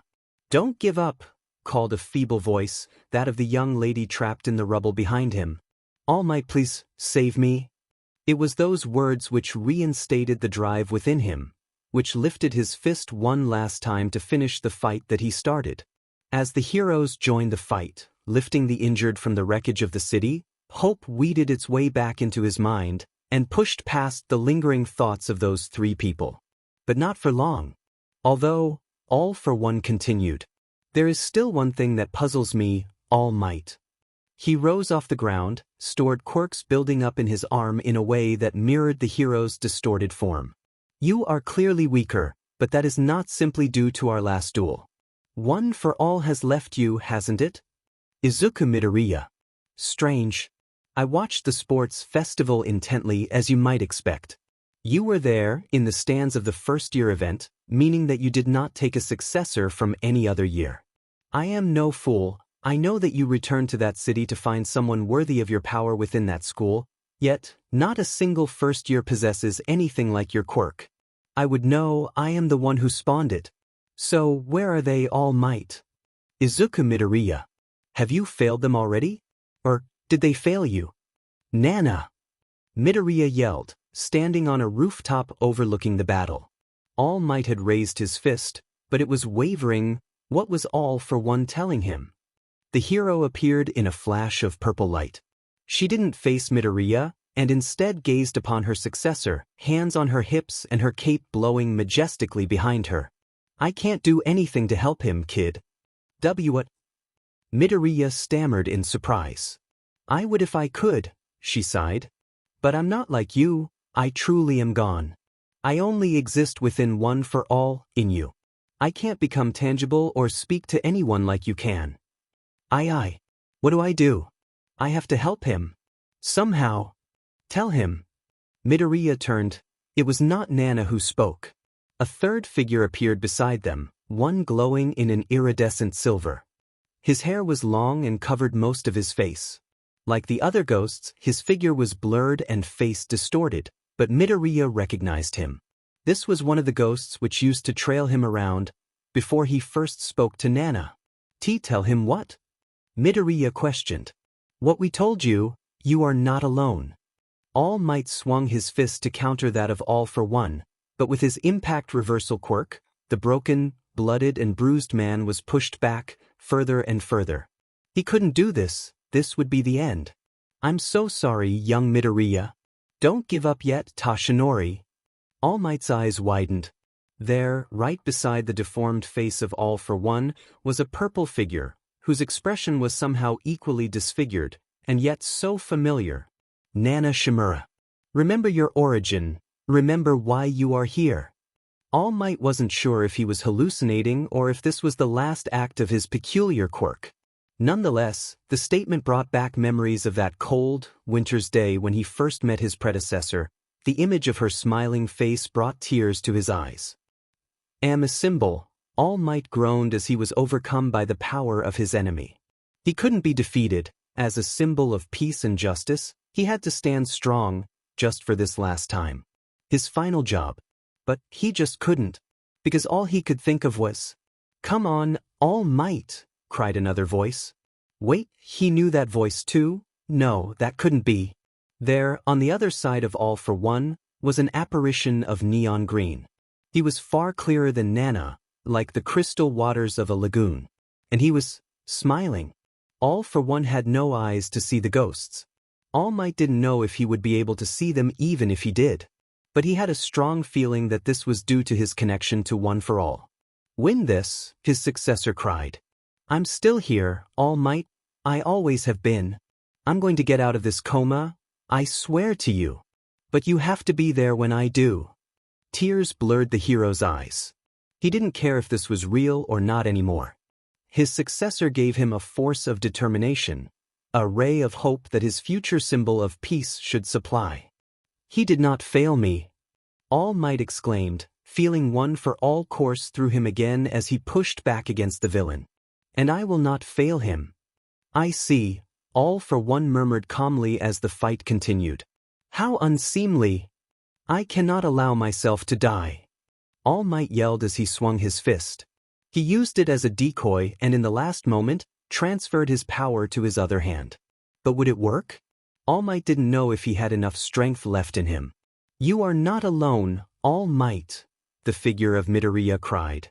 A flash of green lightning enveloped his arm, strengthening his muscles, lending him enough power to deal his final blow. United States of Smash. Rescue efforts undertaken by heroes during All Might's battle continue apace. But the number of casualties is estimated to be very high, the reporter announced to her camera in a desperate voice. The villain who caused all this devastation is, there he is. They're putting him in a maiden, watched under a state of high alert, courtesy of All Might and Company. Her speech was cut short as the broken hero lifted his shaking hand and pointed at the camera. Wake up, you're next. To most, the simple words were seen as a message to all the yet unseen criminals out there, that the heroes would prevail, no matter what, and that it was time for them to wake up and see that fact, or else they would be next to be marched in cuffs towards a short life behind bars. But to someone else, someone who could not hear those words, it would have been interpreted very differently. Ida had caught up with Todoroki and Yaoyorozu, who pushed through the crowd in search for the other two. But as they did so, they couldn't help but gaze up at the news screens and watch the battle progress. Very few knew the true meaning behind that green power that added to All Might's last attack. But Ida did. As the rest of the city cried out in celebration of the villain's defeat, something about those words resonated with Ida. He couldn't have known they were truly meant for Midoriya, but, nonetheless, only one desperate wish remained in his mind. Wake up. Bakugo was eerily quiet once he was handed over to the police. The rescue team had managed to regroup after the panic started to die down. With the operation over, they ditched their disguises and went their separate ways. All the while, many questions circled Ida's head like vultures. Yes, they had succeeded in their mission to bring Bakugo back safely, but meanwhile, something which they should have attended to long ago had finally had light shed upon it. The mystery of Student 18 and Yue's ghost. They were one and the same. Midoriya Izuku, the enigma of which Ida had felt as though he became close friends with, despite the chance that the comatose boy couldn't even hear the heartfelt words that Ida had said.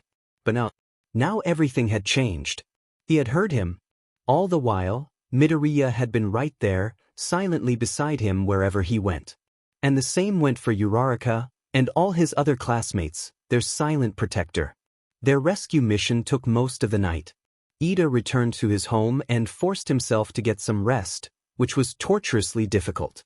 Of course, his family had no idea what he had really gone out to do whilst All Might's final frontier was reached, but that didn't stop them worrying.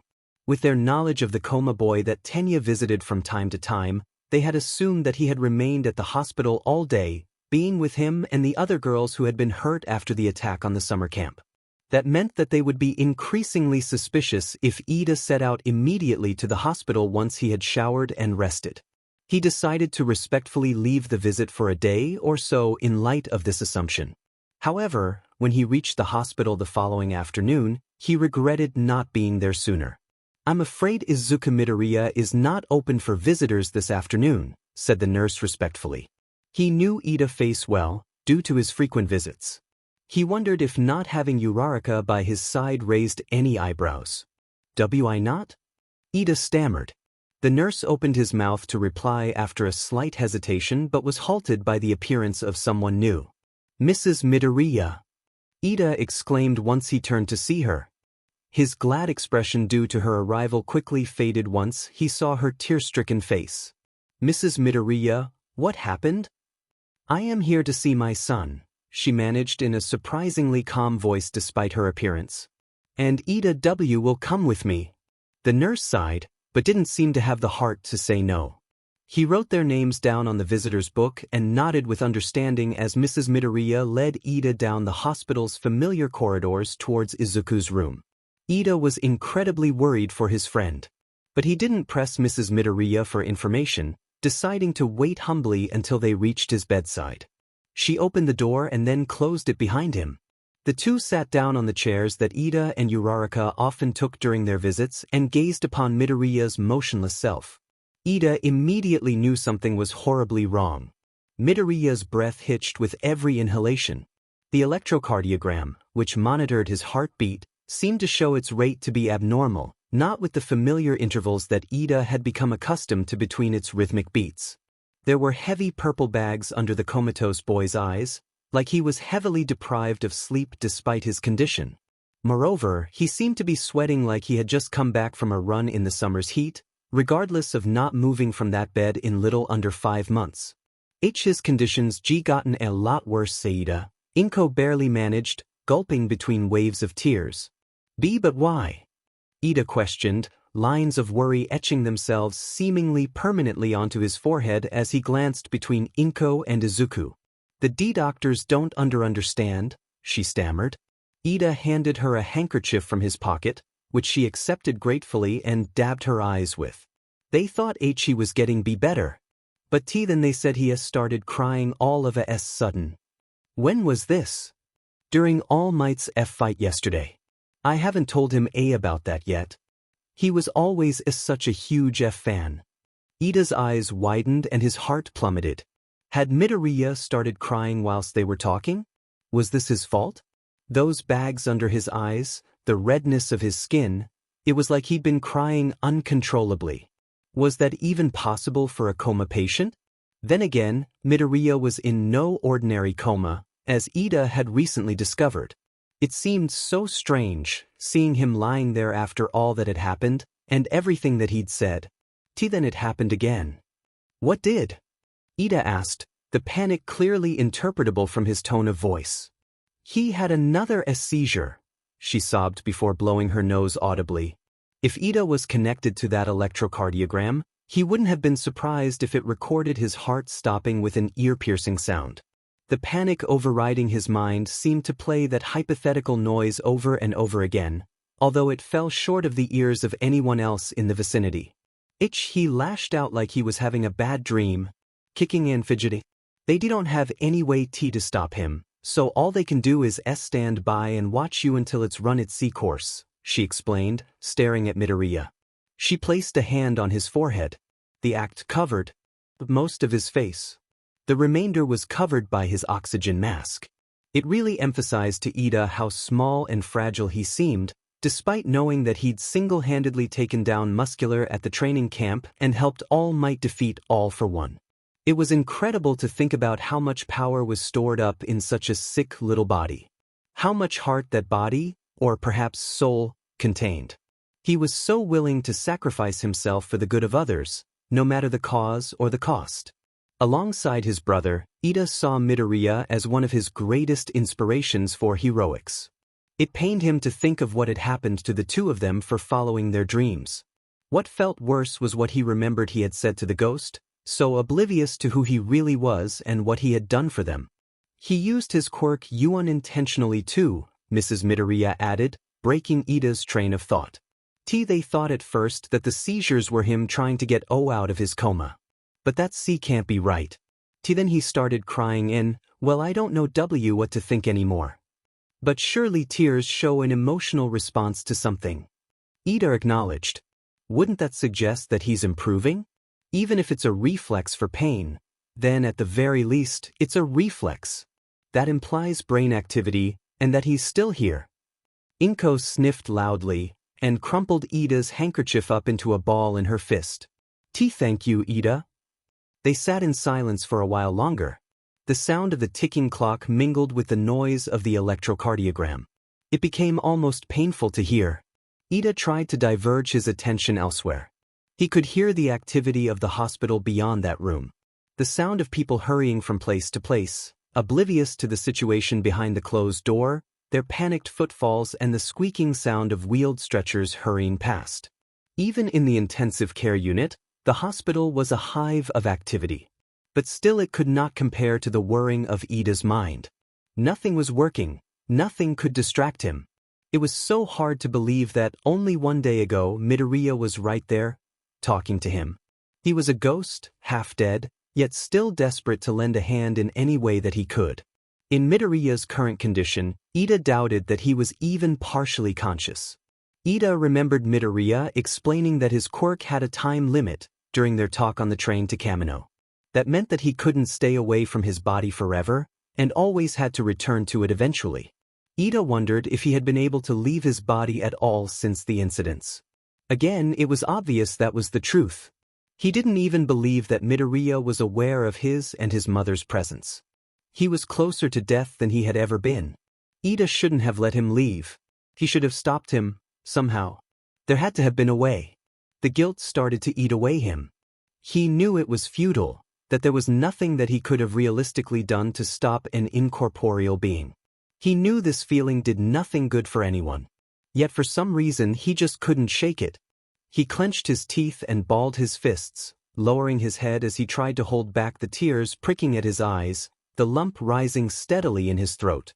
They've told me to consider turning off life support. What? No, you can't. I don't know what to do.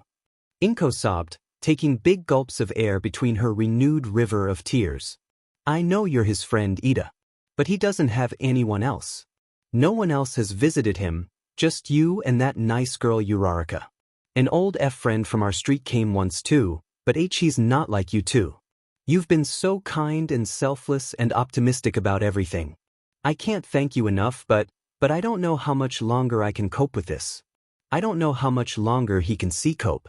If he doesn't wake up in the next few weeks, then UUA has no choice but to expel him. The sounds of the hospital blurred into white noise. A static filled Ida's mind. All he could see now was Midoriya's broken body, getting weaker and weaker. He should tell his mother about his ghost, but Ida wasn't sure why Midoriya hadn't told her already. He didn't want to take that away from him. It was his choice, not Ida's. But could Midoriya even leave his body anymore? Did he overdo it that much? A twitch. Mrs. Midoriya. Ida exclaimed suddenly. There it was again. Zuku, she cried, lunging forward to grasp the hand that had flinched. The movement repeated. A clenching and releasing of his muscles. The white noise faded, grounding Ida back into reality, a brilliant ray of hope penetrating Ida's darkest thoughts as his friend began to stir. Izuku, Inko repeated. Wait, no, something's wrong here. The contractions of his muscles became rapid, uncoordinated, panicked. Unnatural. Ida fumbled with the button to call the doctor. As he pressed it repeatedly, he became painfully aware of the increasingly frequent intervals between the sound that the electrocardiogram emitted. All Ida could do was watch and hold Mrs. Midoriya back as Izuku's movements became more erratic and frightening. The doctor arrived with startling efficiency. Ida didn't break his gaze from Midoriya as the medical team arrived. He didn't hear them stammer questions about why they were even allowed in. The static filled his mind once more as he was pushed gingerly from the room by a nurse with a pitiful expression. Her words drifted in from one ear and out the other. They were words of compassion, he was sure, but they meant nothing to him. All he managed to register as the door closed and his fitting friend was blocked from view was, "Everything's going to be okay." Was it? He dreamt of rhythmic beeping that night. Beeping, beeping. Until it stopped. And he woke up. It's not until you are the one connected to a heart monitor that you come to truly appreciate how calming that rhythmic beeping can be. For someone in as dire a situation as Midoriya, it was a constant, gentle reminder that, yes, he was still alive and his heart was still beating. If it weren't for that sound, Midoriya would have seriously doubted he had survived at all. Then again, if he were dead, he wouldn't have been able to feel all this pain. The semi-consciousness of his coma that he had grown so accustomed to flooded back to him a few days after the incident with All for One. It seeped down through his muscles. Every one of them ached and throbbed unnaturally. Every breath was sharp and painful. He was thankful for the oxygen flowing through his mask. He didn't know what he would do without it. Midoriya couldn't remember it ever being like this before. He tried to leave his body, but it was no use. The pain seemed to tie him down in shackles and chains to his bed and his useless body. In the months prior, the pain associated with overdoing it in his ghostly apparition usually was limited to a torturous headache and being trapped within his body for a while longer than he would have liked. He had felt disconnected with himself, like someone had flipped a switch off in his brain, halting his movements and numbing his nerves, to the extent where even the gentle, kind touch of his mother's hand was hard to acknowledge at times. Never before had he been so aware of the blackness of his vision, or the stiffness of his legs. He lay there for a while. The silence around him, filled only with the sound of the whirring and beeping machines, told him that the hospital was not busy, which was unusual, unless of course, it was the middle of the night. Yes, that would make sense. The pain didn't edge away, but his head didn't hurt anymore. He took that as a sign that his body was okay for him to leave once more. He had half the mind of wandering the hospital and checking to see if Jiro and Hagakure were still there. He hoped they weren't. He tried to sit up, but a sharp, aching pain shot through him, pinning him down against the pristine sheets of his hospital bed. Midoriya groaned. Even the vibration of his throat brought pain. What was going on? His limbs felt so heavy, much unlike the lightness of his ghost that he was so used to now. Wait a second. Wait. Was he in his body? Or was he a ghost still? Slowly but surely, he opened his eyes. The world was dark. It was kind to his eyes, which had been out of use for so long. A calm, orange light seeped into the room from the window. It mingled with the neon green of the monitors around him in a stark contrast. It took longer than it should have for his vision to clear and for the world to stop spinning. Once it had, realization dawned on Midoriya faster than the sun rose outside his window. Oh my God, I'm awake. He could see the lights of the electrocardiogram flicker faster and faster. He could feel his heart beat quicker and his chest rise and fall. He could taste the dryness of his mouth as panic ensued. Smell the sterile nature of the hospital that unknowingly held him prisoner. He could hear that beeping become more and more erratic. Hey, calm down, deep breaths, a voice inside his head instructed. It sounded suspiciously like Nana, although Midoriya doubted it was really her. His breaths were raspy and painful, but he pushed through, almost shaking in a toxic mix of panic and excitement until the heart monitor alerted him that he had returned to his resting state once more, or at least as resting as he was going to get in that moment. He lay there for a while. His mind was blank as he just stared at the ceiling, savoring every voluntary blink and breath of air. Midoriya was almost too frightened to close his eyes. The fear of not being able to open them again consumed him for at least an hour. But after a while, his eyelids became heavy, and his aching body slipped under the ocean of unconsciousness once more. "Good morning, Midoriya," said a familiar voice. Midoriya was pulled from his slumber with a start. His breath hitched, but he made no movement with his painful muscles. He felt somewhat heavier than before, somehow more sore and stiff than he'd ever been. "Your mother is at work today," Dr. Adachi informed him. "I'm afraid that we're still not permitting anyone other than immediate family to visit you until your condition is more stable. I hope you understand." His presence was always so calming and reassuring. He was a hero in his own right, always so kind and keen to help Midoriya, despite the glaringly obvious possibility that he may never be able to thank him. However, that possibility suddenly seemed far less improbable, unbeknownst to the young doctor. Every morning, Midoriya's favorite doctor was there to check his vitals and test the comatose patient's reflexes. His quirk allowed him to contract any muscle of Midoriya's usually immovable body. He didn't need to help him, but he did anyway. With Dr. Adachi's help, Midoriya didn't lose quite as much muscle mass as he perhaps should have. "Strange, your heart rate was up quite high early this morning," the doctor acknowledged. Dr. Adachi didn't see Midoriya's hand twitch on the other side of his body. He flexed the muscles in his hand, relishing in his ability to curl his fingers and form a fist.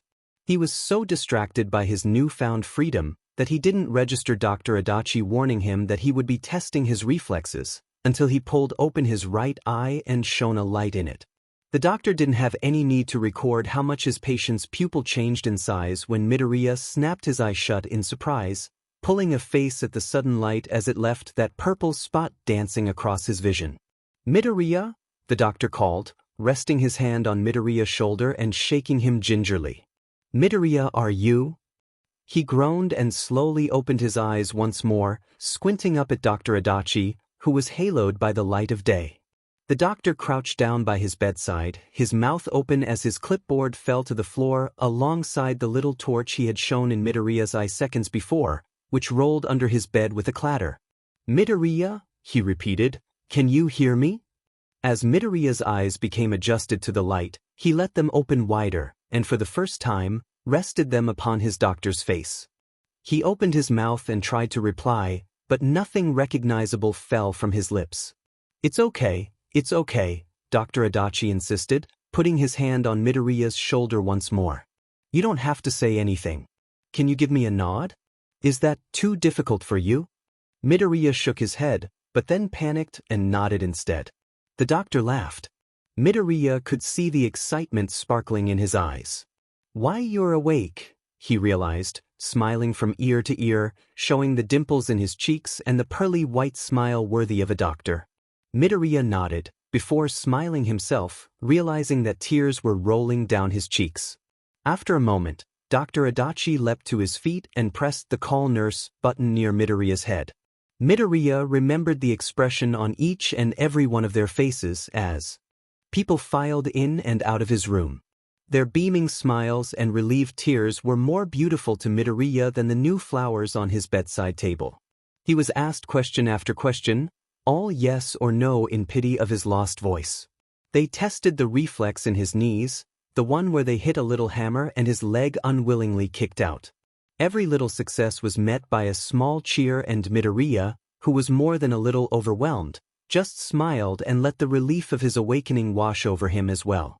But it wasn't until a few hours later that Midoriya truly appreciated being alive again. That was when the door to his hospital room swung open once more and revealed a short, plump lady, holding a handkerchief in her trembling hands, who took small steps forward, tears streaming silently down her face as she inched closer. "Aizuku," Inko stammered, her big green eyes gazing down at the matching ones of her son. "Mom." She leapt forward with a painful cry and pulled Midoriya into a warm embrace. And slowly but surely, Midoriya wrapped his own arms around her, burying his face into her shoulder and leaving the sodden marks of his tears behind. "Thank you," he murmured quietly in her ear, his voice raw and painful from disuse, but he knew that he had to say this, nonetheless. "F for W?" she sobbed as she pulled away from their hug, cupping his face in her hands and gazing at it lovingly despite the oxygen mask that still covered a majority of it. "For not giving up on me." Toshinori was excused from hospital in a surprisingly short space of time. After a conversation with the detective and Grand Torino about Shigaraki's supposed relation to Nana Shimura, the first thing All Might did was return to the empty halls of UA. He spent the night there, deep in thought, wandering those familiar corridors, filled with so many memories, both good and bad, from the days he spent there as a student, as well as a teacher. The symbol of peace may be no more, but All Might's still around. Those words of his old mentor resonated in his mind, and it drove his thoughts once again towards the feeble face of his successor. He retired as a hero not long after, bowing his head before the flashing cameras of the press at the billboard ceremony as he stepped down from his position as the #1 hero. He knew that this day was coming, but for it to arrive so suddenly was a shock to the system, and not just to his own. Then, still grudgingly covered in a thin layer of bandages and his arm in a sling, he followed Eraserhead from home to home, convincing students and their parents to attend UA next semester in the newly instated dorms. It went far better than he could have possibly hoped. As they pulled out of the neighborhood after visiting the Bakugos, something once again wrenched at his heartstrings. This was where young Midoriya lived. He swallowed the lump in his throat and continued with the task at hand.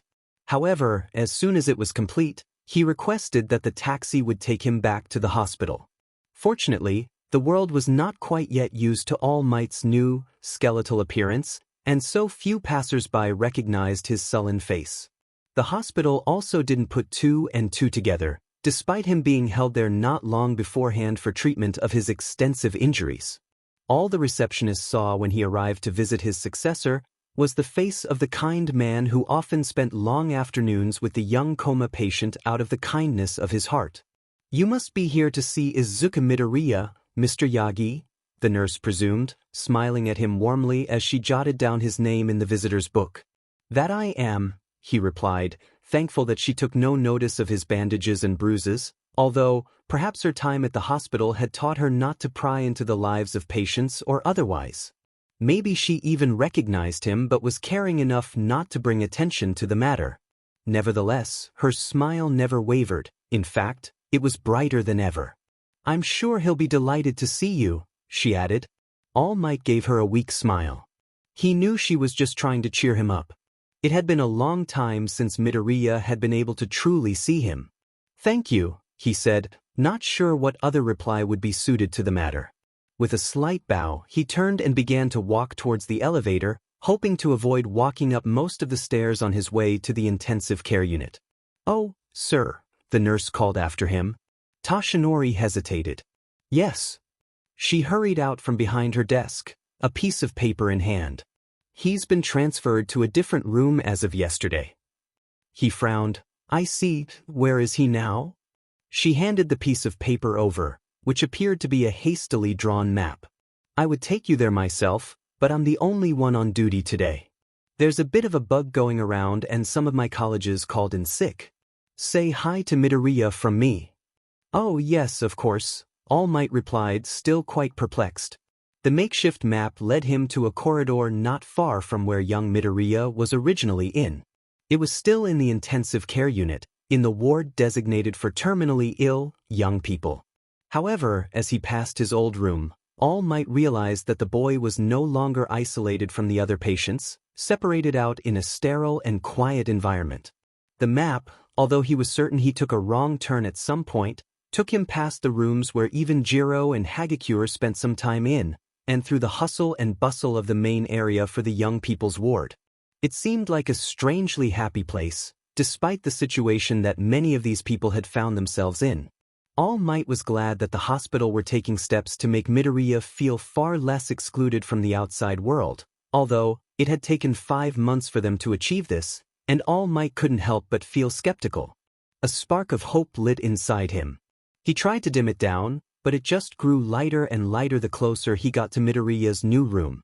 He was almost running by the time he reached the door labeled Izuku Midoriya. There was no window on it this time. He stopped, hand hovering above the door handle, his heart beating furiously even whilst he held his breath. Slowly but surely, he grasped the handle and let the door creak open.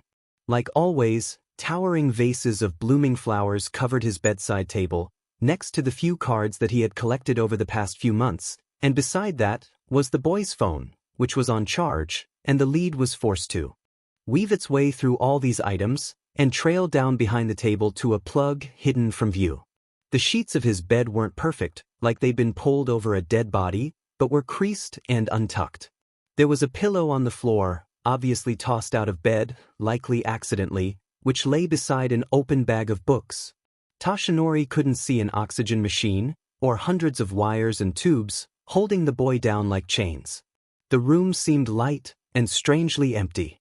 All Might's eyes registered every tiny detail of the room, like he was trying to find an answer to the burning question of his successor's well-being, to confirm his suspicion before actually having to lay eyes on his comatose body and be crushed by a depressing truth. The lack of the beating heart monitor disturbed him. If it were connected to himself, he was sure it would be making enough noise to wake up any patient in a coma from there to Detroit. But one foot in front of the other, Toshinori made his way across the room. Until, eventually, he was standing right beside the bed. His line of sight no longer obscured by the flowers, that lump in his throat that he was trying to hold back overcame him, and tears pricked at the corners of his eyes. All Might. It was him, Midoriya, sitting on top of his covers with a book on hero law in his hands. His big, green eyes were wide open, and welling with tears as fast as All Might's own. Midoriya. The book fell from his hands as he pushed himself forward and into Toshinori's arms. They didn't need to utter a word between them. Each other's presence was more than enough. "You're awake," All Might muttered after a while, pulling away from their embrace to look him in the eyes. How long?" "A few days now," Midoriya interrupted, rubbing his eyes free of tears. They were replenished rather quickly. "I wasn't long after your fight with Aol for one." Toshinori hesitated, unsure of what to say. "I'm so sorry, All Might," Midoriya sobbed. "There's nothing you need to be sorry for," he insisted, pulling up a chair to his bedside and sitting down so they were of equal height. But I left everybody. I've let you down." All Might rested a bandaged arm on his successor's shoulder once again, gripping his hospital gown gently. "You risked your life and succeeded in saving a young girl.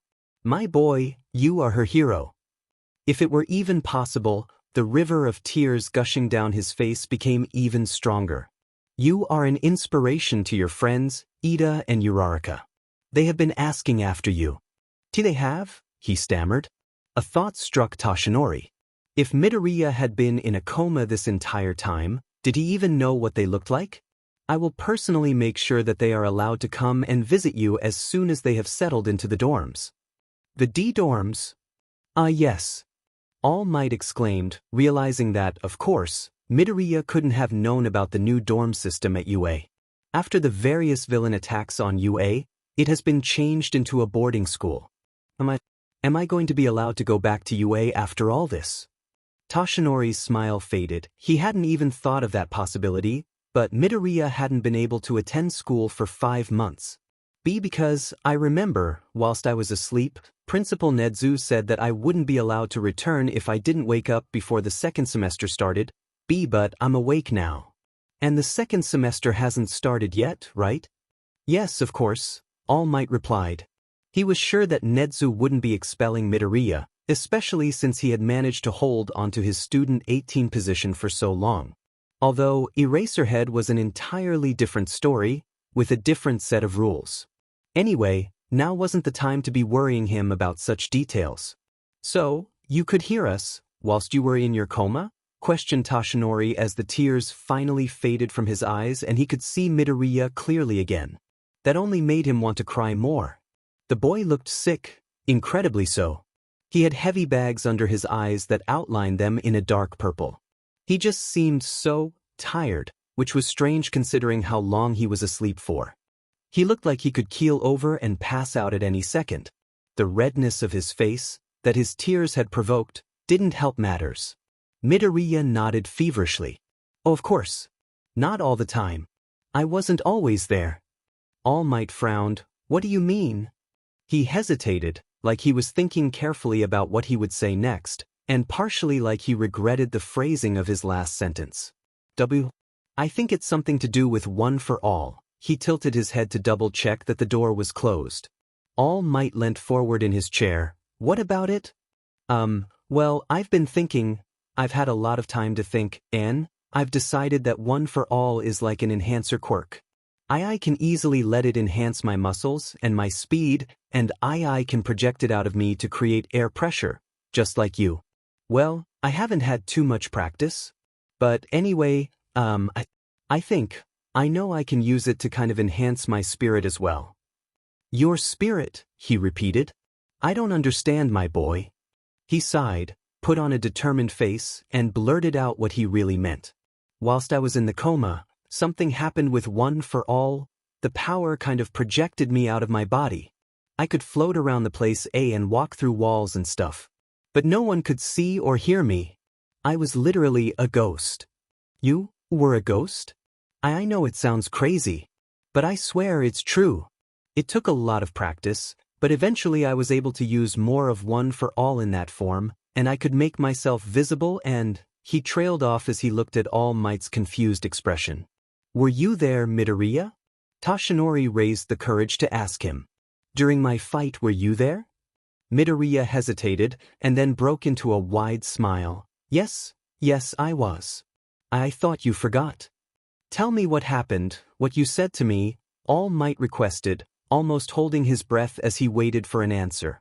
I told you that I had always been there, that you're not alone, he smiled. And I promised you that I would get out of my coma, but you had to be there when I did. Toshinori's mouth fell open in shock. He had ingrained those words into his mind. He hadn't told anyone what he had saw and heard, but his successor had repeated them to him, echoing what his iridescent figure had yelled at him over the battlefield as he dealt his final blow. And Nana was there too. Midoriya added. I don't think she can appear to me anymore, now that I'm not in my coma. But you saw her too, right? Yes, I did. His smile grew wider. I've been going to UA this entire time, but no one knew I was there. I was at the USJ, I watched the sports festival, attended every single internship at least once. I even went to the summer camp. Who? You were the one who saved young Kuda. Yes, Midoriya admitted, but he hung his head. I overdid it. I gave my body seizures, he said, twiddling his thumbs nervously. But I couldn't do enough. Kaken was still kidnapped. All Might would have questioned the name Kaken, but he could vaguely remember Midoriya mentioning that name before. And of course, young Bakugo had been the one who had been taken, so it wasn't hard to put two and two together. You have done more than I ever thought you could. All Might couldn't help but smile. You've saved lives. You saved my life. I couldn't be prouder. He started crying again. All Might laughed, and pulled the frail boy back into a hug, hiding his own face from view as he stifled his tears. I thought we talked about the waterworks. When UA reopened for the new semester, Class 1A was one member down. Mr. Aizawa was an infamous teacher in terms of expulsion, so it didn't come as too much of a surprise when Mineta was turned away from the heroic school after his attitude towards the girls at the summer camp. Kuda could have been seriously hurt if Ida hadn't managed to catch him in time after he fell from the wall separating the girls and boys at the hot springs. Granted, the subsequent events overshadowed his acts considerably. It was strange being back down to a class of 19 again, like it had been before Shinso joined their number. As they moved into the new dorms, it felt to many of them like a presence was missing from among them, and that wasn't due to Mineta's absence. It was only Uraraka and Ida, even more so, who knew the truth behind this missing piece. Hey, Ida, Uraraka said softly that evening as the class gathered in the new common room area after refurbishing each of their rooms. Evening, Uraraka. Ida replied energetically. How are you finding our new residence? Oh, great, she answered with a big smile, although Ida could sense that something wasn't quite right about his usually bubbly friend. Is something else the matter? He questioned. Her smile wavered. The thing is, whilst Jiro and Hagakure were in hospital, I went to go and see Midori, but I wasn't allowed in.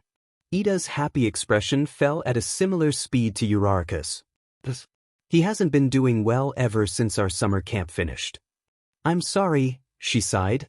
Just seeing everyone together like this reminded me of him and everything he's missing out on. Ida gazed around at his classmates' joyful faces as they shared around Sato's cake and petted Koda's animals. He wondered what Midoriya would be doing if he was with them. I was faced with a similar predicament not long ago, a couple of nights after All Might's last stand, Ida admitted. Oh, Uraraka said as she sat down on the sofa next to him. However, I bumped into Midoriya's mother, and she managed to get me permission to go with her to visit her son. Uraraka, he had a seizure whilst we were there. Her mouth fell open. Is he okay? I don't know, Ida admitted. I haven't heard word since. What was worse was that it happened just after Mrs. Midoriya said she had been told to consider taking off life support. Uraraka gasped and covered her open mouth with her hands. They can't do that. His condition has been drastically deteriorating, Ida explained, taking off his glasses and rubbing the mist clear with the corner of his shirt, before putting them back on with shaking hands. They don't know if he'll ever recover. The two sat in silence for a while longer, each deep in their own thoughts, although they all revolved heavily around their sick friend. Why don't we try to go and see him after school tomorrow? Uraraka suggested after composing herself a little more. The two of them didn't want to look so peculiarly saddened as to not worry their classmates. We might not be able to see him, Ida warned, but we can certainly try. Ida, stay behind after class, Mr. Aizawa requested whilst the rest of the class continued to develop their hero moves. He had just come back with Uraraka from talking to Mr. Powerloader about developing the radiator in his costume. Nonetheless, he did as his teacher had told him, and met him back inside classroom 1A. Is something the matter, sir? Ida questioned, after Uraraka and Shinso had finished putting away their hero costumes. Mr. Aizawa hesitated, like he had forgotten what he was going to say, or perhaps was wondering how he should phrase the following information. There was an update on Midoriya's situation. Ida's eyes widened and pulse quickened. Has he gotten any better? He questioned optimistically in a slight panic. You could say that, his teacher answered. The hospital has alerted me that he can accept visitors again now, so I thought I would pass it on to you. Ida broke into a beaming smile. Mr. Aizawa looked away briefly as if it blinded him. Could we visit him this afternoon? We? And me and Uraraka? Right, he sighed. I suppose you could, but someone would have to escort you. I don't think I'm busy, so I guess I could take you. Thank you, sir. I will alert Uraraka immediately. And with that he hurried from the classroom before Mr. Aizawa could change his mind. Uraraka! Ida called as he caught up with her and Shinso. You tell me off all the time for running in the halls, and now you go and do it in front of me? Shinso acknowledged with a raised eyebrow. We're allowed to visit Midoriya. Ida explained, blatantly ignoring Shinso. Oh my gosh! Uraraka squealed, jumping up and down. Does that mean he's feeling better? He must have stopped having his seizures. Ida smiled, chopping the air with his hands in excitement.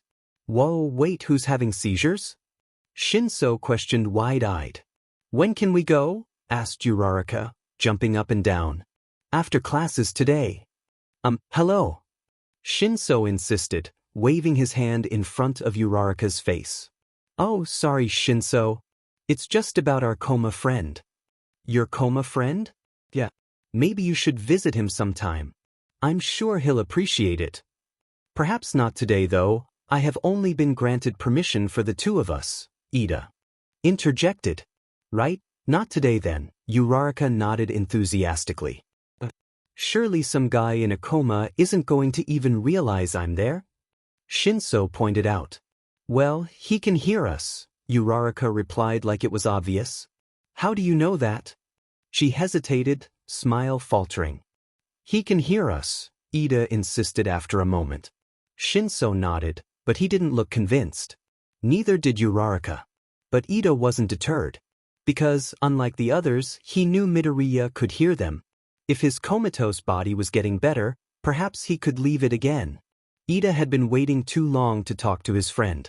I'll text him to let him know we're coming, Uraraka informed them, pulling out her flip phone and doing just that. Okay, the hearing thing was a little different, but he definitely isn't going to be able to read your text message, Shinso scoffed. It's our tradition to text him when we go to visit, Uraraka pouted in reply as she closed her phone. It was a shame that she did it so quickly. If she hadn't, she would have had a very different response to Shinsu's comment. You're your buddies. This chat includes Uraraka, President Ida and Midoriya. 12:47 Uraraka. We're allowed to come and see you again this afternoon. See you then. 12:48. Read by Midoriya. The class froze in their tracks as Mr. Aizawa appeared in the common room that afternoon. What did we do? Mina hissed to Kaminari, who happened to be standing next to her. He impulsively pulled out his phone to start recording. How much storage do you even have on that thing? Shiro questioned rhetorically. Kaminari opened his mouth to reply anyway but was cut short by Mr. Aizawa. Ida? Uraraka? Are you ready to go or not? He called. We're here. Uraraka exclaimed as she and Ida hurried into view. They hadn't changed out of their uniforms yet, unlike the rest of them, and Uraraka even had a full rucksack slung over her shoulder still. Where are you going? Questioned Mina curiously. They're going to see their coma friend, Shinso replied unexpectedly from his seat in the far corner of the room. Coma friend? Mina repeated. You never told us about this.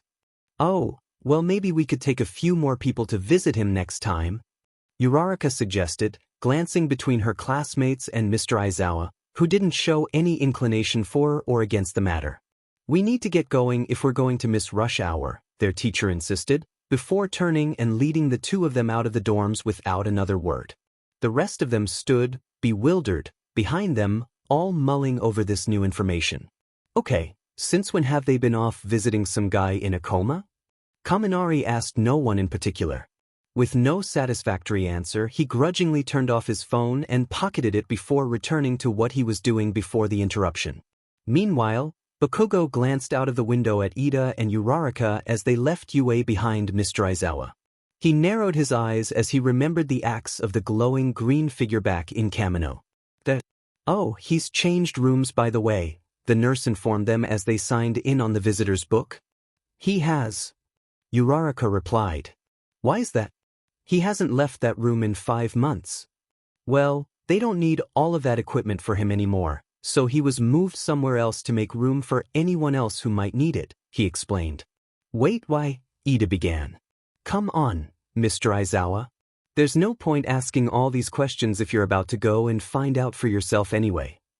Uraraka and Ida exchanged confused glances before following their teacher down the familiar corridors of the hospital.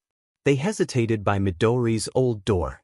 The nameplate had been removed, leaving a patch on the door where the dust hadn't had time to settle. Glancing in through the window, it seemed so bare without the comatose patient's constant presence. They passed the rooms Jiro, Hagakure and Yaoyorozu had stayed in not long beforehand and wandered into the main area of the young people's ward. Despite visiting the hospitals so frequently, Ida and Uraraka had never actually ventured that far into the intensive care ward. It seemed to be a strangely happy place, despite the ominous feeling of sickness and fragility that hung in the air. Look, it's you, a young boy in a wheelchair exclaimed as they walked past. One of the nurses told him it was rude to point as he gazed in awe at Ida and Uraraka, recognizing their uniforms with clarity. They waved at the young patients with a smile plastered on each of their faces. I wonder how many people are here because of villain attacks, Ida muttered to Uraraka. Her face fell, glancing around at those smiling people with a different perspective. Determination filled her. She would be a hero that stopped this from happening to everyone and anyone she could. It wasn't just about the money anymore. That was how it started for her, stemming from a wish to bring smiles to her parents' faces. But ever since she had met Midori, it had grown into something much more. He was an inspiration to her, but he had never been able to utter a word to her. He didn't even know what she looked like. As those depressing thoughts weighed down her heart, something began to lighten it again.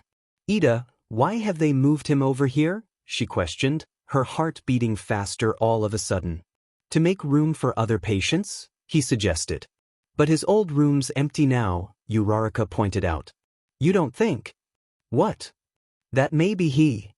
Mr. Aizawa came to a stop outside a white door, plastered with the new label, Izuku Midoriya. He opened the door slightly and peered inside, before closing it again, not letting his students catch a glimpse. He didn't say a word to them as he put his hands in his pockets and wandered down the hall. Maybe what? Ida repeated as their teacher continued to walk away.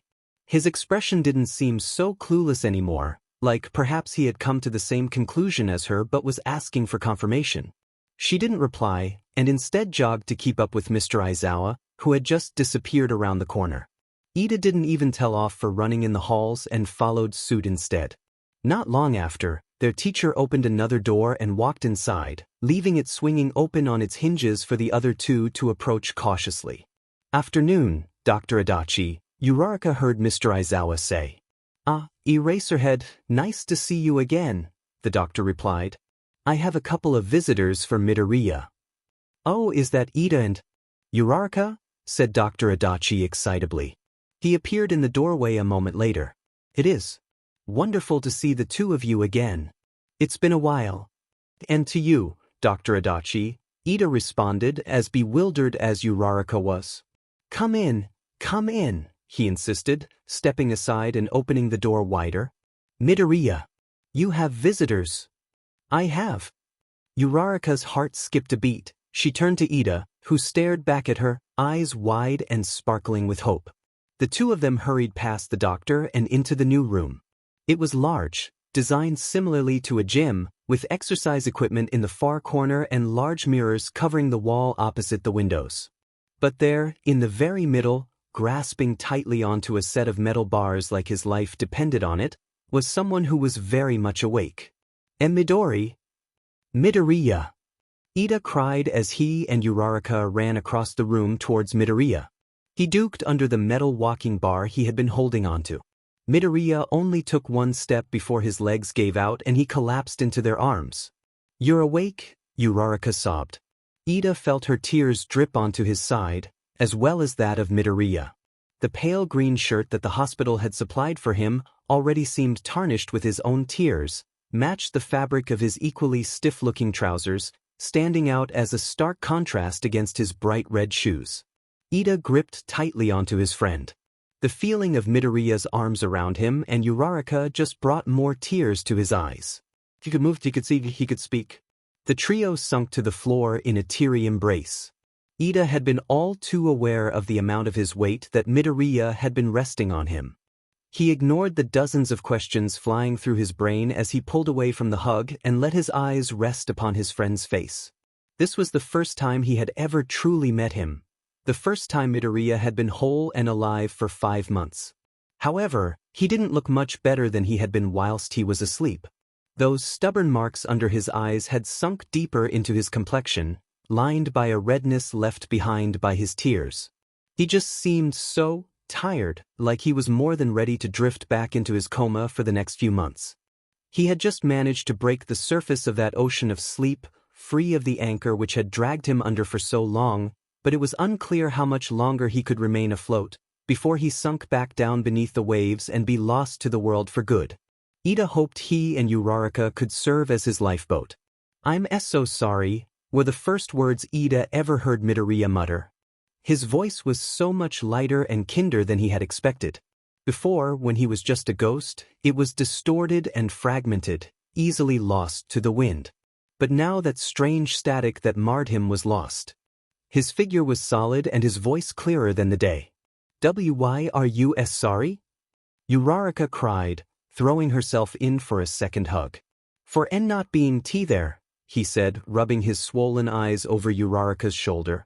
"You didn't have to be," Ida replied, joining Uraraka for one last hug before finally releasing Midoriya. "But it seems that you were anyway, far more than you think." Midoriya smiled, brushing a final tear from his cheek. Far more than everyone thinks." Ida's smile grew wider, whilst Uraraka completely missed the context of his words. For Midoriya had never truly left their sides. His ghost had followed their every pursuit, less like a haunting and more like Class 1, as own guardian angel. Ida supposed Midoriya was only apologizing for getting into a coma in the first place. Despite not knowing his personality too well, Ida knew that was exactly the kind of thing Midoriya would do. "So, hi," he stammered. They laughed. "Hi." Uraraka replied with a little wave. It's nice to officially meet you, Midoriya added. I know you both really WL, but you don't know me at all. I'm sorry. There's no need to apologize. Ida insisted. Sorry, I'll wait. They laughed again through the remainder of their tears. I got your message, Midoriya remembered, glancing at his phone, which seemed to be sitting on an empty chair in the far corner of the room. But I wasn't sure how to reply, and then I got distracted, and then honestly I forgot you were coming at all, and… Whoa! Uraraka exclaimed. You don't utter a word for 5 months and then you start talking at 101 miles per hour. She laughed. I'm making up for it. So, when did you wake up, Midoriya? Ida questioned keenly. Oh, about a week ago now. I'm not actually sure. I kept slipping in and out of consciousness for a while. I slept for a whole day once and the doctors were worried I went back into my coma, but I think I was just really tired. You look tired, Uraraka responded. No offense. None taken, he replied, waving the comment off with no trouble at all. I know I don't look too great. Don't worry, she exclaimed, leaping to her feet energetically. It won't be long before you're back in business and coming to UA with us. I think I should focus on walking first, Midoriya stammered.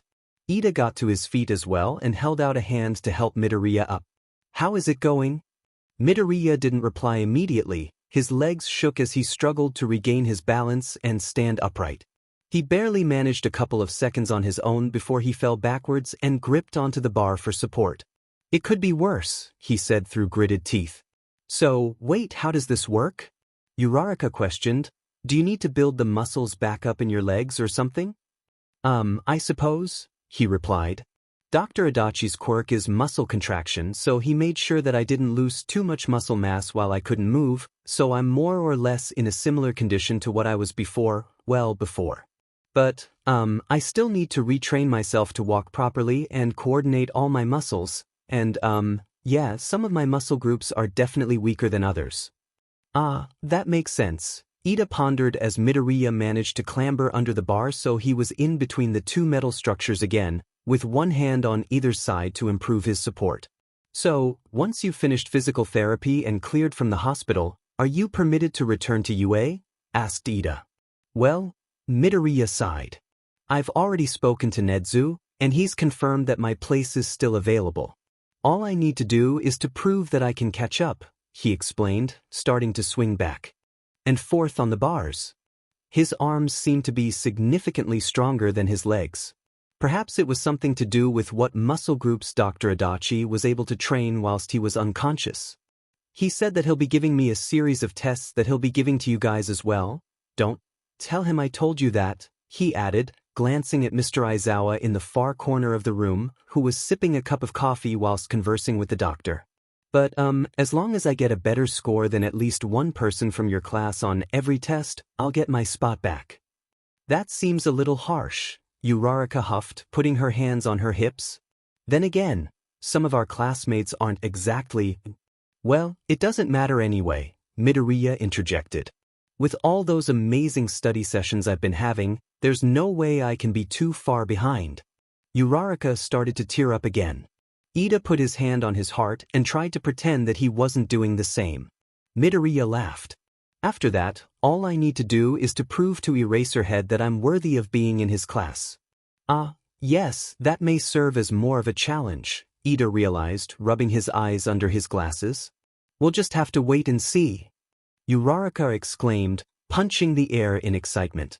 And if I do get expelled from the heroics course, Nedzu said that there's a space available in general studies, so I can always take that. It must be left from when Shinso moved up. Oh my gosh, I keep forgetting how much you know about us all already.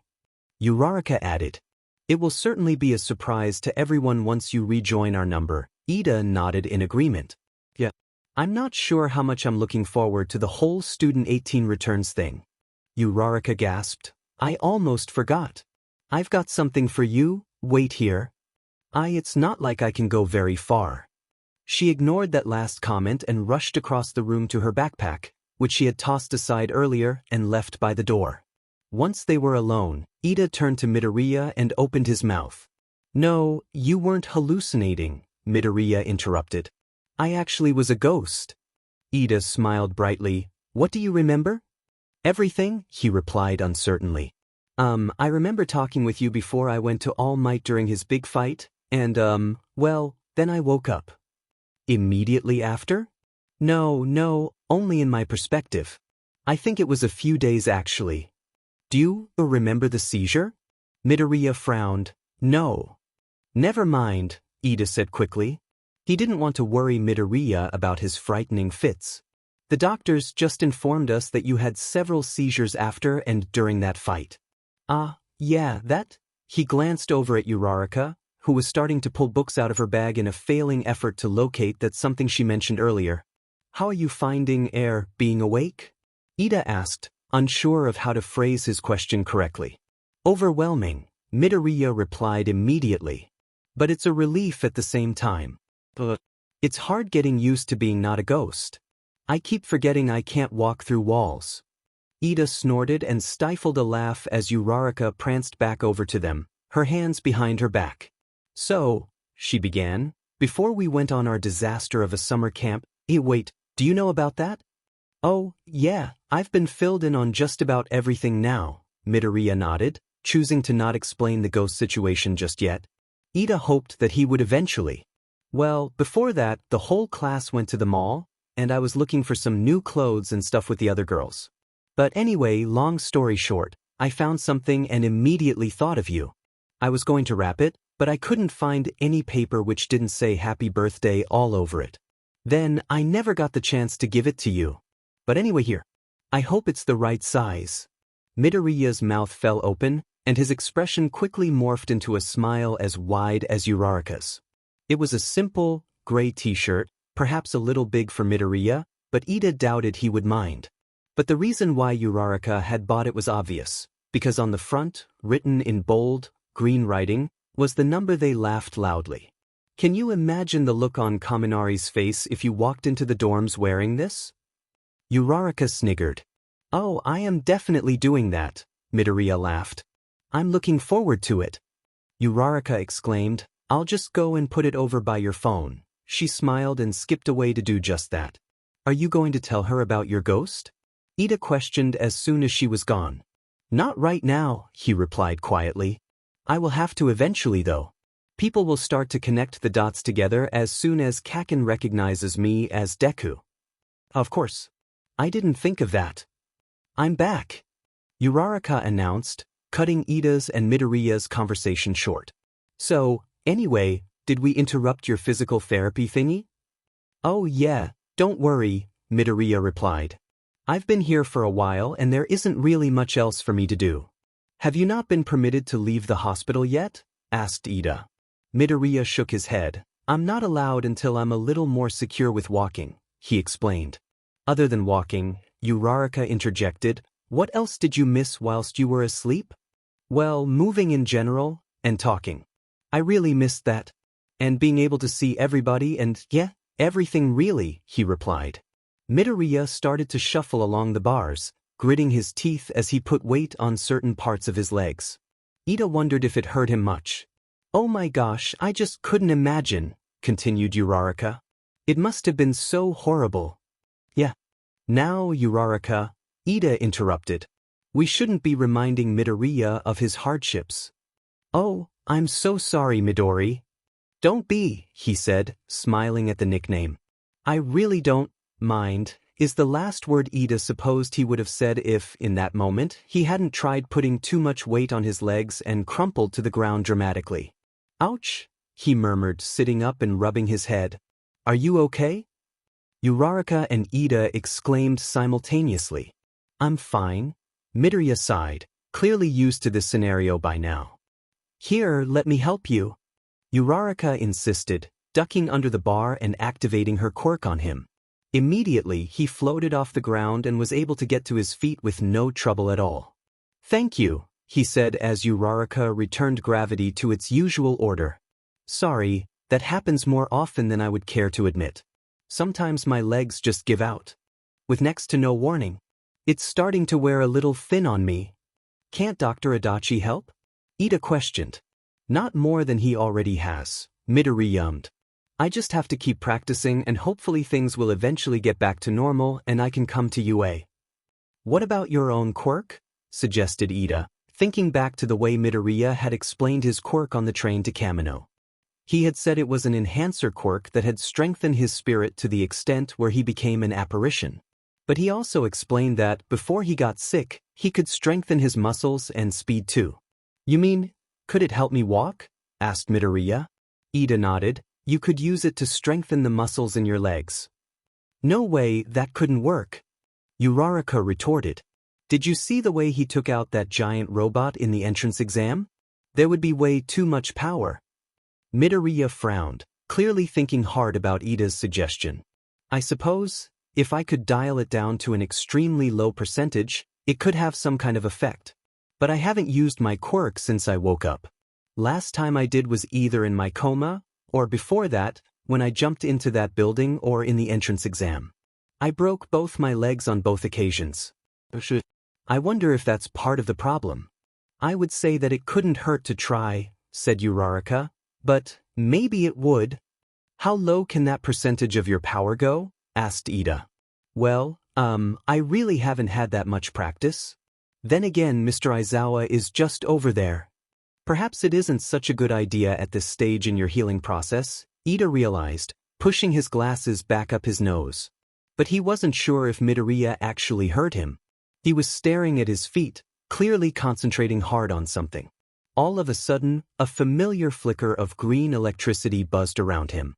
Ida and Uraraka took a step back as the lightning started to die down, until it was barely visible. How much of your quirk is that? Asked Uraraka, staring at him with wide eyes. About 1 or 2%, he muttered.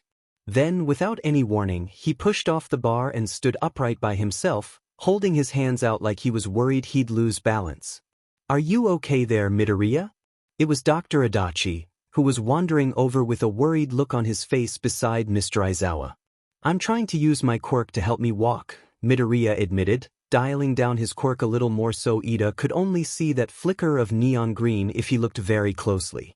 I'm not sure if that's such a good idea right now, Midoriya, the doctor frowned.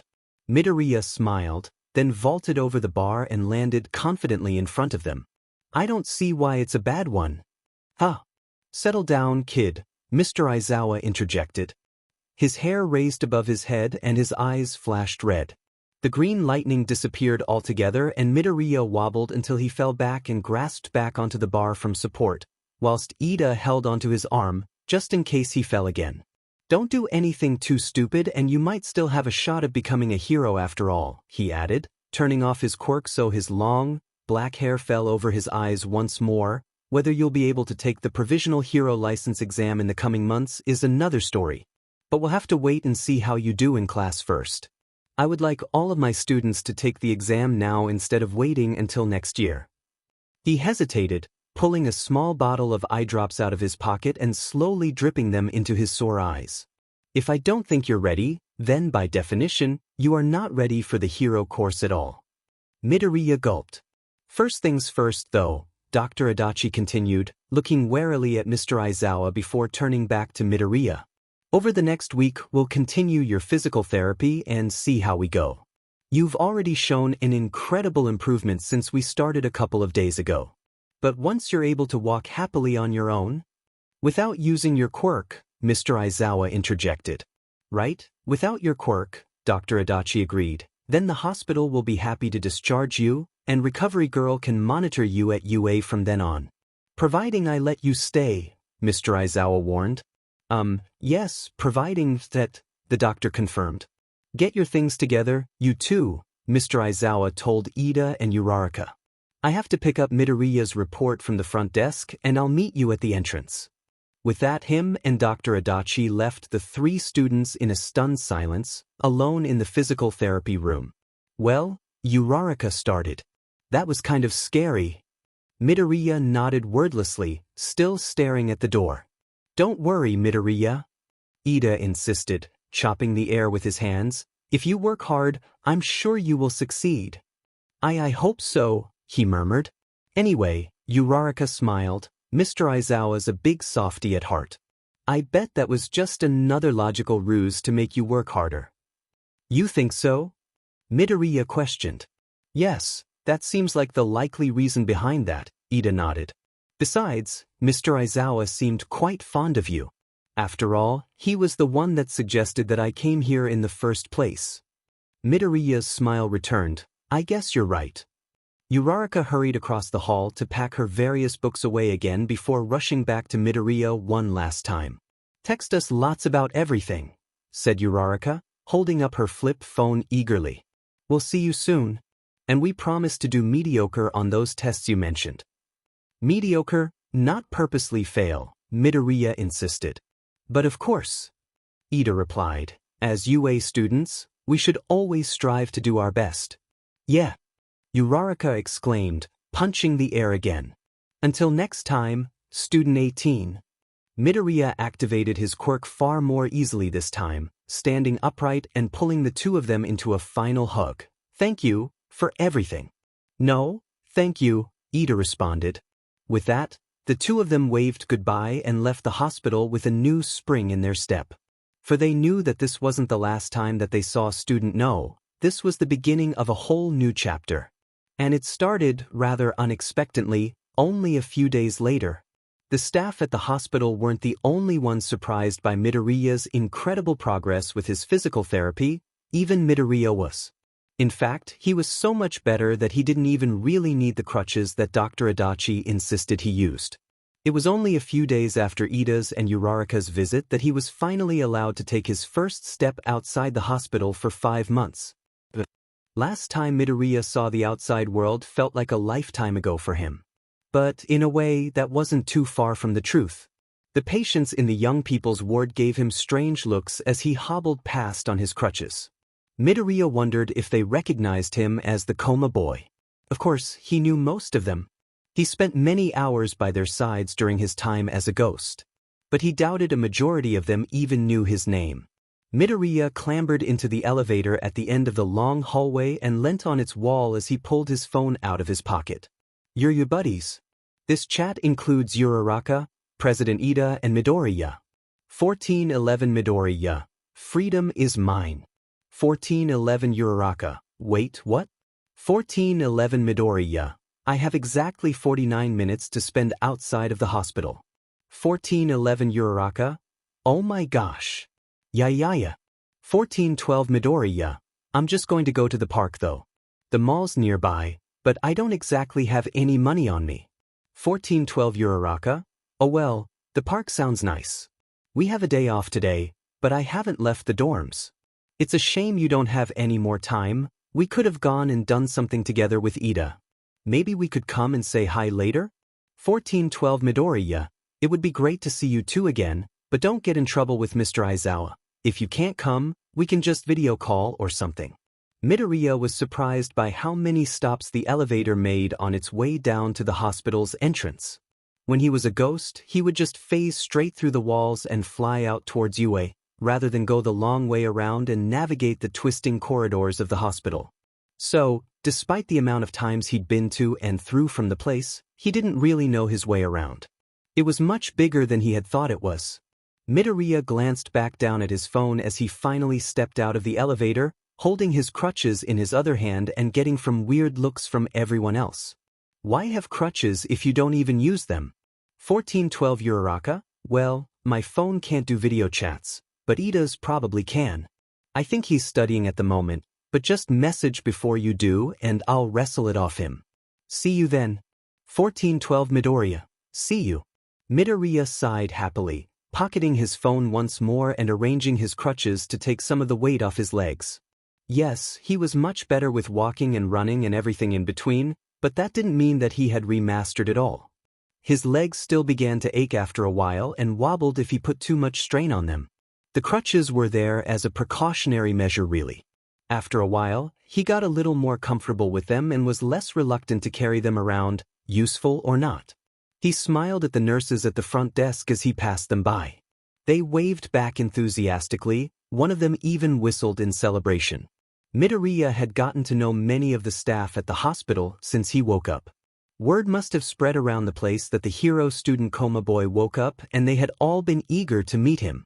Midoriya, meanwhile, was more than happy to have visitors.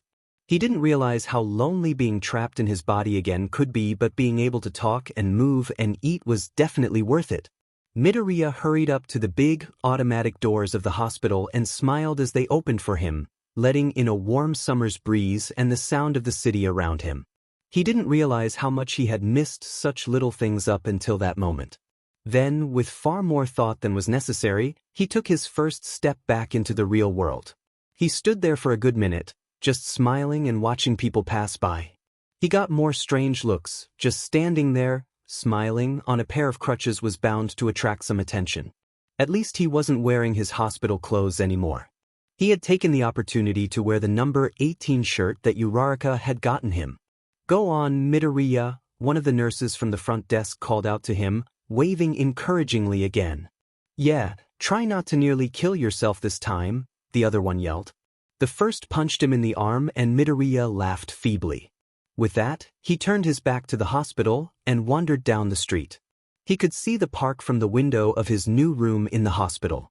The old one only overlooked a car park, but it wasn't like he could actually see the view anyway.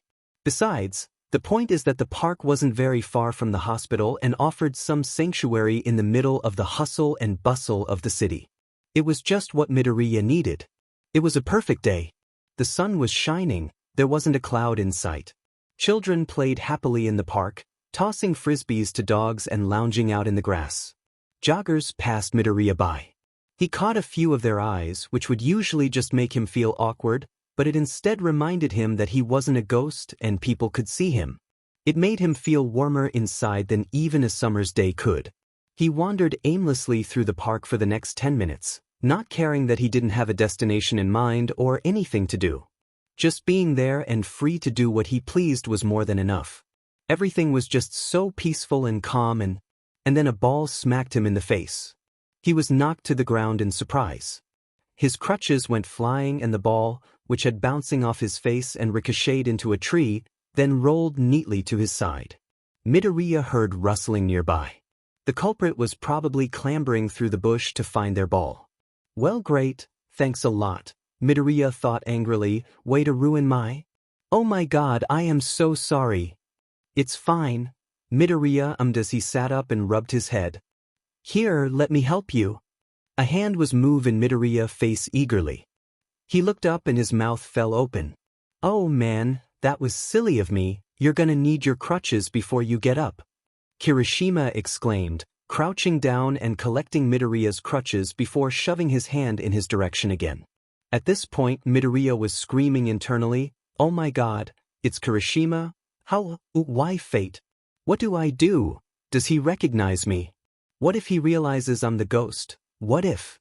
Come on, I'm not just gonna leave you here on the floor," he smiled a toothy grin. Midoriya realized he still hadn't taken his hand, so he did so quickly as to not be rude, and he was hauled to his feet. "Are you alright?" he asked. "Oh, yeah, fine really. It was just an accident," Midoriya stammered. "That's rotten luck," Kirishima exclaimed, retrieving his ball once he was happy Midoriya was standing upright on his own. "You're the only one around and it must have hit you square in the face." "Yeah. I'm so sorry," he repeated. "Really, it doesn't matter. I don't have terribly good luck anyway," Midoriya grimaced. "Take this meeting, for example. Is that why you're on crutches?" Kirishima questioned, still smiling widely. "Oh, yeah, I don't really need these anymore," Midoriya explained, lifting up his crutches to prove that he could stand on his own 2 feet without them. "They're just to help."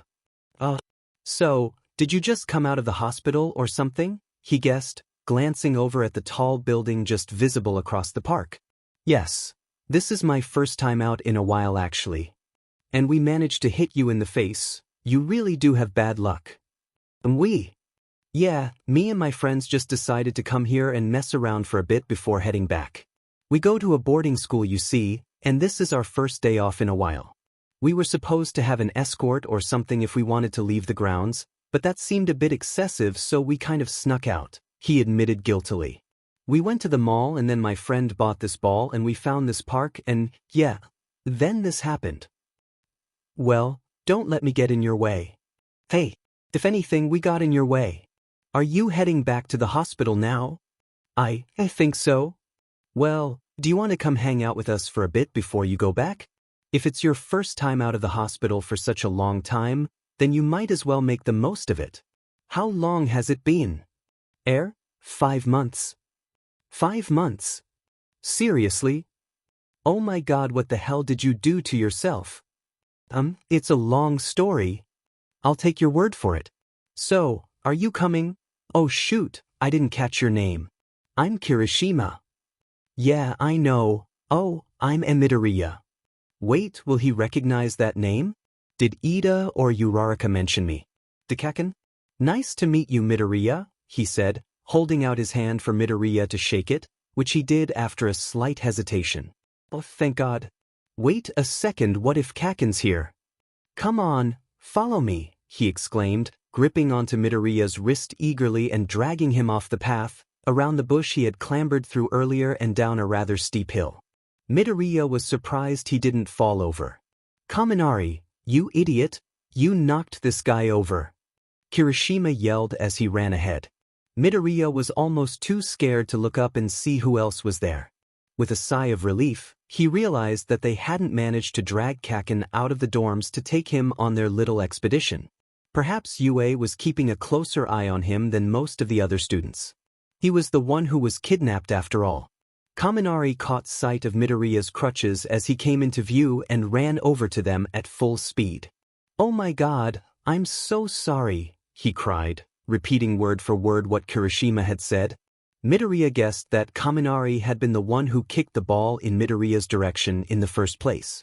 Please forgive me, he added in exasperation. Honestly, it's okay, Midoriya replied. He couldn't believe this was how he was meeting them. Wow, way to go, Kaminari. Mina exclaimed. You okay? I'm fine, really. Midoriya glanced around at the group. It involved mainly Kaken's friends, excluding Kaken himself for one reason or another. Kirishima, Kaminari and Mina were there of course, but other than that he spotted Siro, and a little more surprisingly even Jiro. This is Midoriya? It was Midoriya, right? Kirishima questioned. Why yeah, he confirmed. Great, this is Kaminari, the JRK who kicked the ball in your face, Kirishima introduced. Kaminari waved. Wait, that hit you in the face? Midoriya smiled feebly and rubbed his head again. I gotta say, that's pretty impressive, said Jiro. She was holding Kaminari's phone and filming the whole encounter. Brilliant. This is Jiro, Kirishima continued. He pointed to each of them in turn. The guy with the elbows is Siro, and Pinky over here is Ishido. Call me Mina, she said excitably. Oh, hi, Midoriya stammered. And nice to meet you all. Out of all the people in the park you could have hit, you choose the guy on crutches, Jiro acknowledged. Hey, I wasn't aiming. Kaminari retorted. Again, I'm really sorry. Honestly, I'm fine, Midoriya insisted. Hey, and don't worry about the crutches, I don't really need them anymore. Then why have you got them? Mina interrogated, her hands on her hips. Hey, be nice to him, Kirishima swooped in for the rescue. Midoriya says this is his first time out of the hospital for 5 months. Holy shoot, 5 months? Siro repeated. Seriously? What the hell happened? Mina added. Midoriya said, more than a little overwhelmed. I got involved in a villain attack. He glanced at Jiro, who grimaced once he revealed that information. Why was she still filming? Oh, sorry, Jiro said, turning off the camera phone and tossing it back to Kaminari, who juggled it for a bit before managing to catch it. We'll delete that if you want. It's just a habit, we film nearly everything. Or at least, Kaminari does and makes us be his backup cameramen and women. It's okay, Midoriya quickly replied. You can keep it. I don't mind. Sorry for ruining your first day out, Siro apologized. Wow, they're just full of apologizes, aren't they? You haven't ruined it at all, Midoriya contradicted. It was nice meeting you all. Ah, Mina exclaimed. That's so sweet of you. Well, it's lovely meeting you too, 18. 18? Midoriya repeated. Then, in horror, he looked down at this top, and the green number 18 stared back at him. Holy shoot, I'm wearing the 18 t-shirt. Jiro stifled a laugh. 18, she murmured. Oh my god, have we got a story to tell you? Kaminari exclaimed, handing his phone back to Jiro, who sighed dejectedly and started filming again, before glancing at Midoriya for a moment to see if he would mind. He smiled to let her know it was okay. We need to hear an outsider's opinion on this. Kaminari continued. Okay, so, Kirishima interrupted eagerly. You know I said we all go a boarding school? Why yes. Well, there are 19 of us in our class and the school gives us all student numbers, get it? Yeah. Wait no, aren't there 20 of us? Shiro interjected. Nah, Mr. Aizawa expelled my neta, remember? Midoriya frowned when he heard this but changed his expression quickly before any of them noticed, although he supposed it was caught on camera anyway.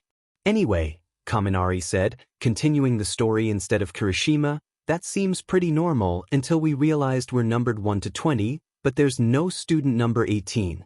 How weird. I know right. Mina exclaimed. Then this new guy joined, and he became number 21 instead of 18. And then Mineta left and Shinso, the new guy I mentioned, was bumped down to be student number 19 to replace Mineta. But what happened to 18? That is a bit of a mystery, Midoriya said with wide eyes. What's even stranger is that our teacher insists that there is a student number 18, Shiro added. But whenever we ask him about it, he just changes the subject. That is strange. These guys are obsessed, Jiro sighed. It's really not that big of a deal. Oh, shut up, Jiro. Kaminari retorted. Midoriya agrees that it's weird. Don't you, Midoriya? Why? Exactly. Guys, we all know what's really going on, Mina said with a mischievous grin. We do? Midoriya questioned nervously. Yeah. You're student 18. It's written all over you, she laughed. Ah, yeah. Sorry about them, Jiro sidetracked. They're already starved of human contact outside of school and it's barely been a week. It's all right, Midoriya said for the 100th time. I haven't really spoken to anyone in months. It's okay, Midoriya, Mina cried. We'll be your new friends. Anyway, said Kirishima, who started to mess around with their ball, bouncing it between his feet. I invited Midoriya down here to play around with us. If you want to, that is.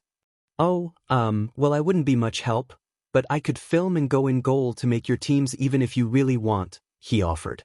That would be great, said Mina, punching the air. Now Jiro can play too. Jiro sighed. Fun? It's all right, you can be in the other goal if you want, Jiro, said Kirishima. What? Shiro exclaimed. I want to be in goal. No quirks allowed, Shiro.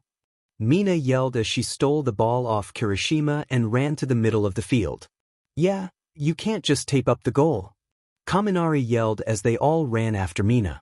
Midoriya glanced at Jiro uncertainly as she handed him Kaminari's phone. Honestly, you can just back out, they can be quite boisterous at times, Jiro admitted. I don't even know why I'm here. Mina dragged me out to go to the mall and I ended up filming their stupidity from a distance. Midoriya laughed. It's okay really. You like saying that, don't you? Okay. Kirishima yelled back at them. Kaminari and Midoriya are on my team and Mina, Shiro and Jiro are on the other. Get to your goals, men. Midoriya hurried over to the goal Kirishima pointed at and dropped his crutches just off the pitch. He could see Mina's determined face just across the pitch and already started to fear for his life. Okay, 3, 2, 1 go. Kaminari announced, and the game began. Midoriya was pretty certain multiple rules of this game were being broken. He thought they were playing English football or soccer of whatever it was called, but then Kaminari picked the ball up and threw it at Jiro's head and they didn't even tell him off. It was all very confusing. It wasn't long before Mina took control of the ball and kicked it right across the pitch, running towards Midoriya. I'm coming your way, 18. Mina cried as she ran towards him. Midoriya sighed. This is all your fault, Uraraka. He muttered as he quickly went and propped Kaminari's phone up against his crutches and repositioned himself in front of goal. When Mina kicked the ball in his direction, Midoriya panicked and ended up activating his quirk. He did a flying kick, which expertly, and slightly by accident, knocked the ball away from his goal in a flash of green lightning, sending it flying across the pitch and right over Jiro's head, landing perfectly in the opposite goal. Midoriya fell to the ground as the others stared at him, open-mouthed. Panicked thoughts rushed through his mind. Oh no, I just broke their rules. What if they get mad at me? What if they recognized my quirk? It was that green lightning like I showed them as a ghost. That was freaking awesome. Mina yelled, throwing her hands in the air. Was that your quirk? That looked amazing. Kirishima cried as they all ran across the pitch towards Midoriya, who was still sitting on the ground in shock. That was an accident, he admitted nervously. Who cares? Kaminari exclaimed as he arrived, holding out his hand to help Midoriya up. Oh my god, you deserve that goal. Did you get it on camera? That was so cool. Is that like a speed quirk? Jiro asked as she arrived, panting at Midoriya's goal. Kind of. You'd make a super cool hero with that quirk, said Mina, bouncing up and down. Why, you really think so? Definitely. Hey, we haven't been completely honest with you, Kirishima interjected. The boarding school we go to is actually UA, we're Hero Corps students. No way. Yes way. Mina cried. Oh my god, I'm going to add you to our group chat. You can be our replacement student number 18. Really it's okay. You don't have a choice, she exclaimed. What's your number? Midoriya nervously pulled out his own phone and read off his number to her. Our class president will probably kick you out after a couple of hours, Siro warned him as he handed Kirishima the ball. Oh, it's fine, you don't have to add me really. Too late. Mina announced. I have dubbed you student number 18. Thanks. Honestly, I thought you recognized us from the sports festival, said Kirishima. Then again, I did just appear out of a bush, so the surprise was probably mainly because of that. Oh yeah, I haven't gotten around to watching the sports festival yet. Your first years, right? Yeah. The legendary Class 1A. Kaminari exclaimed. Don't get so full of yourself, Jiro sighed. If he's been in the hospital for so long, he probably doesn't know what that means. Midoriya stammered. Oh my gosh, look at the time, it's almost 3 o'clock. Mina realized as she handed Midoriya's phone back to him. It is? He asked, glancing at the clock on his phone himself. I have to head back to the hospital. I promised I would be back by 3.